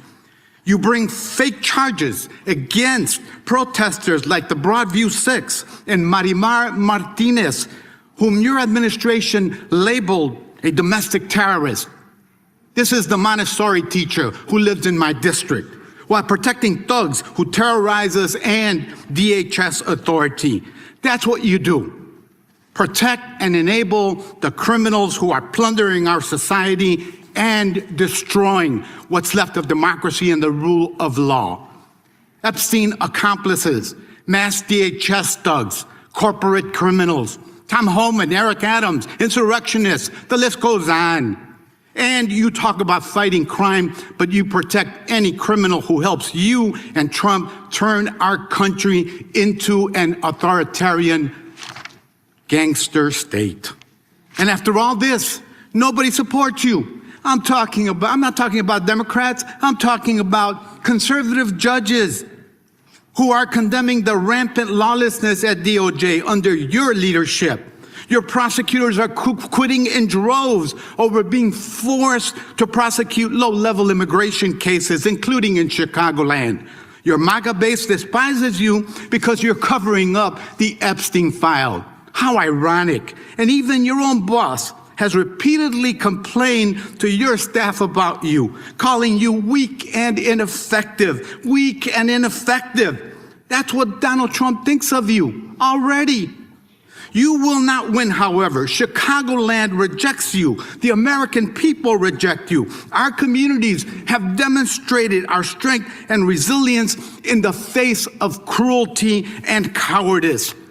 Democrats must impeach and remove lawless officials like you and Kristi Noem and impose accountability for every criminal action. But you can spare yourself more humiliation. Resign now and submit yourself to accountability by the American people. Mr. Chairman, before I yield back, I ask unanimous consent to submit for the record this Wall Street Journal article dated January 12, 2026, entitled, "Trump has complained about Pam Bondi repeatedly to aides." Thank you, and I yield back. Objection. Gentleman yields back. The gentleman from Texas is recognized.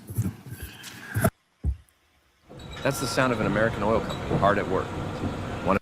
He read that bitch with no questions asked. I just need to read you, period, point blank.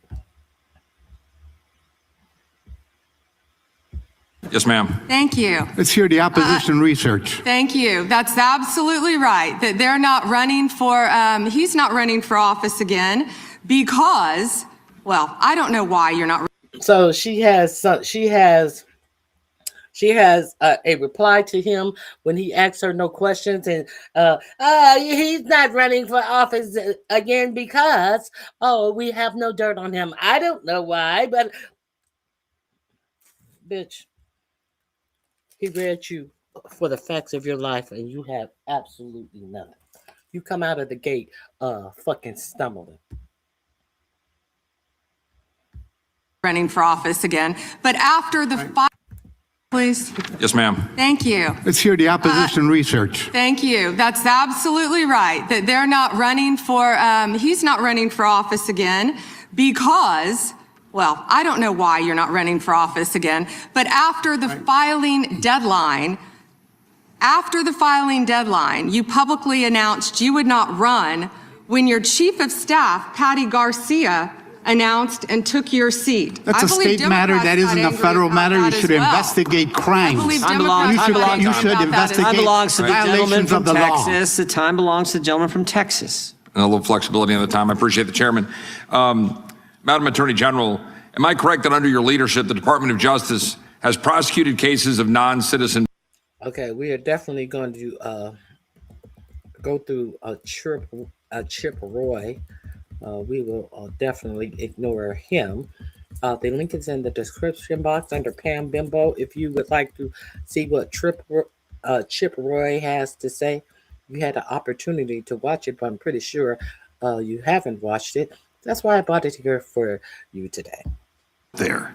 For whatever reason, when somebody is arrested, even for very serious crimes, we do not have on the paperwork whether that person is a legal or illegal immigrant. Okay? If I go to one of my local sheriffs in Wisconsin,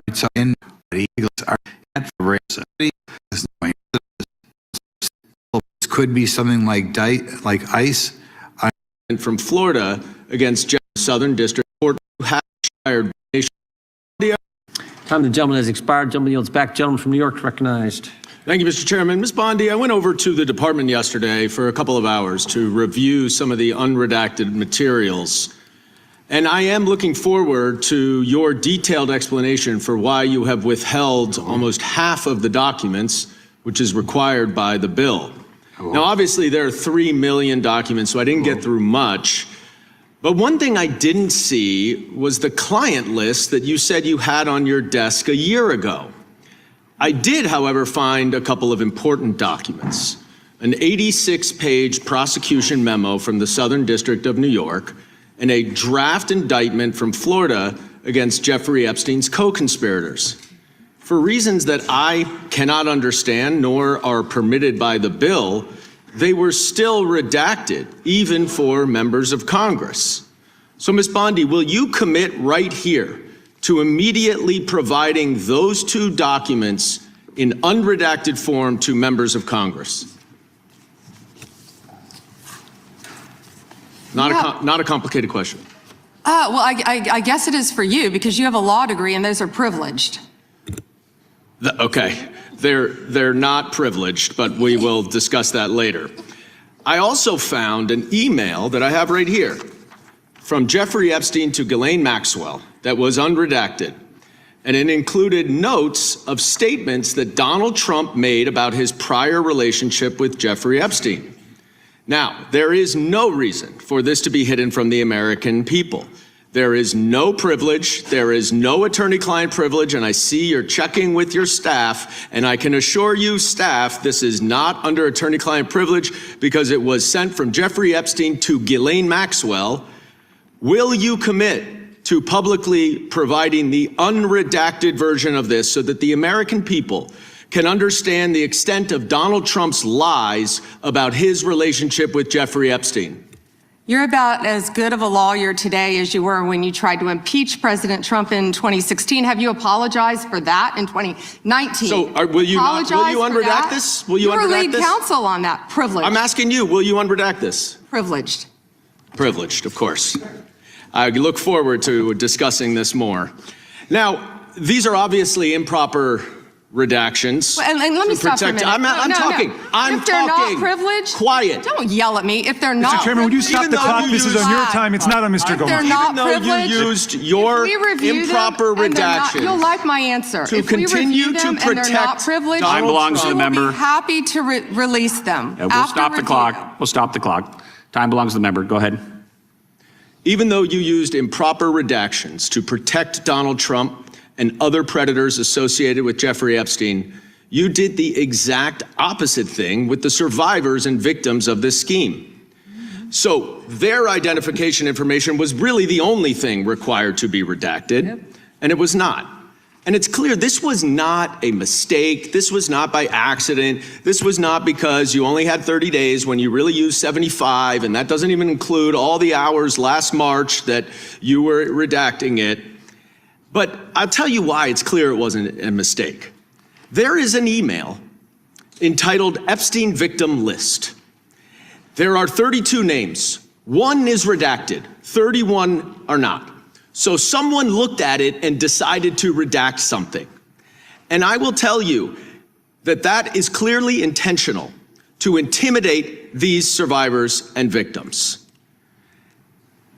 Now, in an interview last week. How will you tell me that's intentional? In an interview last week, Deputy Attorney General Todd Blanche. You can't go off script. Said that any victim that wants to speak with the department has done so, hopefully. Well, thanks to the incredibly brave people sitting here behind you, we can actually ask them if that's true. Now, would the survivors and victims who are here please stand up one more time? Just by show of hands, how many of you or your loved ones actually have met with the Department of Justice and provided testimony and estimate and evidence? None. And of those of you who have not met, which is everyone, how many of you have reached out either individually or through a lawyer or representative to offer to provide testimony and evidence? All of them. And of those of you, all of you who have reached out, how many of you were denied or ignored by the Department of Justice? All of them. And despite the shameful and despicable efforts by Ms. Bondi and her department to intimidate you, how many of you are still willing to speak to the Department of Justice? All of them. Well, Ms. Bondi, it looks like you have some more witnesses Gentleman's to time talk has expired. to, and I yield back. We will go to the good gentleman from North Carolina, Congressman Knott. Thank May you. I have a moment, Congressman? Yes, ma'am. Thank you.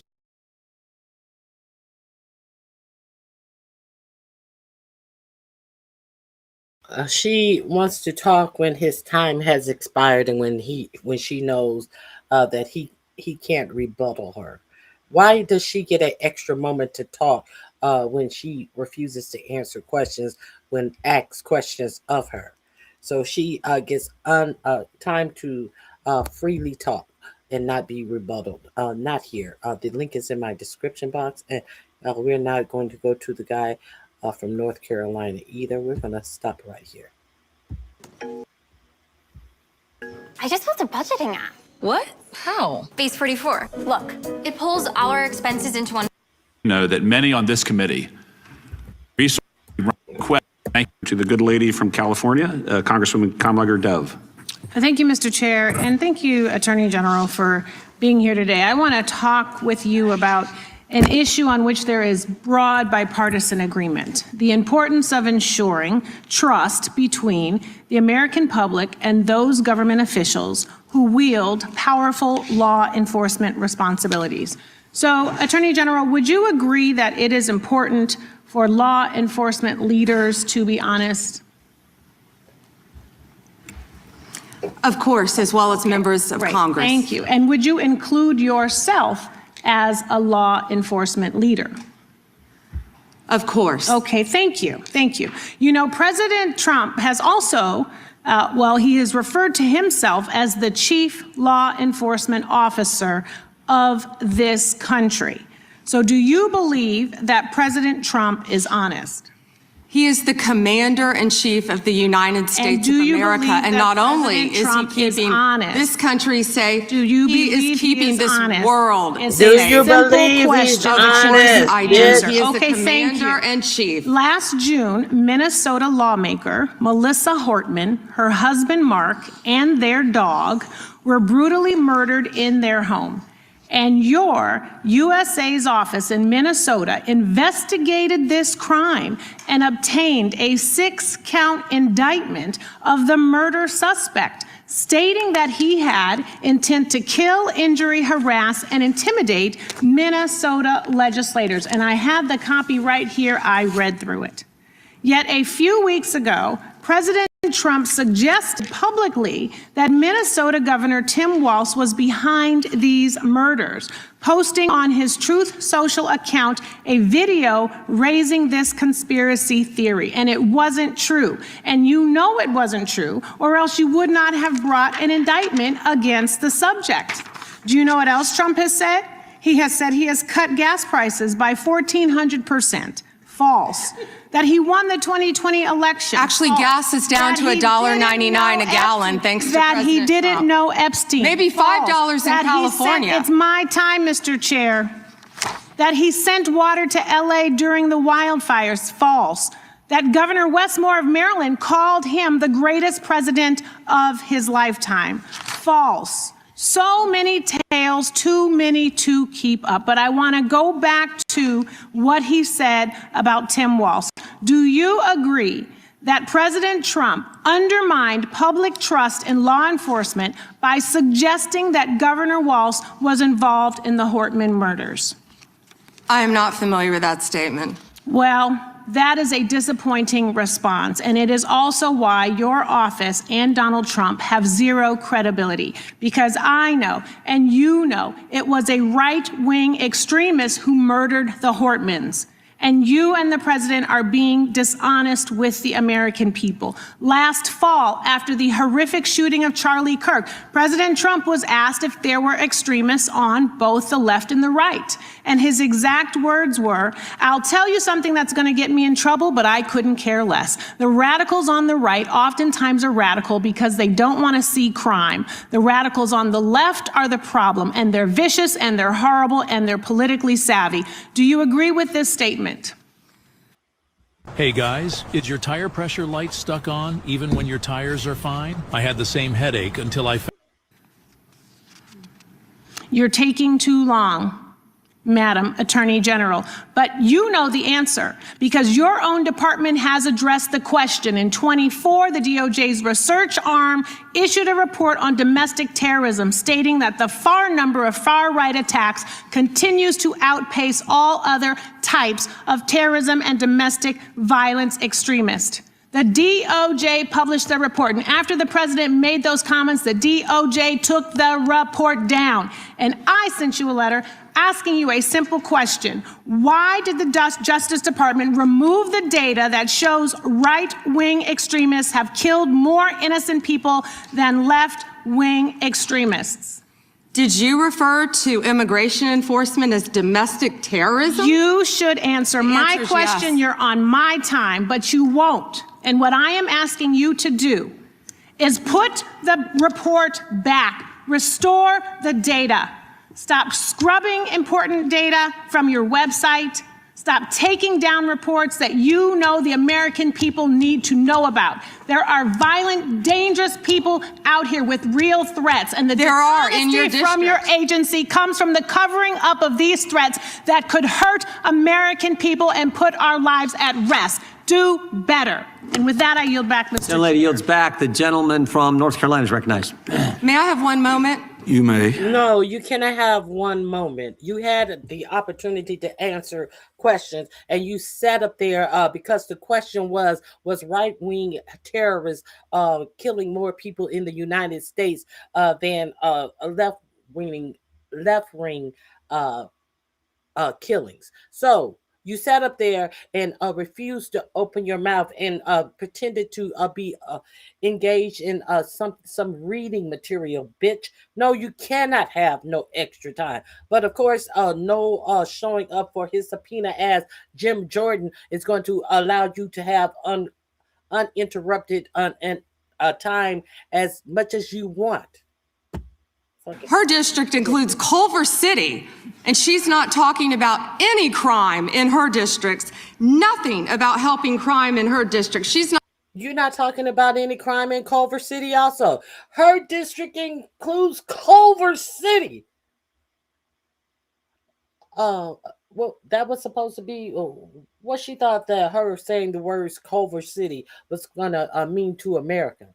She act like her district includes Compton or something that people have some type of identity to or have heard about through movies or something.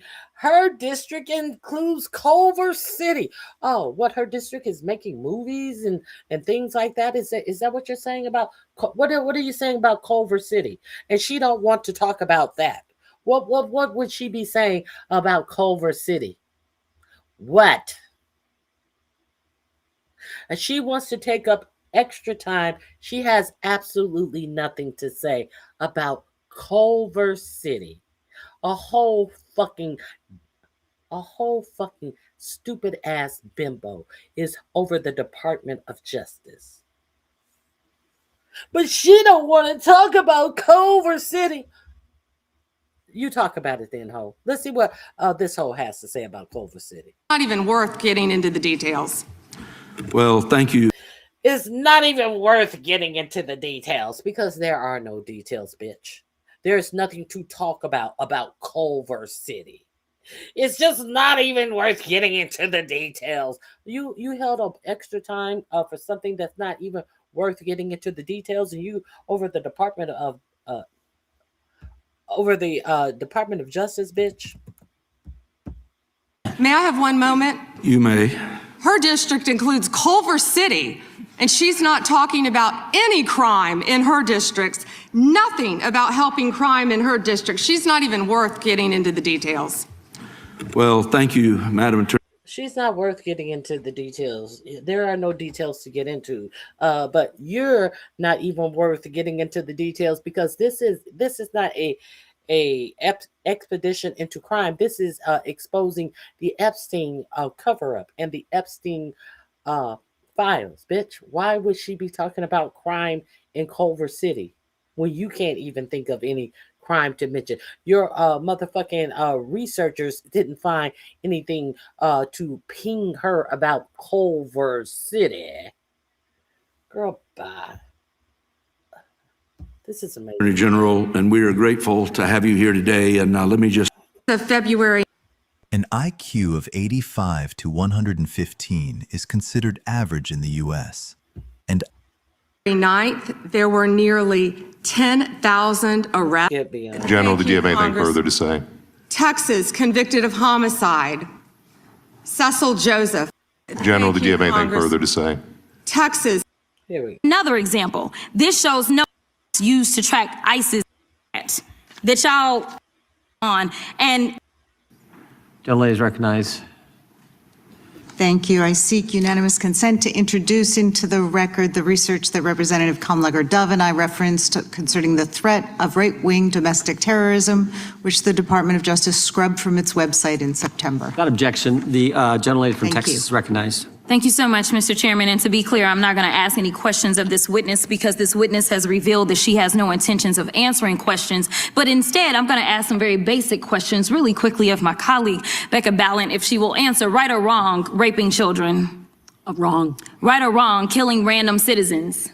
Definitely wrong. Right or wrong, enriching yourself as the sitting president of the United States. Definitely wrong. Okay, thank you, because I probably never would have got that with our witness. Our witness who somehow is a lawyer but does not understand how it works with witnesses. I'm not really sure what law school she went to and what all kind of cases she tried, but typically when you come into a space and somebody's a witness, then they sit there and they answer questions instead of asking questions. And then we also have this objection that we use as lawyers called non-responsive when a witness fails to actually answer the question. But nevertheless, let me address the survivors, because that's exactly who they are. They are not victims, they are survivors. Let me say thank you for having more courage and moral clarity in your pinky fingers than the entire Department of Justice. We are currently the laughing stock of the world, partially because of the failed leadership within the DOJ, as we see kings and queens falling everywhere around the world. But we don't know the basics of right and wrong in this country, because it's not about partisanship. And that's why I applaud Thomas Massie, because he's the only person on the Republican side that has a backbone and knows how to stand up to corruption. But nevertheless, let me keep going. My Democratic colleagues have been attacked this entire committee hearing. They have been lied on. And frankly, the American people weren't looking for that. They were looking for answers about the corruption that they see coming from this administration. In the written testimony of this witness, of this particular witness, she stated that when she took office, she had two main goals. The first was to end the weaponization of justice, and second, to return the department to its core mission. Not only have you lied about both, you've intentionally done the exact opposite. You're spending more taxpayer resources arresting journalists than you are prosecuting pedophiles and creeps. In fact, your boss, the President of the United States, stated that this administration, quote, took the freedom of speech away. And at your direction, DOJ has arrested Don Lemon and Georgia Fort. And I might add that y'all actually had a judge that rejected y'all for trying to arrest Don Lemon before, just like the grand jury rejected y'all as it relates to Senator Kelly, just like a grand jury rejected y'all as it relates to Senator Slotkin, just like the case against Tish James was dismissed and the case against Mr. Comey was dismissed. I completely don't get how it is that you're sitting at the top of DOJ, because you don't seem to be good at your job. You're spending more taxpayer resources arresting these journalists. In fact, We know after Georgia Fort and Don Lemon were arrested, we know that there were homes of journalists that were raided. We know that threatened prosecution against students protesting your actions and forced tech companies to remove apps used to track ISIS activities. But let's circle back to you protecting pedophiles and creeps, because I want to talk about the president and his possible involvement with Jeffrey Epstein. Now, I don't know what the president might have done with Jeffrey Epstein, but unlike this administration, I believe that facts matter. So let's talk about the facts. Fact number one, Donald Trump is one of the most named people in the Epstein files. At least 5,000 files contained more than 38,000 references to Trump, his wife, or Mar-a-Lago. Fact number two, Jeffrey Epstein and Ghislaine Maxwell made young girls available to Trump on multiple occasions. For example, according to this file, Ghislaine Maxwell presented a young girl to President Trump who spent more than 20 minutes apparently flirting with her. Here's another example. This shows notes from FBI investigators that describe Jeffrey Epstein transporting a victim to Mar-a-Lago to meet with President Trump, where he bragged to Trump that, quote, "This is a good one." Now, I'm not saying that the president is a pedophile, but there is a lot of evidence in these files that suggests that he's very close friends with a lot of men who are pedophiles. What's crazy about all of this is just that this is a big cover-up, and this administration is engaged in it. In fact, this administration is complicit. But there are numerous others, like how the DOJ is attempting to obstruct justice in the investigation of the rogue agents who have murdered American citizens, or how the DOJ seized voter data from Fulton County in an attempt to steal the 2026 midterm elections, or how federal agents have Tom Homan on tape accepting a bribe and your agency killed the investigation, or how your agency is ready to give the president a $230 million payday, which is unconstitutional. The Constitution is clear. The president shall not receive any payment except his salary while in office. The fact of the matter is that you will be remembered as one of the worst attorney generals in history, an attorney general who has prioritized obstruction over justice, corruption over the law, fealty to the president over loyalty to the Constitution. And Mr. Chairman, I will yield. Gentlelady yields. Gentleman from Missouri is recognized. Excuse me, gentleman from Kansas, the Attorney General, former Attorney General. Let's see where we are. Is there anyone else that I want to? The link is in my description box. I think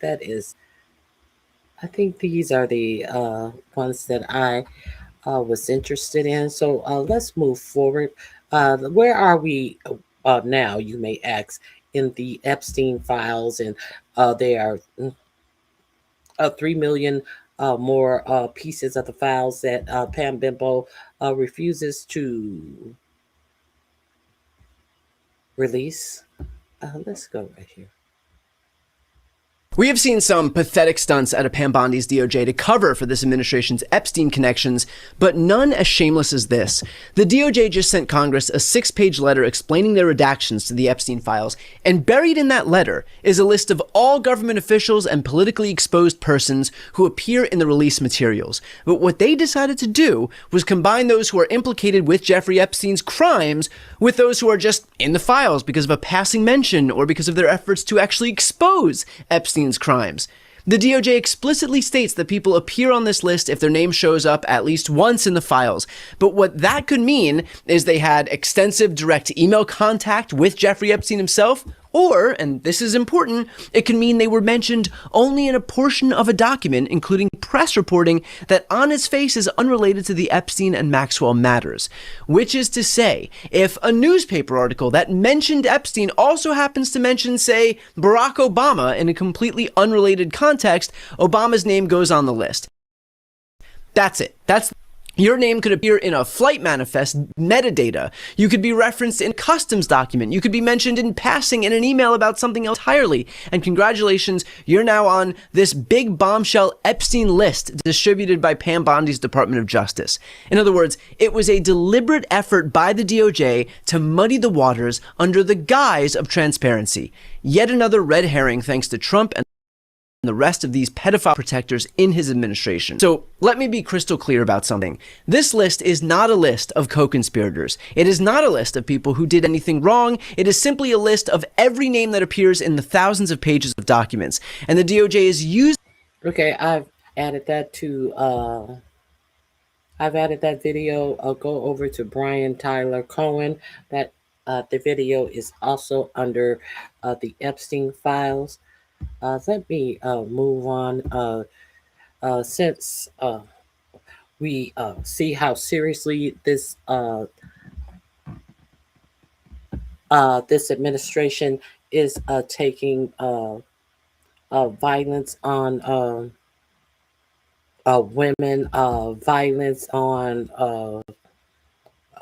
women being trafficked. And let's understand that there was a young man there who also stood up as a victim of Epstein. So, in the face of what is going on in the United States, uh, you may or may not be surprised to understand that suspected human trafficking networks see a 85% rise in crypto payments in 2025.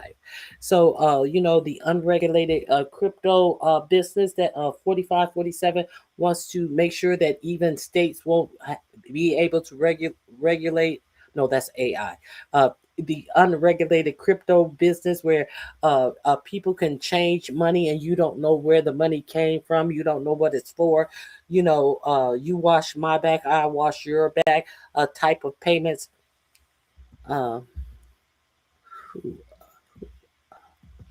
um, here, there's quite a few articles about crypto flows to services linked with suspected human trafficking surged 85% year over year in 2025. The findings come from a new report by blockchain analysis firms chain analysis, which highlighted the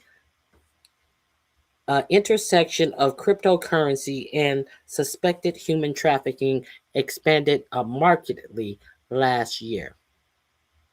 Which which crypto assets are most used in suspected human trafficking networks? The report outlined four primary categories of suspected crypto facilitated human trafficking.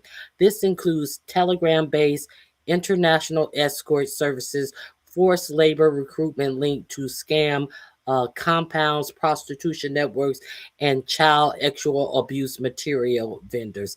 CSAM.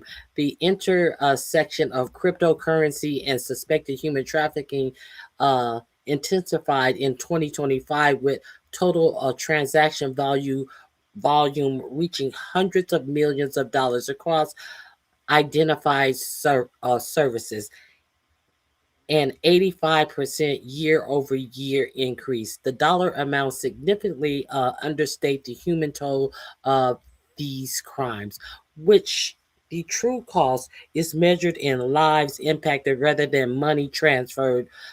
Chain analysis wrote. According to the report, payment method varied across categories. International escort services and prostitution network use stablecoins. The international escort services are tightly integrated with Chinese language and money laundering networks. These networks rapidly facilitate the conversion of USD stablecoins into local currency, potentially blunting concerns that assets held in stablecoin might be frozen, chain analysis noted. So, if you don't know, now you know. This link is in my description box. What shall I put this? This is in my description box under creepy crypto. How about that? Creepy crypto.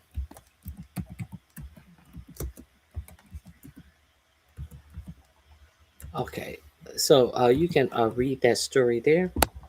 Uh, well, let's be sure that this administration is making sure that there are no regulations on crypto as of now. So, what could that mean? That could mean that. That can mean a lot. Let me, what else? You may want to know that about the jobs. There, let me see. Are Democrat presidents better at creating jobs and driving the economy? Democrats have been making this argument for more than 14 years to Republicans. Uh, Former President Bill Clinton famously ticked off the job score.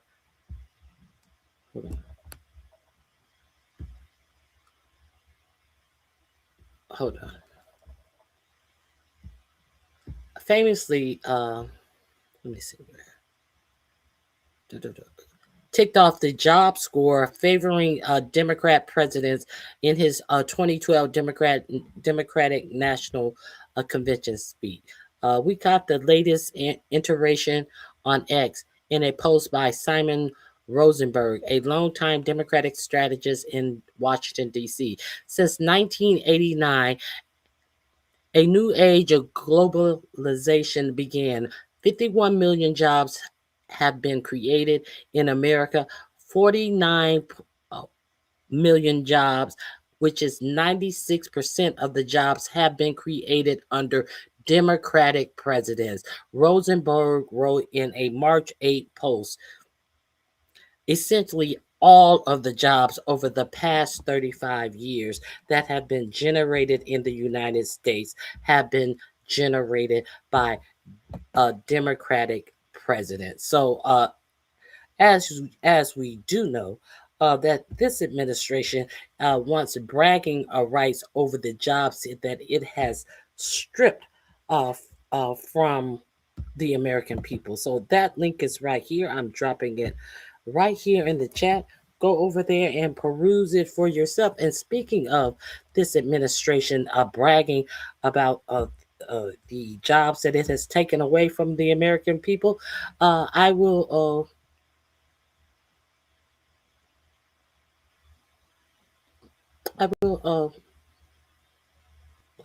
go to a video that I put up that talks about just that. Let's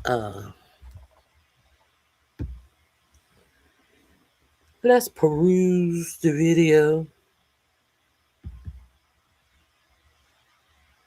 Oh, this is Pam Bondi. Before we go there, this is Pam Bimbo saying that she will not release any more of the Epstein files, even though there are 3 million more. And then we will go to the bragging of the taking of American jobs that 4547 is out here doing.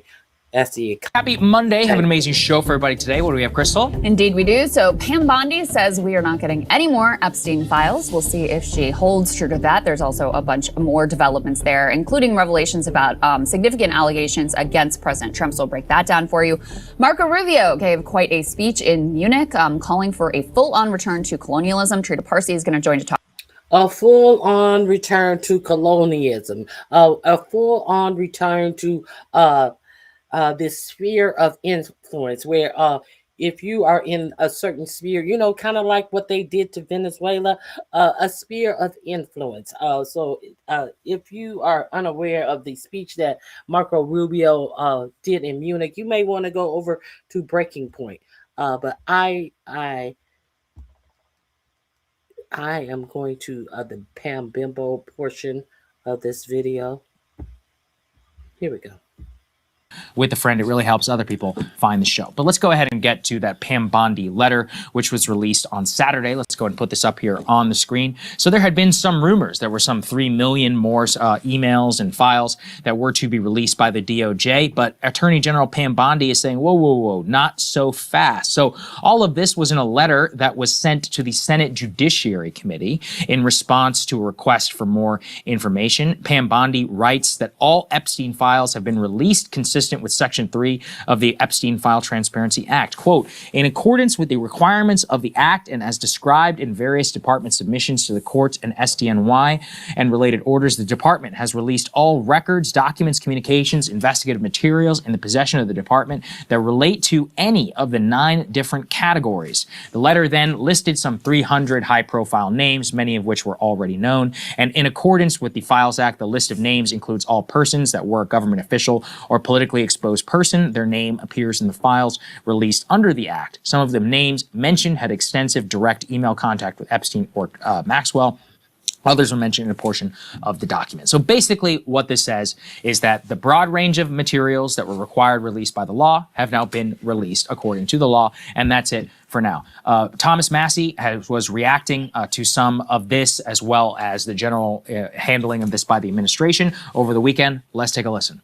You've supported most of what Donald Trump has done during his presidency, but because of your actions with these files, he is supporting your primary opponent and has waged very personal attacks on you. I know we just have a few seconds here, but just your reaction to that.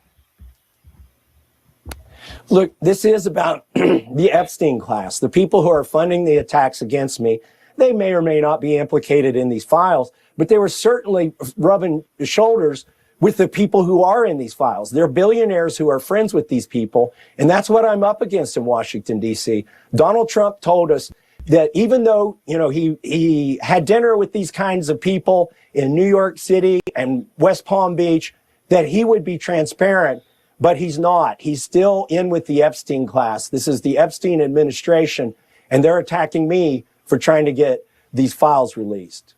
Attacking him to not try to get the files not released. In fact, one of the things Massie noted, Crystal, is that because the DOJ is allowed to not release files, which are part of an ongoing investigation, that they are opening what he thinks are a lot of sham ongoing investigations, which will preclude them from being able to release everything. That's part of the switch around that's currently happening. Because remember, there were some 3 million more or so files allegedly that were going to be released to the public. But if you open investigations, you can stall that off for the 6 months, a year, 3 years, maybe, up until the next presidency. So that seems to be the ball game as of now. And you can see, right now they're trying to weather the storm. Howard Lutnick, it remains completely in place.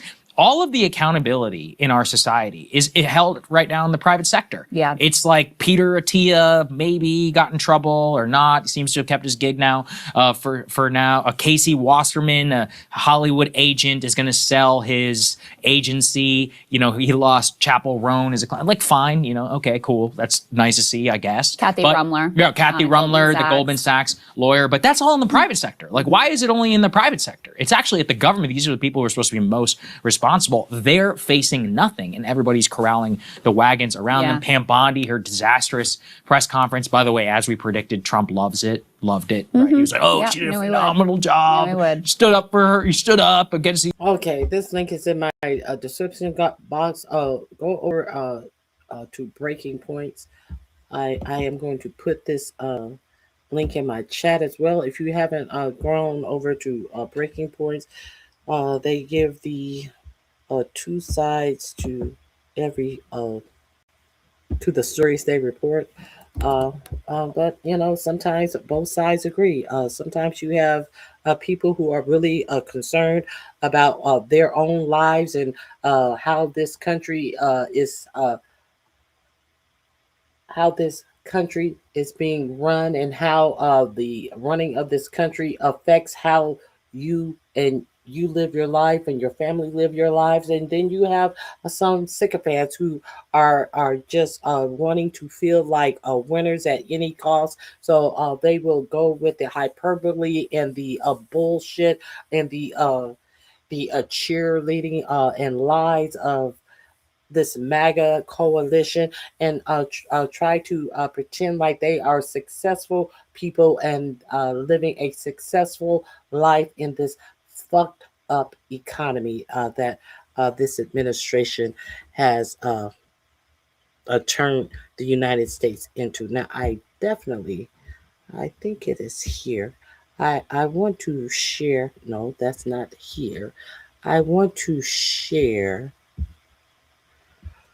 how 4547 is celebrating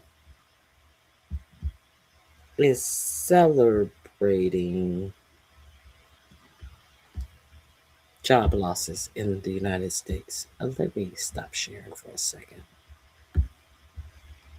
Let's get to the job losses, shall we? Here we go.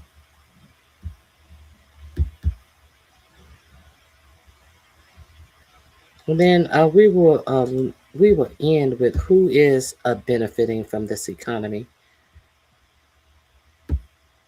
including all the way to the billionaires benefiting off of food stamps in this administration. Yes, the billionaires that are benefiting from food stamps. Here we go.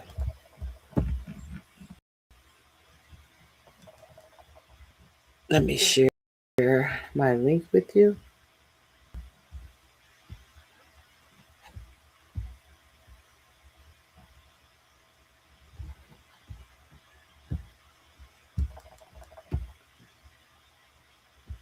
Okay.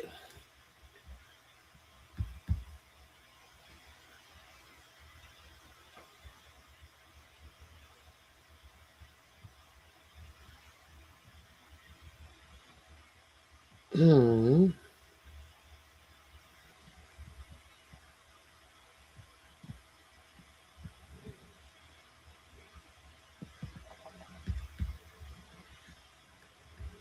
Here we go. This is what I wanted. All right, y'all. It is safe to say now that the economic outlook is jack nasty. So we're going to get into some of the specifics here in just a second. But we have Trump. If you haven't gone over to Secular Talk with Kyle Kalinske, you may want to avail yourself to his channel. He gives great insight and information.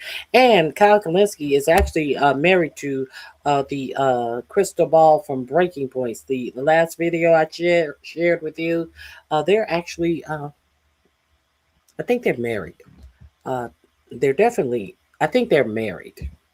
So go over there and check out Kyle Kalinske.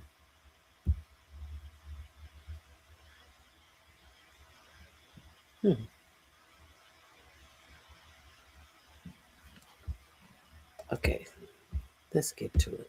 Into it. Bragging, I'm not kidding about this, he brags about cutting hundreds of thousands of jobs as the economy implodes and farmers are betrayed. He betrays American cattle farmers. So first, let me show you this. Here he is talking to Larry Kudlow on Fox Business. And this is something, I hope the Democrats are listening to this and they're out there and they immediately start cutting ads. I hope they're paying attention. I hope they're watching, because this is, he's given you a political layup, the likes of which we've never seen. I mean, this is like playing the game on God mode here with how ridiculous this dub is for Democrats. Listen to what he says with a straight face, unironically bragging. Watch. I've cut hundreds of thousands of jobs. And we still have good employment numbers. But if I want to have the greatest employment numbers you've ever seen, all I have to do is say I'm going to hire 500,000 people. But that's what the Democrats But you want do. the private sector. No, to what drive happened it. is the people I cut are now working in the private sector. Right. And they probably hated me when they lost their job, and now they love me. They're making twice the money. So that's a lie, by the way. That's a total lie. So what's he actually bragging about there? He's bragging about, like, the Doge cuts. He's bragging about the cuts to Medicaid, which could lead to 742 rural hospitals shutting down. That's what he's bragging about. He's bragging about the cuts to pediatric cancer research, medical research, scientific research, USA jobs, which are now going to lead to hundreds of thousands or millions of people dead. Dead. Literally bragging one more time from the beginning. Imagine this running in every single Democratic ad across the country. Listen again. I've cut hundreds of thousands of jobs. It's like this motherfucker was born yesterday. You don't realize the attacks you're opening yourself, you fucking jackass, because he lives in this world where he thinks he's got like right-wing Reagan brainworms where like, oh, government jobs don't count. If you cut those, that's actually a good thing. People don't think like that. They need to pay the fucking bills. They need to put food on the table, pay the fucking electric bill, pay the rent. What is wrong with you? What a fucking sewage pig this man is. But listen to this. So they've been cooking the books. The Trump regime has been cooking the books. Remember when he fired the guy at the Bureau of Labor Statistics, brought in his own guy, and the whole point was, I didn't like the objective facts you gave me on the numbers, so I'm going to bring in somebody to lie to me. That's what they did. So, ready for this? So, they gave, the initial numbers they give, they just lie. They just make them higher than they are. Then now what we're learning is, we are expecting about a 666,000 downward revision to March 2025 payrolls level as part of the annual benchmarking. Okay? So, we lost 666,000 or even up to, I've seen some people say up to 1 million more jobs than what they pretended was the case. So they're already cooking the books, and then the revision is like, oh shit, it's actually way, way, way, way worse than we were pretending. Okay? Let me give you more. As Republicans try to spin today's jobs report, the big takeaway is that last year was even worse than we were told. In all of 2025, only 181,000 jobs were created. Biden averaged around 235,000 per month, not per year, throughout his presidency. And even in 2024, when job growth slowed from the previous year's highs, it was still around 100,000 per month. Whoa. What's that? I just Hold on one second. Let me get through this commercial. Asmund Gold is telling people not to vote again. So, you are sitting up here talking about what a loser who is now telling the Republicans to not vote means absolutely nothing in my chat. Asmund Gold is so embarrassed by getting you sycophants and you uneducated voters to vote for this administration, who has created 181,000 jobs in the year of 2025. Get the fuck out of my chat talking dumb shit. We're talking about things that actually affect you and how you live your lives over here. We're not talking about a whole bunch of bullshit over here. So I'll go over to Secular Talk. I dropped his link in the chat. I will drop the link again and get some actual factual numbers that matters, not any bragging points by someone who is now so ignorant and so dejected from their own choices to ruin their own life that they are trying to convince you to not vote in the midterm elections. Let's go. Go over there and check out Secular Talk. I think that there is something else I wanted to share with you. Yes, there's one more thing. I'm going to.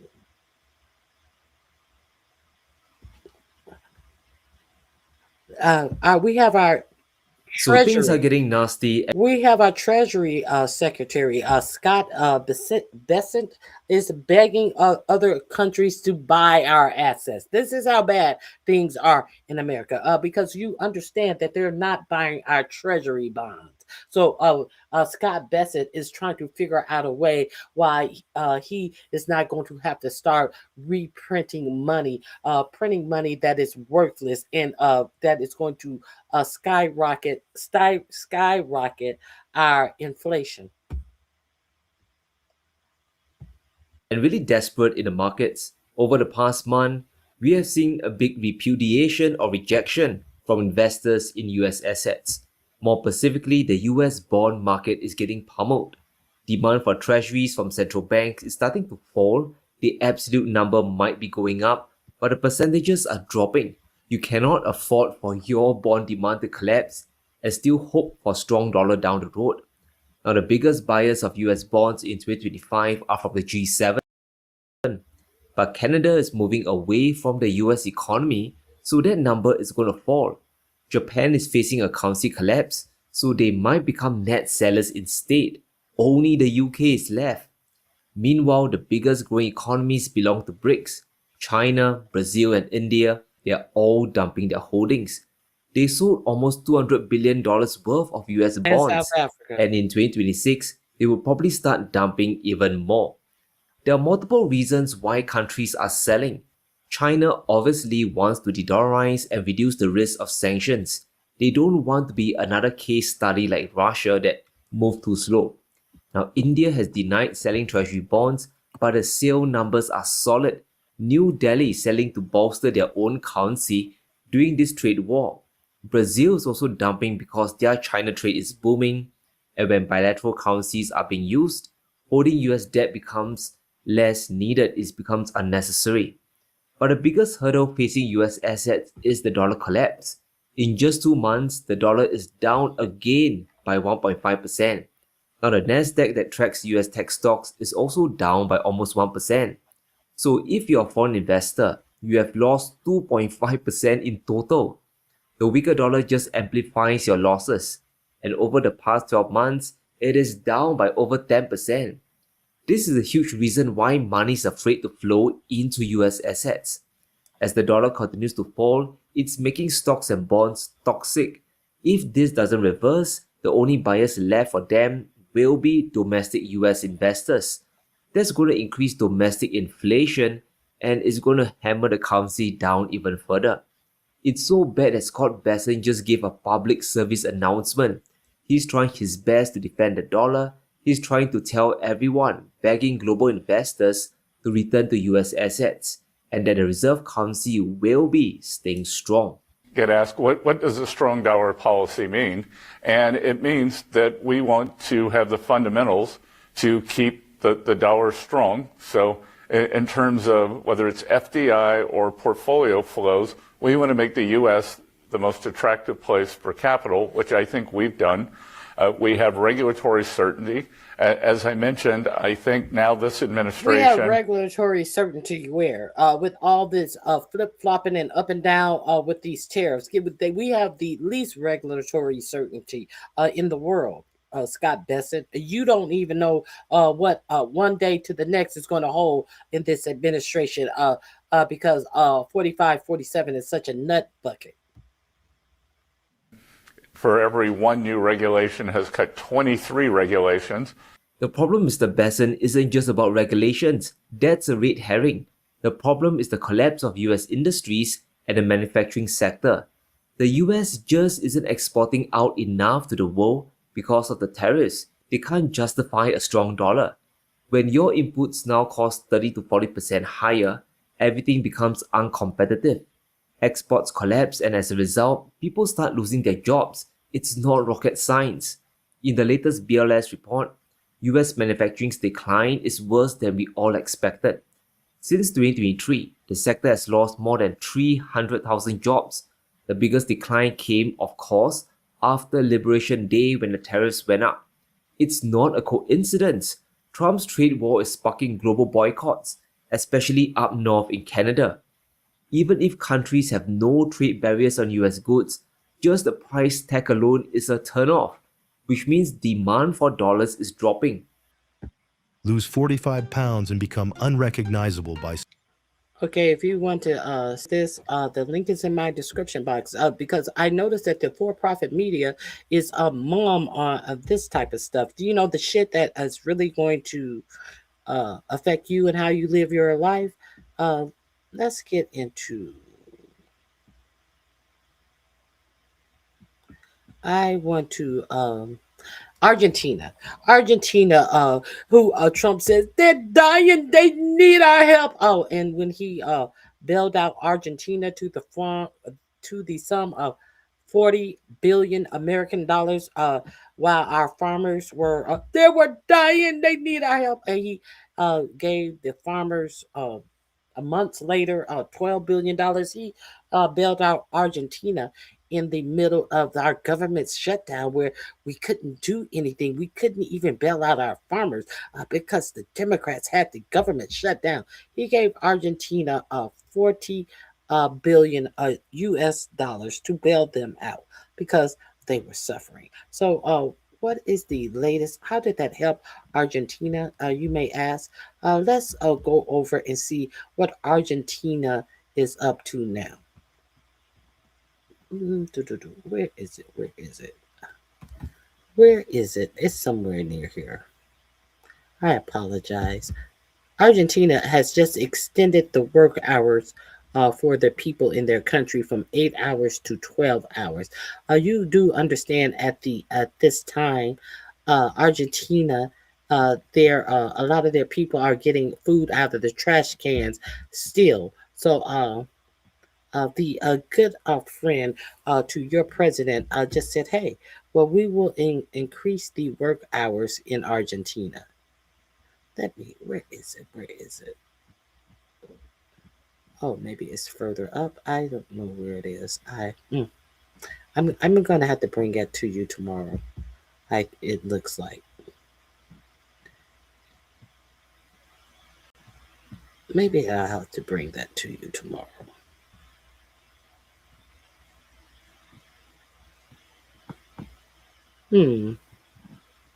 That's unfortunate.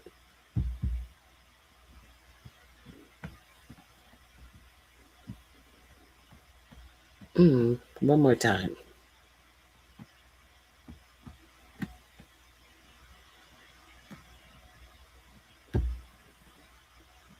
So stocks are crashing today as we got some new consumer data and market data, which I got to go over with you.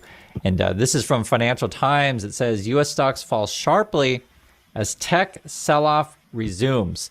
And you can see that line right there is literally just going straight down. And that's Thursday.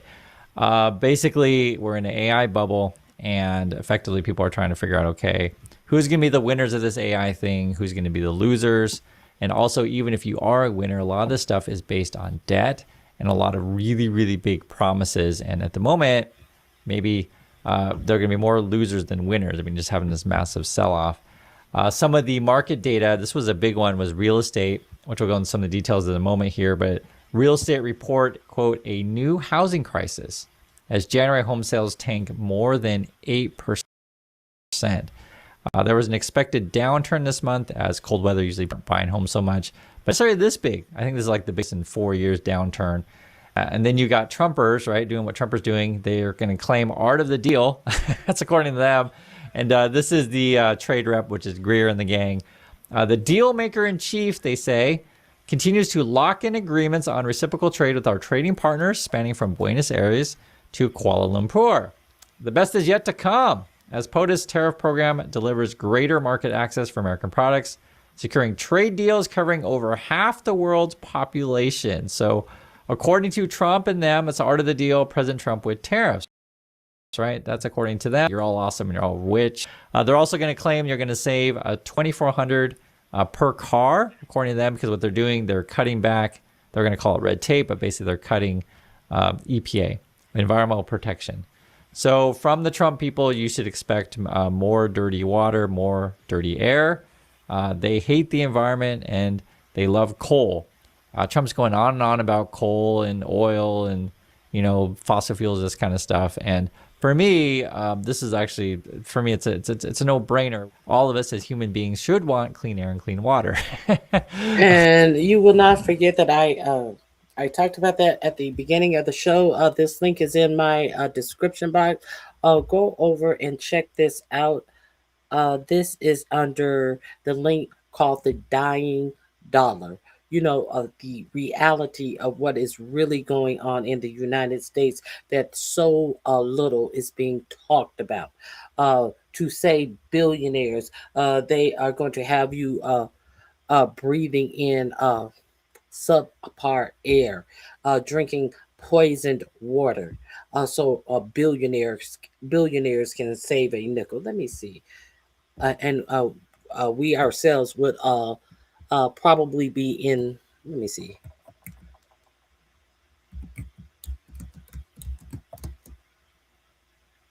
Let me see.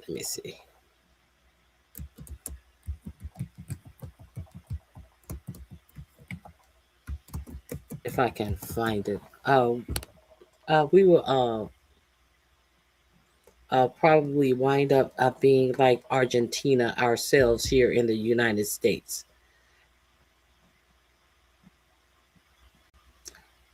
Milei, we remember Milei. Milei is the one that Elon Musk went on stage and got that chainsaw from, and then we had to turn around and rescue Milei with $20 billion of U.S. money, and then we had to give Milei less than a month later, I believe it was, $20 more billion dollars of American money. This is Argentina under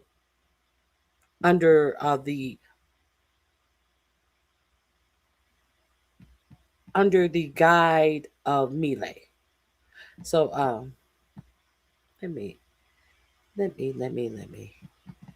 me see if I can.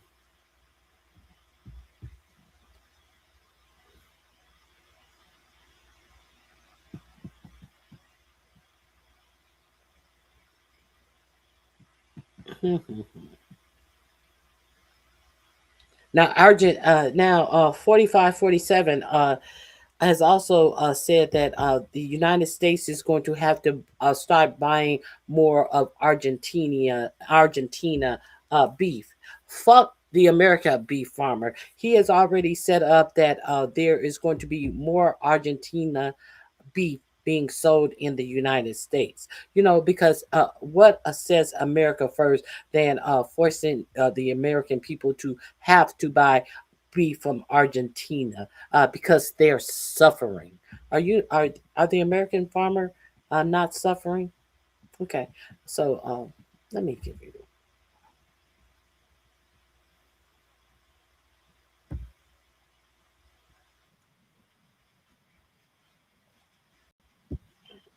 I can't find what I really wanted to share with you, so I'm gonna have to share this short with you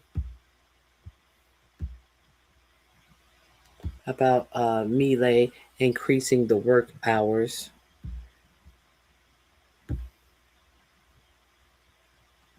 Here we go. Day, and you have to, and you don't get any overtime pay.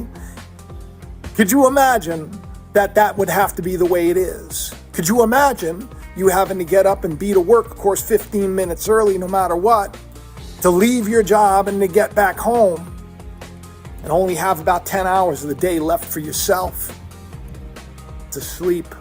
Could you imagine a system so corrupt that it would come and do such a thing to only enrich itself? Well, you don't have to imagine too long, because that's what just happened in Argentina. Resultado: afirmativos 42, negativos 30, abstenciones 0. Could you imagine if your boss said, now you have to work 12 hours a day, and you have to, and you don't get any overtime pay? Could you imagine that would happen? Okay, that is in my link under a 12-hour workday. Let me see Al Jazeera News, what they were saying about this. Now a local tax expert will do your taxes for $150 all in. They know your situation. Let's get more on this and get over to Buenos Aires, where Teresa Bo is, and she joins us from among the crowds there. Teresa, people seem really angry about all this. Why have they got so riled up about these reforms? Well, I'm right here in front of the presidential palace, and there's thousands and thousands of people that have gathered here. This demonstration has been called by the General Confederation of Labor in Argentina. It's one of the most powerful, not only in Argentina, but in Latin America. And also there's left-wing groups, social movements, leftist parties, and many others. So this plaza right here where I am is completely full with a clear message for the government of Javier Milei. The government is now in what is known as extraordinary sessions, special sessions in Congress, where it is hoping to pass a labor reform bill that most of the people here, all of the people here that we have spoken to, are opposed to. They say that if this law passes, it would be like going back in time, going back to the 19th centuries, because it would take away many of the benefits that labor workers in Argentina have today. The government of Javier Milei is hoping, for example, to make it much more flexible to hire people, to lay them off, also the working hours or vacation. They also want, for example, to make it easier, the severance pay. And then this is something that concerns many of the people that we have been talking to here. And it's interesting to know that Argentina's labor unions are just not unions that are negotiating, for example, in a workspace. They're political actors. And right now, the message that they want to send the government is that if they continue to push for this bill to pass, they will be on the streets. Sir, I mean, Milei says these reforms are needed, but, the things, if they're needed, there must be a reason why they're needed. So what is the problem he's trying to get to grips with? Well, Argentina has one of the most protective labor laws in the region, and that's why people are resisting many of the reforms that Javier Milei wants to pass. Milei came to power with a promise to jumpstart this country's economy, and since taking office, he has implemented one of the harshest austerity plans in this country's history, laying off thousands of state employees, reducing subsidies, among other things. And now he wants to pass this. Does that sound familiar to you? Does that sound familiar to you? And what has been the impact to the American What has been the relief for Americans? They're not only laying off people of their government jobs. They are also reducing subsidies. You know how all of these millions of people who are expected to lose their health care after the midterm election. All of these people who are going to lose their food stamps after the midterm elections. Are we paying attention? So that link is in my description box under 12-hour workday as well. 12-hour workday. Go over there and check out that reporting. I just want you to really understand. I just really want you to understand what is going on. That's all I want. Now, let's get into Marco Rubio. Marco Rubio, the poor guy who had to be rescued from communist Cuba, talking about colonization. How the United States is going to colonize nations once again. Let's get into that.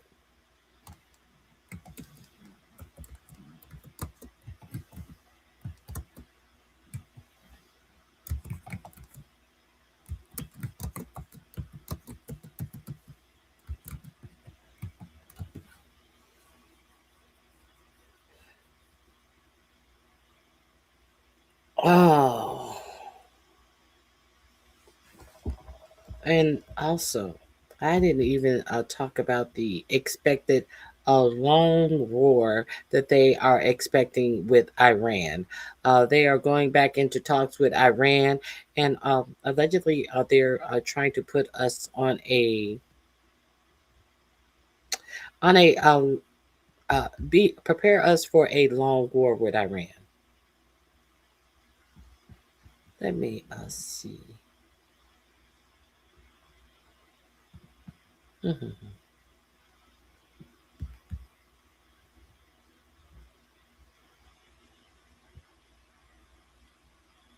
Oh, here we go, right here. Let me see if this is yeah. I'll share this with you.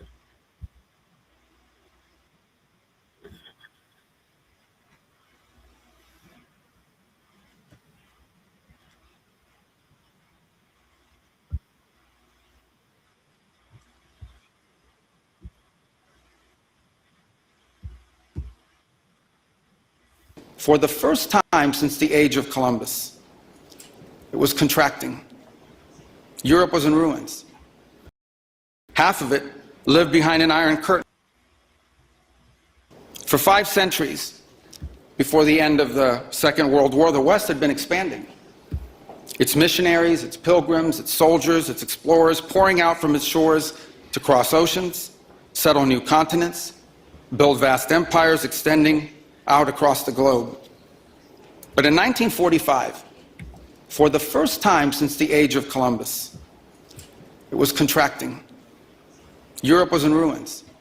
Half of it lived behind an iron curtain, and the rest looked like it would soon follow.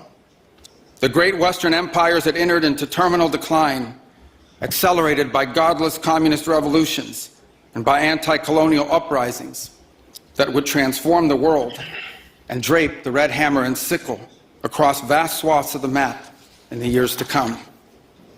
Against that backdrop, then as now, many came to believe that the West's age of dominance had come to an end, and that our future was destined to be a faint and feeble echo of our past.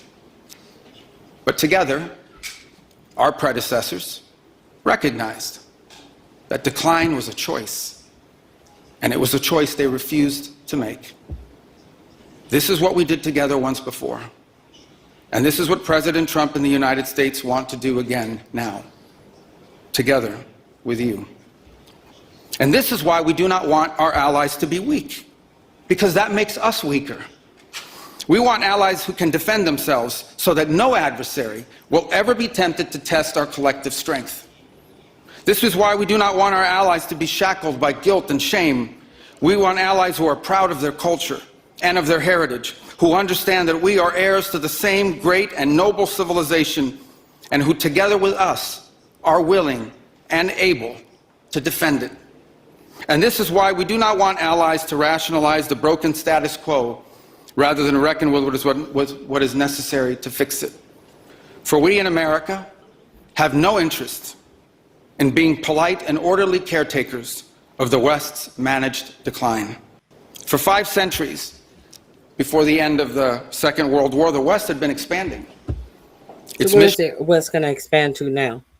Missionaries, its pilgrims, its soldiers, its explorers. We're not going to be polite soldiers of the decline of America, but we're going to cause the decline of America, and we're going to cry victim to our own demise that we're creating for America itself.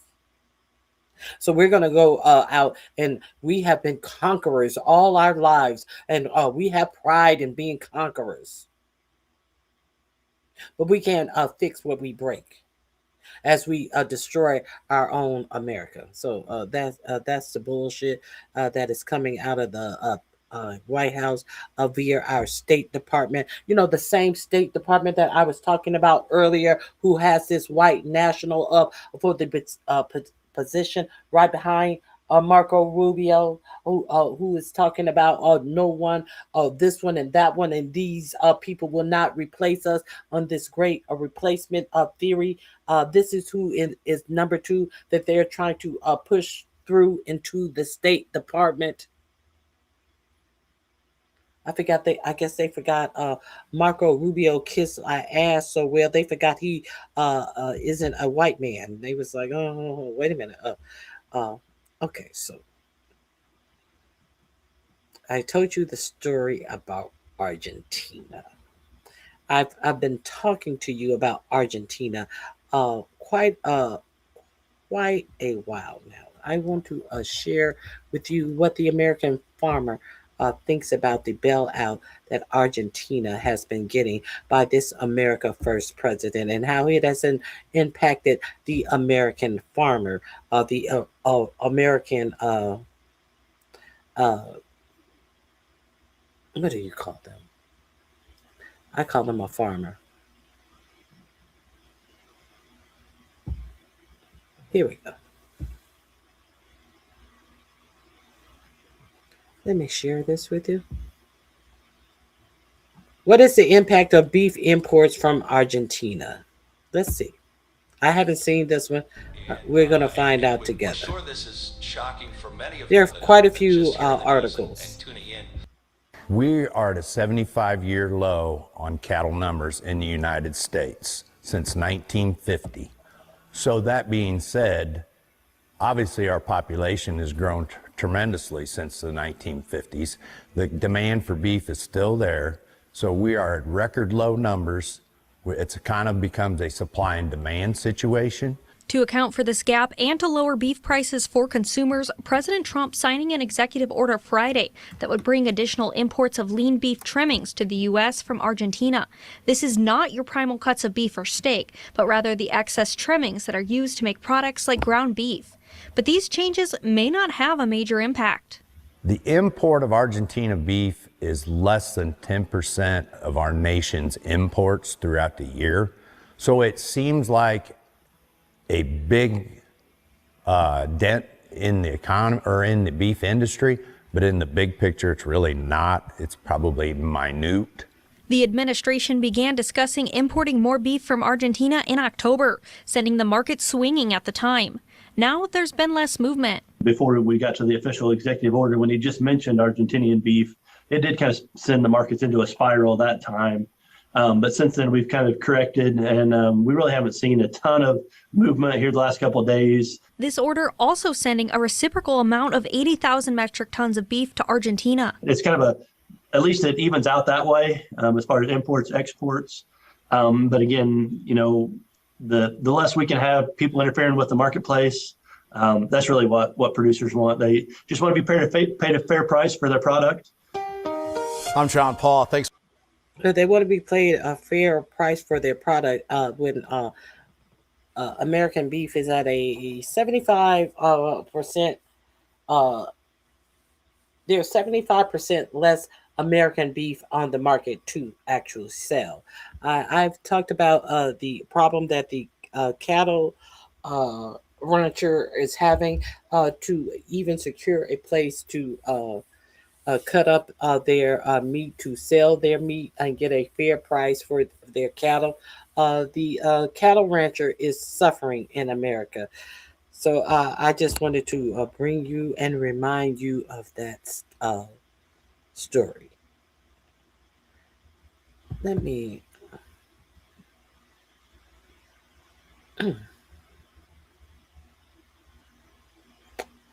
Let me share my last bit of information with you. Uh, I think that is very important to know how The 2026 midterm elections, or how how federal agents have time home. these things that your government would think you only benefit people who are not in your class, who are not of your race, how how they swindle you into enriching the rich. Where is that? What is it like to be in a grocery store for 6 hours hungry? It's torturing. You feel like you're being tortured. Daisy Walter is a grocery store worker in the Pacific Northwest, and like millions of Americans, she relies on SNAP or food stamps to feed her family. I work. I still can't afford to eat without it. Right now, the way my hours are, I have to choose my bills or food. According to President Trump and his allies, SNAP is rife with fraudsters and freeloaders. Fraud in the federal food stamp program. It wasn't meant for people that could do whatever they want, the people that say, well, I don't think I'll work, I'll just, collect this money. But we investigated, and what we found was shocking. Because there are definitely people taking advantage of SNAP, but they're hiding behind lobbying firms and front groups, behind the doors of private jets and boardrooms. SNAP was created to ensure that in the richest country in the world, no one goes hungry. This is the story of how America's corporate elite captured SNAP and used it to pay themselves.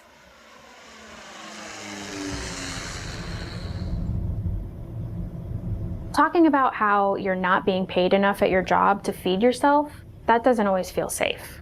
By the time I get off of work on Sundays, I have not eaten in 12 hours. I start dreaming about food. I'm like, this combination sounds great with this Hold on. Let me address some ignorance in the chat. To say that she's not missing any meals. How do you know she's not missing any meals?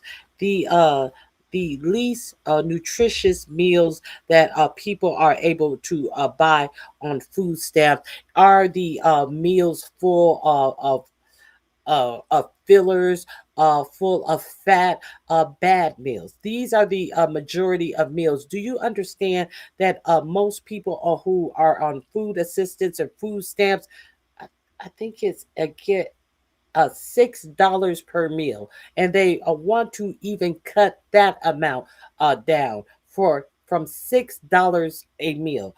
Your Department of Agriculture feels that in 2026, facing all the increase of groceries, that people on food assistance, on SNAP, on food stamp should be able to eat a meal in 2026 for under $6 a meal. So what do you think that these people are filling themselves up on? A whole lot of fruits and vegetables? No, they can't afford fruits and vegetables on food stamps. They can only afford a shit that is not healthy to them or for them. So let's keep it a buck. Where you think they've taken these?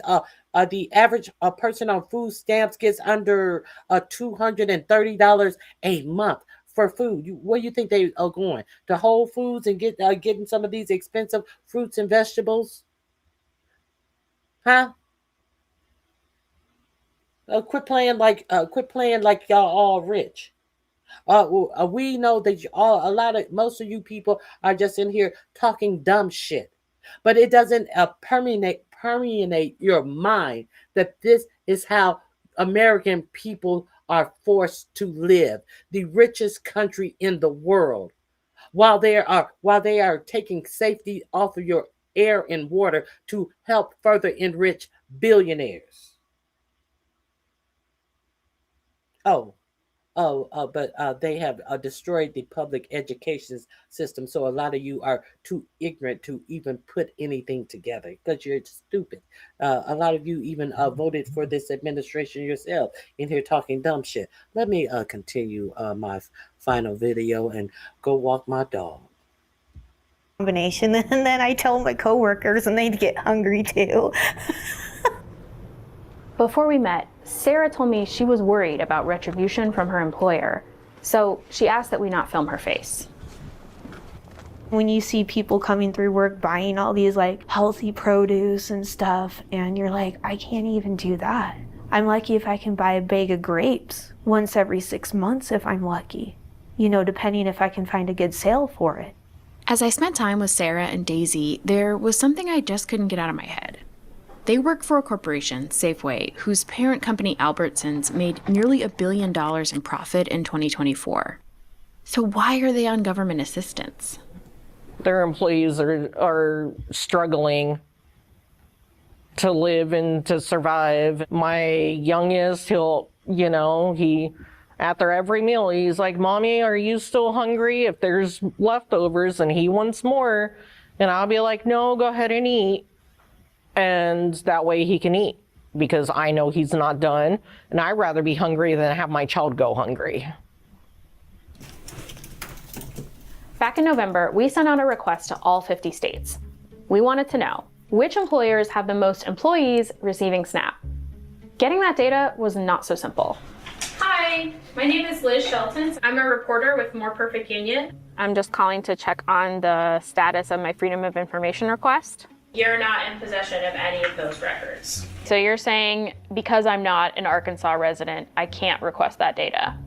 But for the states that did send us data, a pattern was clear. More than 7,000 workers for Amazon and Washington State. More than 4,000 workers for Walmart and Colorado. McDonald's, Kroger, Dollar General. All across the country, thousands of people working for enormously profitable corporations who also can't afford to feed themselves without government assistance. As I investigated further, what began to come into focus. So if you're working at Walmart and they are making sure that they don't give you 30 hours a week less, they would have to offer you health insurance and other benefits. Where are you going to, they are ensuring that you are able to get government welfare. That is what they are ensuring. They're giving you just enough hours to ensure that they don't have to give you a living wage. They don't have to give you health insurance. So therefore, you're going to be eligible for SNAP benefits and Medicaid. This is what the billionaires are doing. But you guys don't have anything to say about that because you're too stupid to figure it out. You're too dumb to figure it out. And these are the people who are getting these large tax cuts. These are the people that are the Republicans, senators, and president. All of these people are looking out to in their budget, looking out for in their budget bills. Yeah, you can't figure any of this out. Your congressmen, your senators, your president, your administration is looking out for people who are looking to get over, who are always looking for an extra penny. And you don't understand that they plucking the penny out your motherfucking ass. Okay, let me see. Okay, so you have no health insurance. You don't have enough to pay your bills. You surely don't have enough to feed yourself. You work at Walmart, you work at Family Dollar, Dollar General, some of these places that sells the off-brand of food. Hey, it's just $1. Why not get? It's just $1. It's just $1. It's just $1. Do you understand the nutritional value of most people who work at these people work at these places are actually shopping at these Dollar General, dollar stores, and things like that. Well, it's food. It may not be brand name, but it's food. Do you understand the hustle in there? Basically, I'm not paying you to do anything because I'm getting all of your motherfucking food stamps back.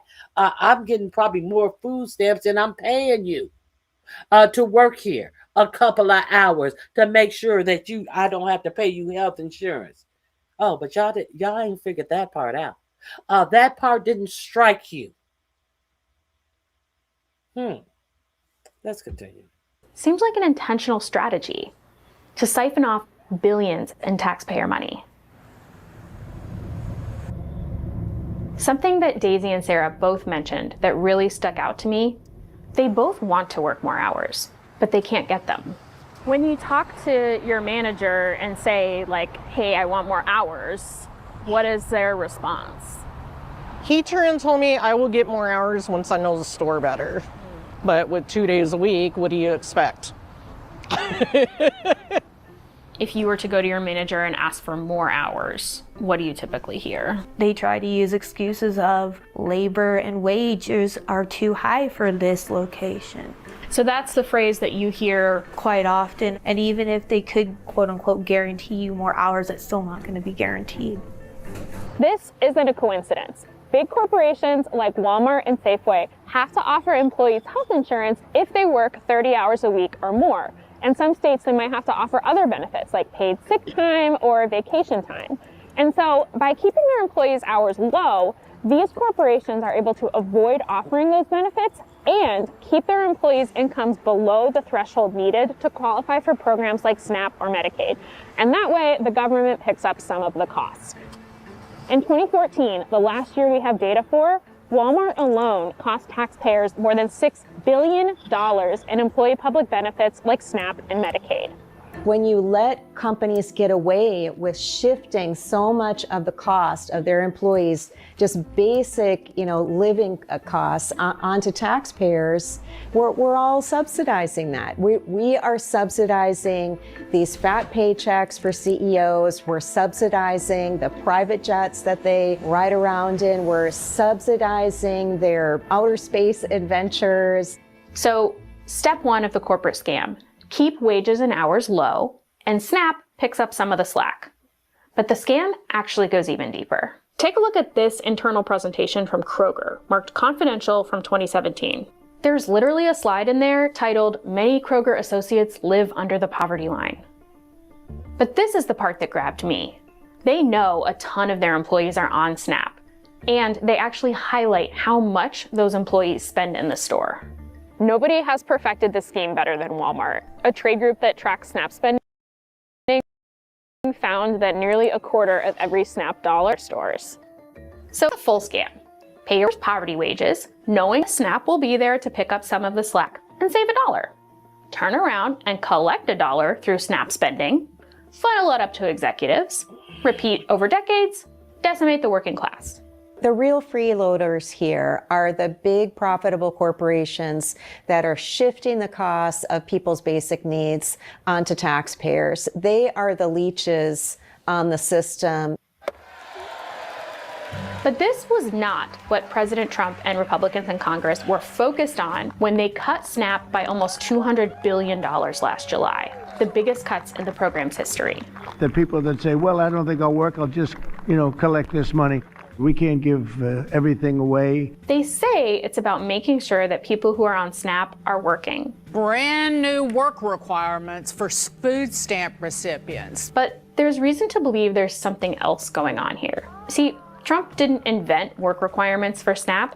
They've been around since 1996. A national welfare reform bill that will make work and responsibility the law of the land.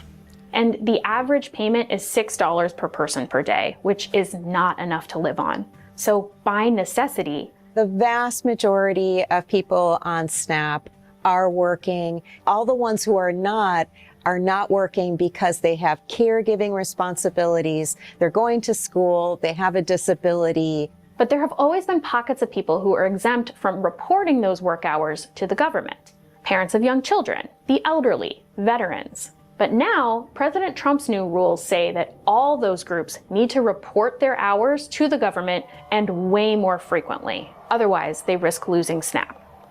You can be stuck on the phone for like up to 2 hours, and then it takes about a half an hour to do the interview itself. They just really want to know every aspect of your life. Imagine having to call up your cell phone company once a month, sit on hold for 2 hours, just to tell them how many calls you made and how many texts you got.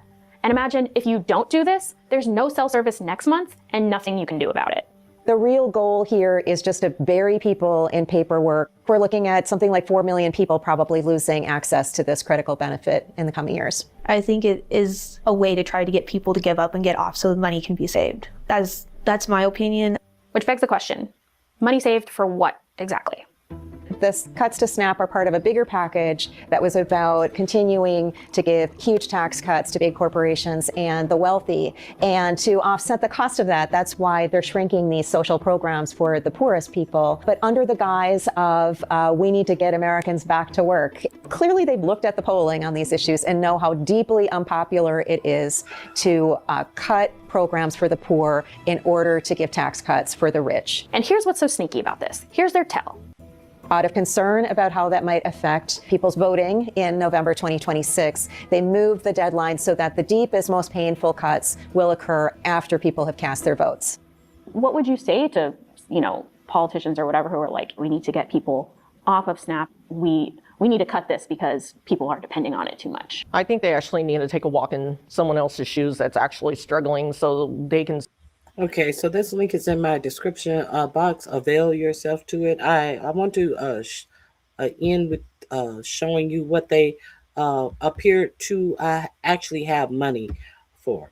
We're at it again in Iran. I can't believe the sleep apnea pillow exists. So I almost made the dumbest mistake of my life. I got this Let's move on to Iran, Dr. Parsi, while we have you. The country that Benjamin Netanyahu has been ranting and raving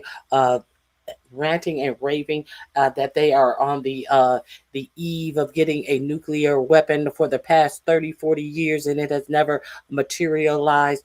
We are once again at it with Iran. There is already one warship in the Gulf over there with a second one on the way.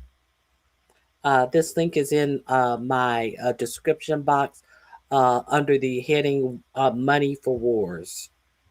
There's some major development. Y'all know what Tupac said. You got money for wars, but can't feed the poor. Let's go. Here. Let's put C1 up here on the screen. President Trump apparently told Prime Minister Netanyahu, this is according to CBS News, he would support an Israeli strike on Iran's ballistic missile program. This was back in December, not necessarily indicative of the latest meeting that just happened between Prime Minister Netanyahu and between President Trump. What do you make, let's say, both of the news itself and of the timing of the leak for when it's coming out right now?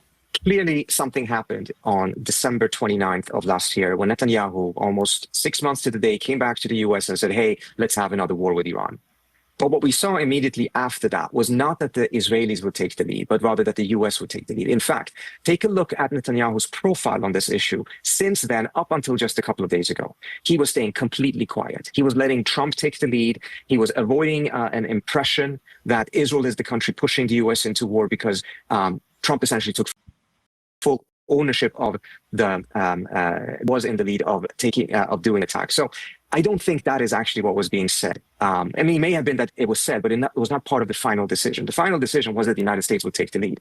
The reason why I think this is now being leaked, incidentally, by CBS, and you can draw your own conclusions about that, is because of an effort to sabotage the talks that are taking place and the next round that will take place tomorrow in Geneva. The Iranians have made it absolutely clear there's not going to be any restrictions, or at least limitations on the size of their missile program. This is the only deterrence they have left against Israel. For them to dismantle their missile program means that they would be completely defenseless against Israel, and Israel has shown its ability or its willingness to attack any country that is defenseless against it. So for them to leak this at this point seems to be more of an effort to try to sabotage those talks because of the fear that Trump ultimately will agree to this. I mean, first of all, let's keep in mind, Trump didn't even talk about missiles until December 29th. Right. So this is not an old American red line. This is a very new red line that is no more than 5 weeks old, and he may be putting it to rest. And this is something then that I think certain elements are trying to sabotage. There was some also significant reporting from Reuters that we can put up on the screen. They say exclusive U.S. military preparing for potentially weeks-long Iran operations. U.S. military is preparing for the possibility of sustained weeks-long operations against Iran if Trump orders an attack. Two U.S. officials told Reuters the disclosure by the officials who spoke on condition of anonymity raises the stakes for the diplomacy underway. They say they go on to discuss the buildup in the region and the preparations for what they expect would be a longer, more protracted conflict than what we saw in the previous bombings of Iran.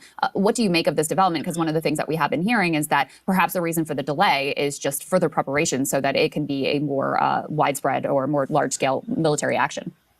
Well, this leak may have had the intent of putting pressure on the Iranians by saying that, the U.S. is ready for a longer war.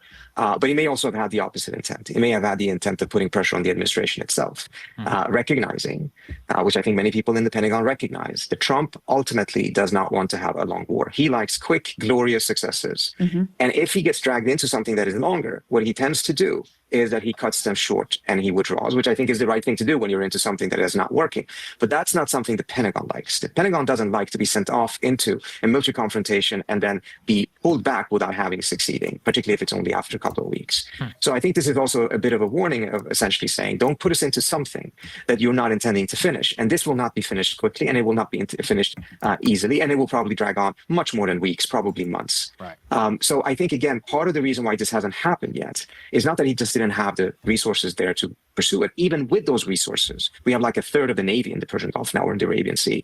Even with those resources, this is going to take a very long time. And by the way, keep in mind that a couple of weeks is also exactly what they said about Iraq, and it ended up being a decade. Yes, very, very important point. We have Prime Minister Netanyahu now laying out conditions. Before we even play that, Dr. Parsi, everything about this is giving me the exact same, deja vu of the Iran nuclear deal in 2015. And then a lot of people forget the 2009 crisis with Iran as well, where Netanyahu is working the press, openly trying to push the U.S. into war, intimating that, well, if you don't do it, I'm going to do it, trying to box in, using the Republican Party. So I do want to set the stage. This is a well-established playbook here from Prime Minister Netanyahu. Now, let's actually take a listen to what he says are acceptable conditions, according to him. Let's take a listen. I said that if a deal is to be reached, it should have several components that we believe are important not only for the security of Israel, but for the security of the world, the United States, the region, the world. The first is that all enriched material has to leave Iran. The second is that there shall be no enrichment capability, not stopping the enrichment process, but dismantle the equipment and the infrastructure. So this is not the region of the United States. So why is the United States having to be the co-striker with Israel? And why is Netanyahu the one who is giving? They cannot have the capabilities of enriching uranium.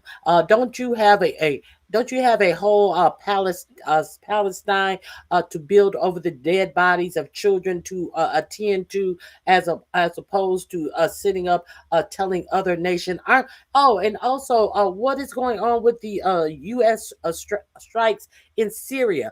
Isn't that another Netanyahu strike pad that he's always striking in Syria war? So why is the United States striking in Syria? The United States, that big Pentagon budget that I spoke to you at the beginning of our show, with which upon audits, the U.S. can't even figure out where 2/3 of the money has gone. See, we got money for all of this, but you idiots think that it is okay for your American citizens to not have enough money for healthcare, to not have enough money for food. You let billionaires tell you what you do and do not need in your life, and to the point that you guys think that you are making some talking points at billionaires sitting up here having the world as their oyster and telling you what you cannot have, what you do not need. But there is no need in their lives that you,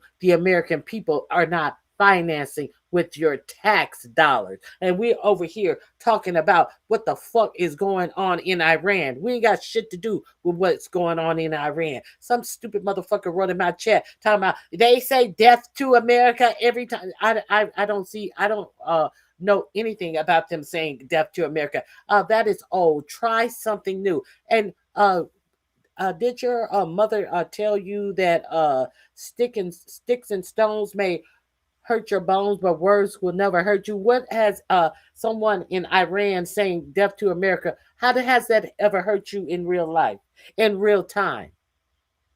How is it these tax cuts that these billionaires continue to get? How have they hurt your life in real time, you stupid motherfuckers? Anyway, this link is in my description box because I really can't stand to hear him and his bullshit. Let's get back to the commentary. This link is in my description box. Ladies, on Monday, February 16th, we're starting the Tai Chi Walking Challenge for beginners. Their issues are not my fucking issues. Chance of a deal, he goes out and he puts out impossible conditions in order to signal clearly that he will attack the deal if it is made that meets short of these conditions, which it obviously will. These are impossible conditions to reach. These are poison pills that he puts in there in order to sabotage diplomacy. Now, here's where, from my standpoint, is a positive. For about a month, he kept a very low profile. Things were going his way. There was no need for him to be out there saying these things. Then things changed. He came back to Washington, D.C. He apparently did not have a good meeting with Trump. And now he's out there giving these commentary again, which I think should be interpreted as a sign that he's nervous, that he's not in the room, and that he's trying to influence it from the outside. Whereas before, just a couple of weeks ago, he felt confident enough that he did not feel the need to influence it from the outside. That does not mean that chances for a deal necessarily are great or that things will work out. But it does mean, I think, that the type of control that Netanyahu felt that he What the fuck I give a fuck about Iranians shooting their own people? You're not familiar with America shooting their own people? Are you not familiar with Americans shooting their own people? Well, how does that affect you and how you live your life in America? Think about what affects your life and how you live it in America. Talking about Iran is a state-sponsored terrorist. What about the state-sponsored terrorists in your own government? You people are really stupid. You people fall for propaganda and bullshit all the time and don't see who the enemy is in your real life. Let's continue. had up until a week ago is no longer there. And he's back into his old playbook of trying to sabotaging this from the outside. Yes. And finally, we wanted to underscore a bit of the bipartisan nature of some of this approach here vis-a-vis Iran. We had some comments from Nancy Pelosi backing up Bessent's desire to cause economic suffering among the Iranian people. Let's go ahead and take a listen to that. Is there a way to sort of bring about the regime falling without using American force, I guess is the question there? Well, use economic forces. Yeah. Use economic forces. There are ways that could cripple their economy. And some of that has been in the works. It does feel very tenuous, though, the regime there, more than it has in a long time. I agree with you. Yeah. I agree with you. But again, it's not about a threat from war. It's hopefully. Don't tell me what I don't understand. You cannot tell me how what's going on in Iran has anything to do with America. That's what I do know. Don't tell me what I don't understand. You motherfuckers sit up and act like people don't understand things because you can't enunciate how this is affecting you and how you live in America. I well understand. I well understand that this has no effect on on me and how I live my life. I understand that there is no way in fuck a country that has to get money from our country should be telling us who the fuck to strike. You stupid assholes.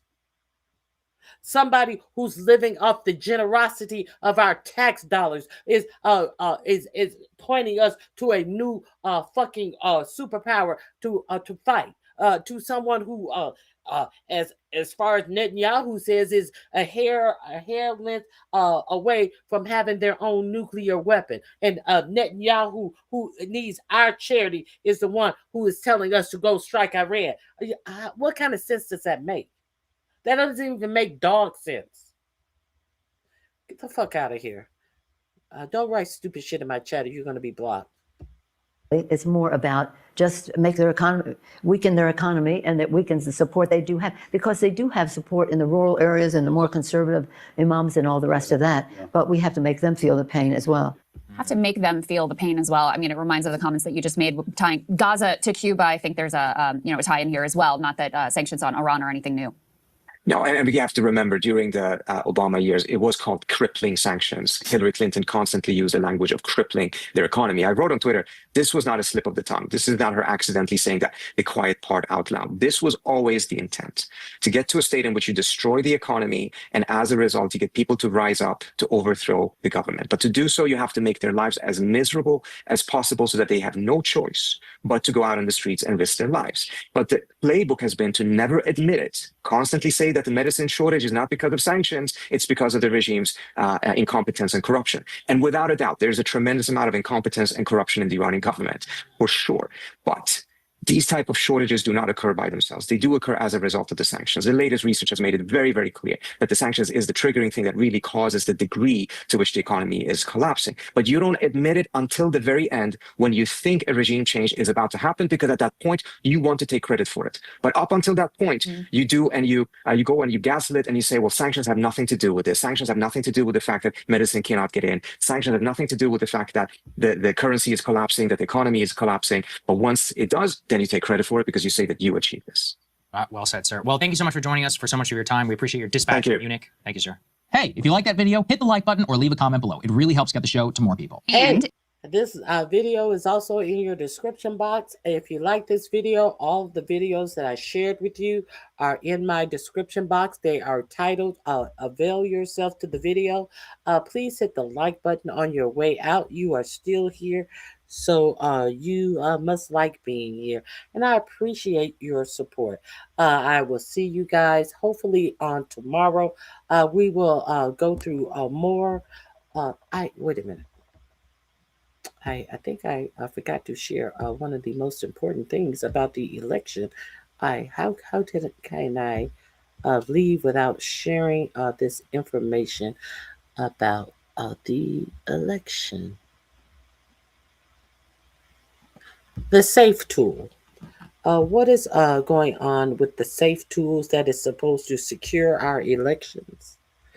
Let me share this link.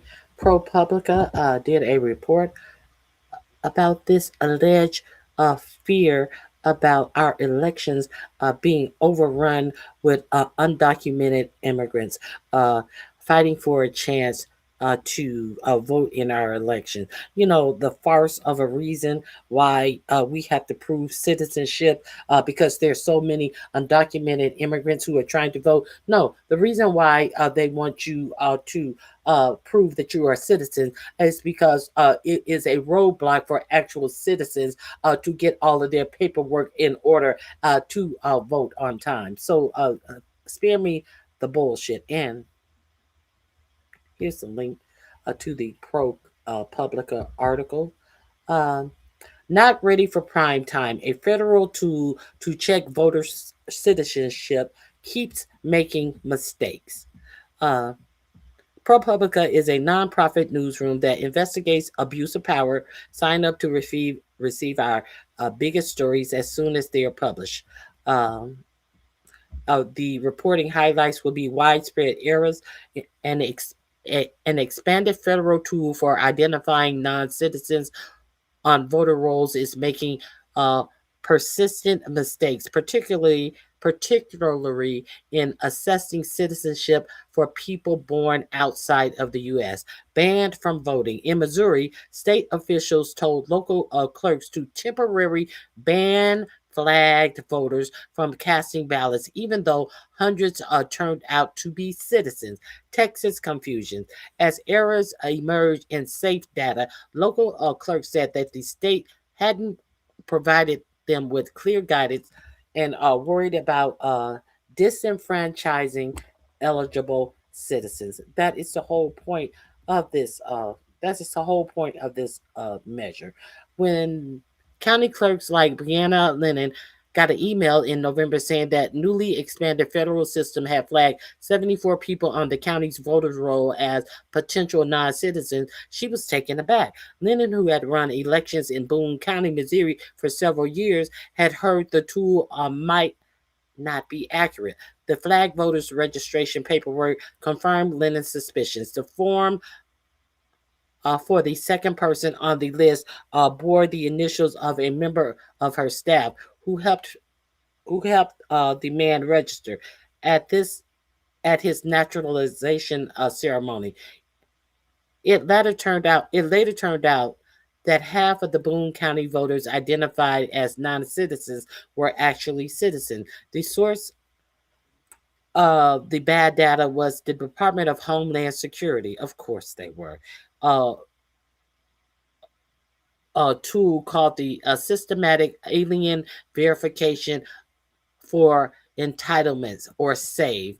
Once used mostly to check immigrants' eligibility for public benefits, SAVE has undergone a dramatic expansion over the last year that at the behest of President 4547, who has long falsely claimed that millions of non-citizens lurk on state voters' roll, tainting Americans' election.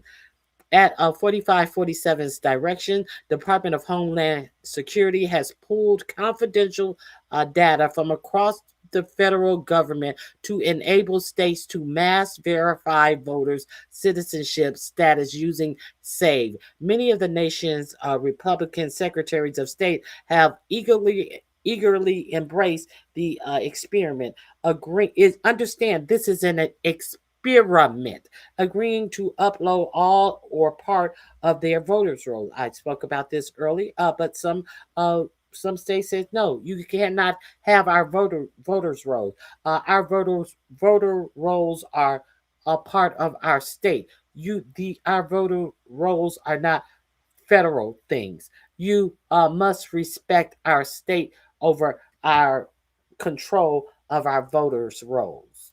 And so this administration didn't like the truth that the federal government has no role in the voting data, collecting it or anything, or how it's done, anything about how states issue their votes.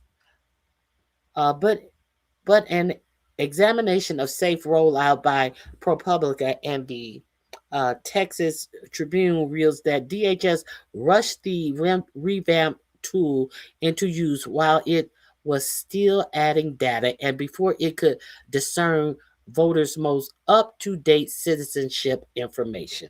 As a result, SAVE has made persistent mistakes, particularly in assessing the status of people born outside the U.S. Data gathered from local election administration interviews with and emails obtained via public record requests shows some of those people who subsequently became U.S. citizen, a step that the system doesn't always pick up. According to correspondence between state and federal officials, DHS has had to correct information provided to at least 5 states after SAVE misidentified some voters as non-citizens. Texas and Missouri were among the first states to try the augmented tool. In Missouri, state officials acted on SAVE findings before attempting to confirm them, directing county elections administration to wait a minute to make voters flagged as potential non-citizens temporarily unable to vote. But in hundreds of cases, the two determinations were wrong. Our review found Lennon was among dozens of clerks statewide who raised alarms about the system's errors. It really does not help my confidence, she said, that the information we are trying to use to make really important decisions, like the determination of voter eligibility, is so inaccurate.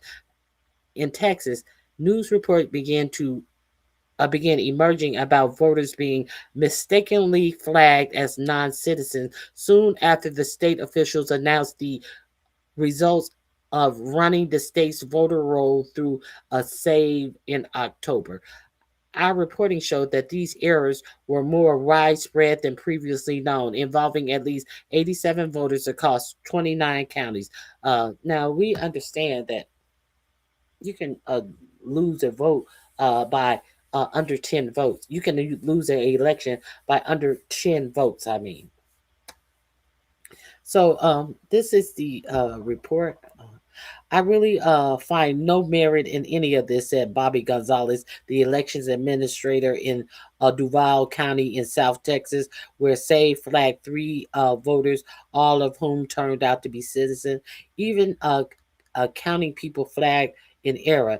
The first bulk searches using SAVE weren't validated. The president haven't validated the president's claim that voting by non-citizens is widespread. At least 7 states with a total of about 35 million registered voters have publicly reported the result of running their voting rolls through the system. Those searches have identified roughly 4,200 people, about 0.01% of registered voters, as non-citizens. This aligns with the previous finding that the non-citizen rarely registered to vote.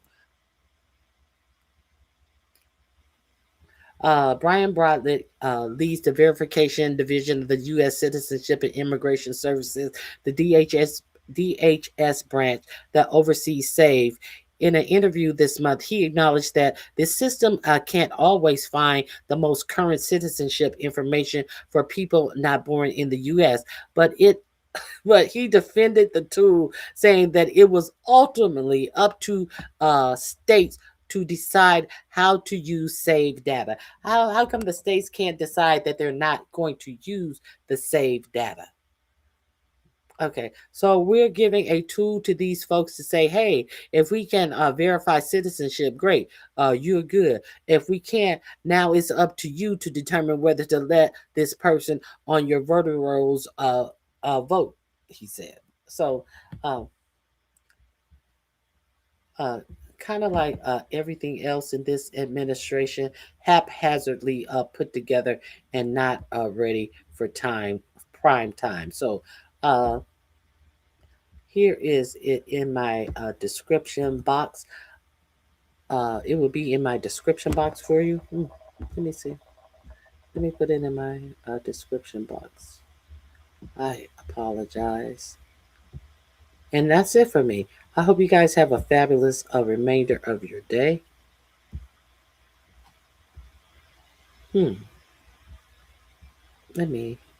I hope you guys have a fabulous remainder of your day. I'm going to add that link in my description box.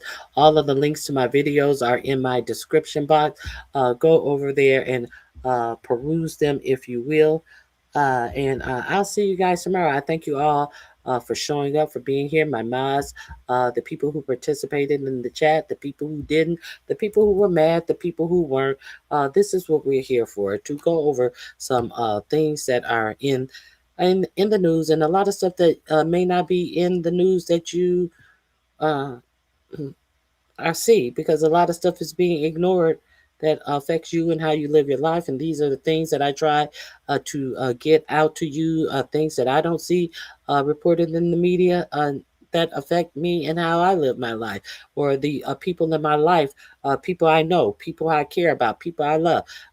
There is so much that is going on in this administration, and it is really designed to sneak up on everybody after this midterm election. So it would be who's of us to stay vigilant during this period of time, because this is like we are back to a whole lot of dumb people out here talking dumb shit that don't know anything about life around them. So get out and get informed. Make sure that you will be able to vote before it is too late that you can no longer do anything to correct the problem if there are any data irregularities that have pulled you from the voting rolls. Because understand, this administration, the key is to purge people from the voting rolls. So with that, that's all I have to share with you. This will be in my description box under vote, and I'll see you guys tomorrow. All right. Thank you. Have a great remainder of your day. I think this is it. Yes, this is it. Look at me. I'm still trying to put this up. I'm still trying to put the link up to make sure you guys have it. Okay, I have it. All right, I'm out of here.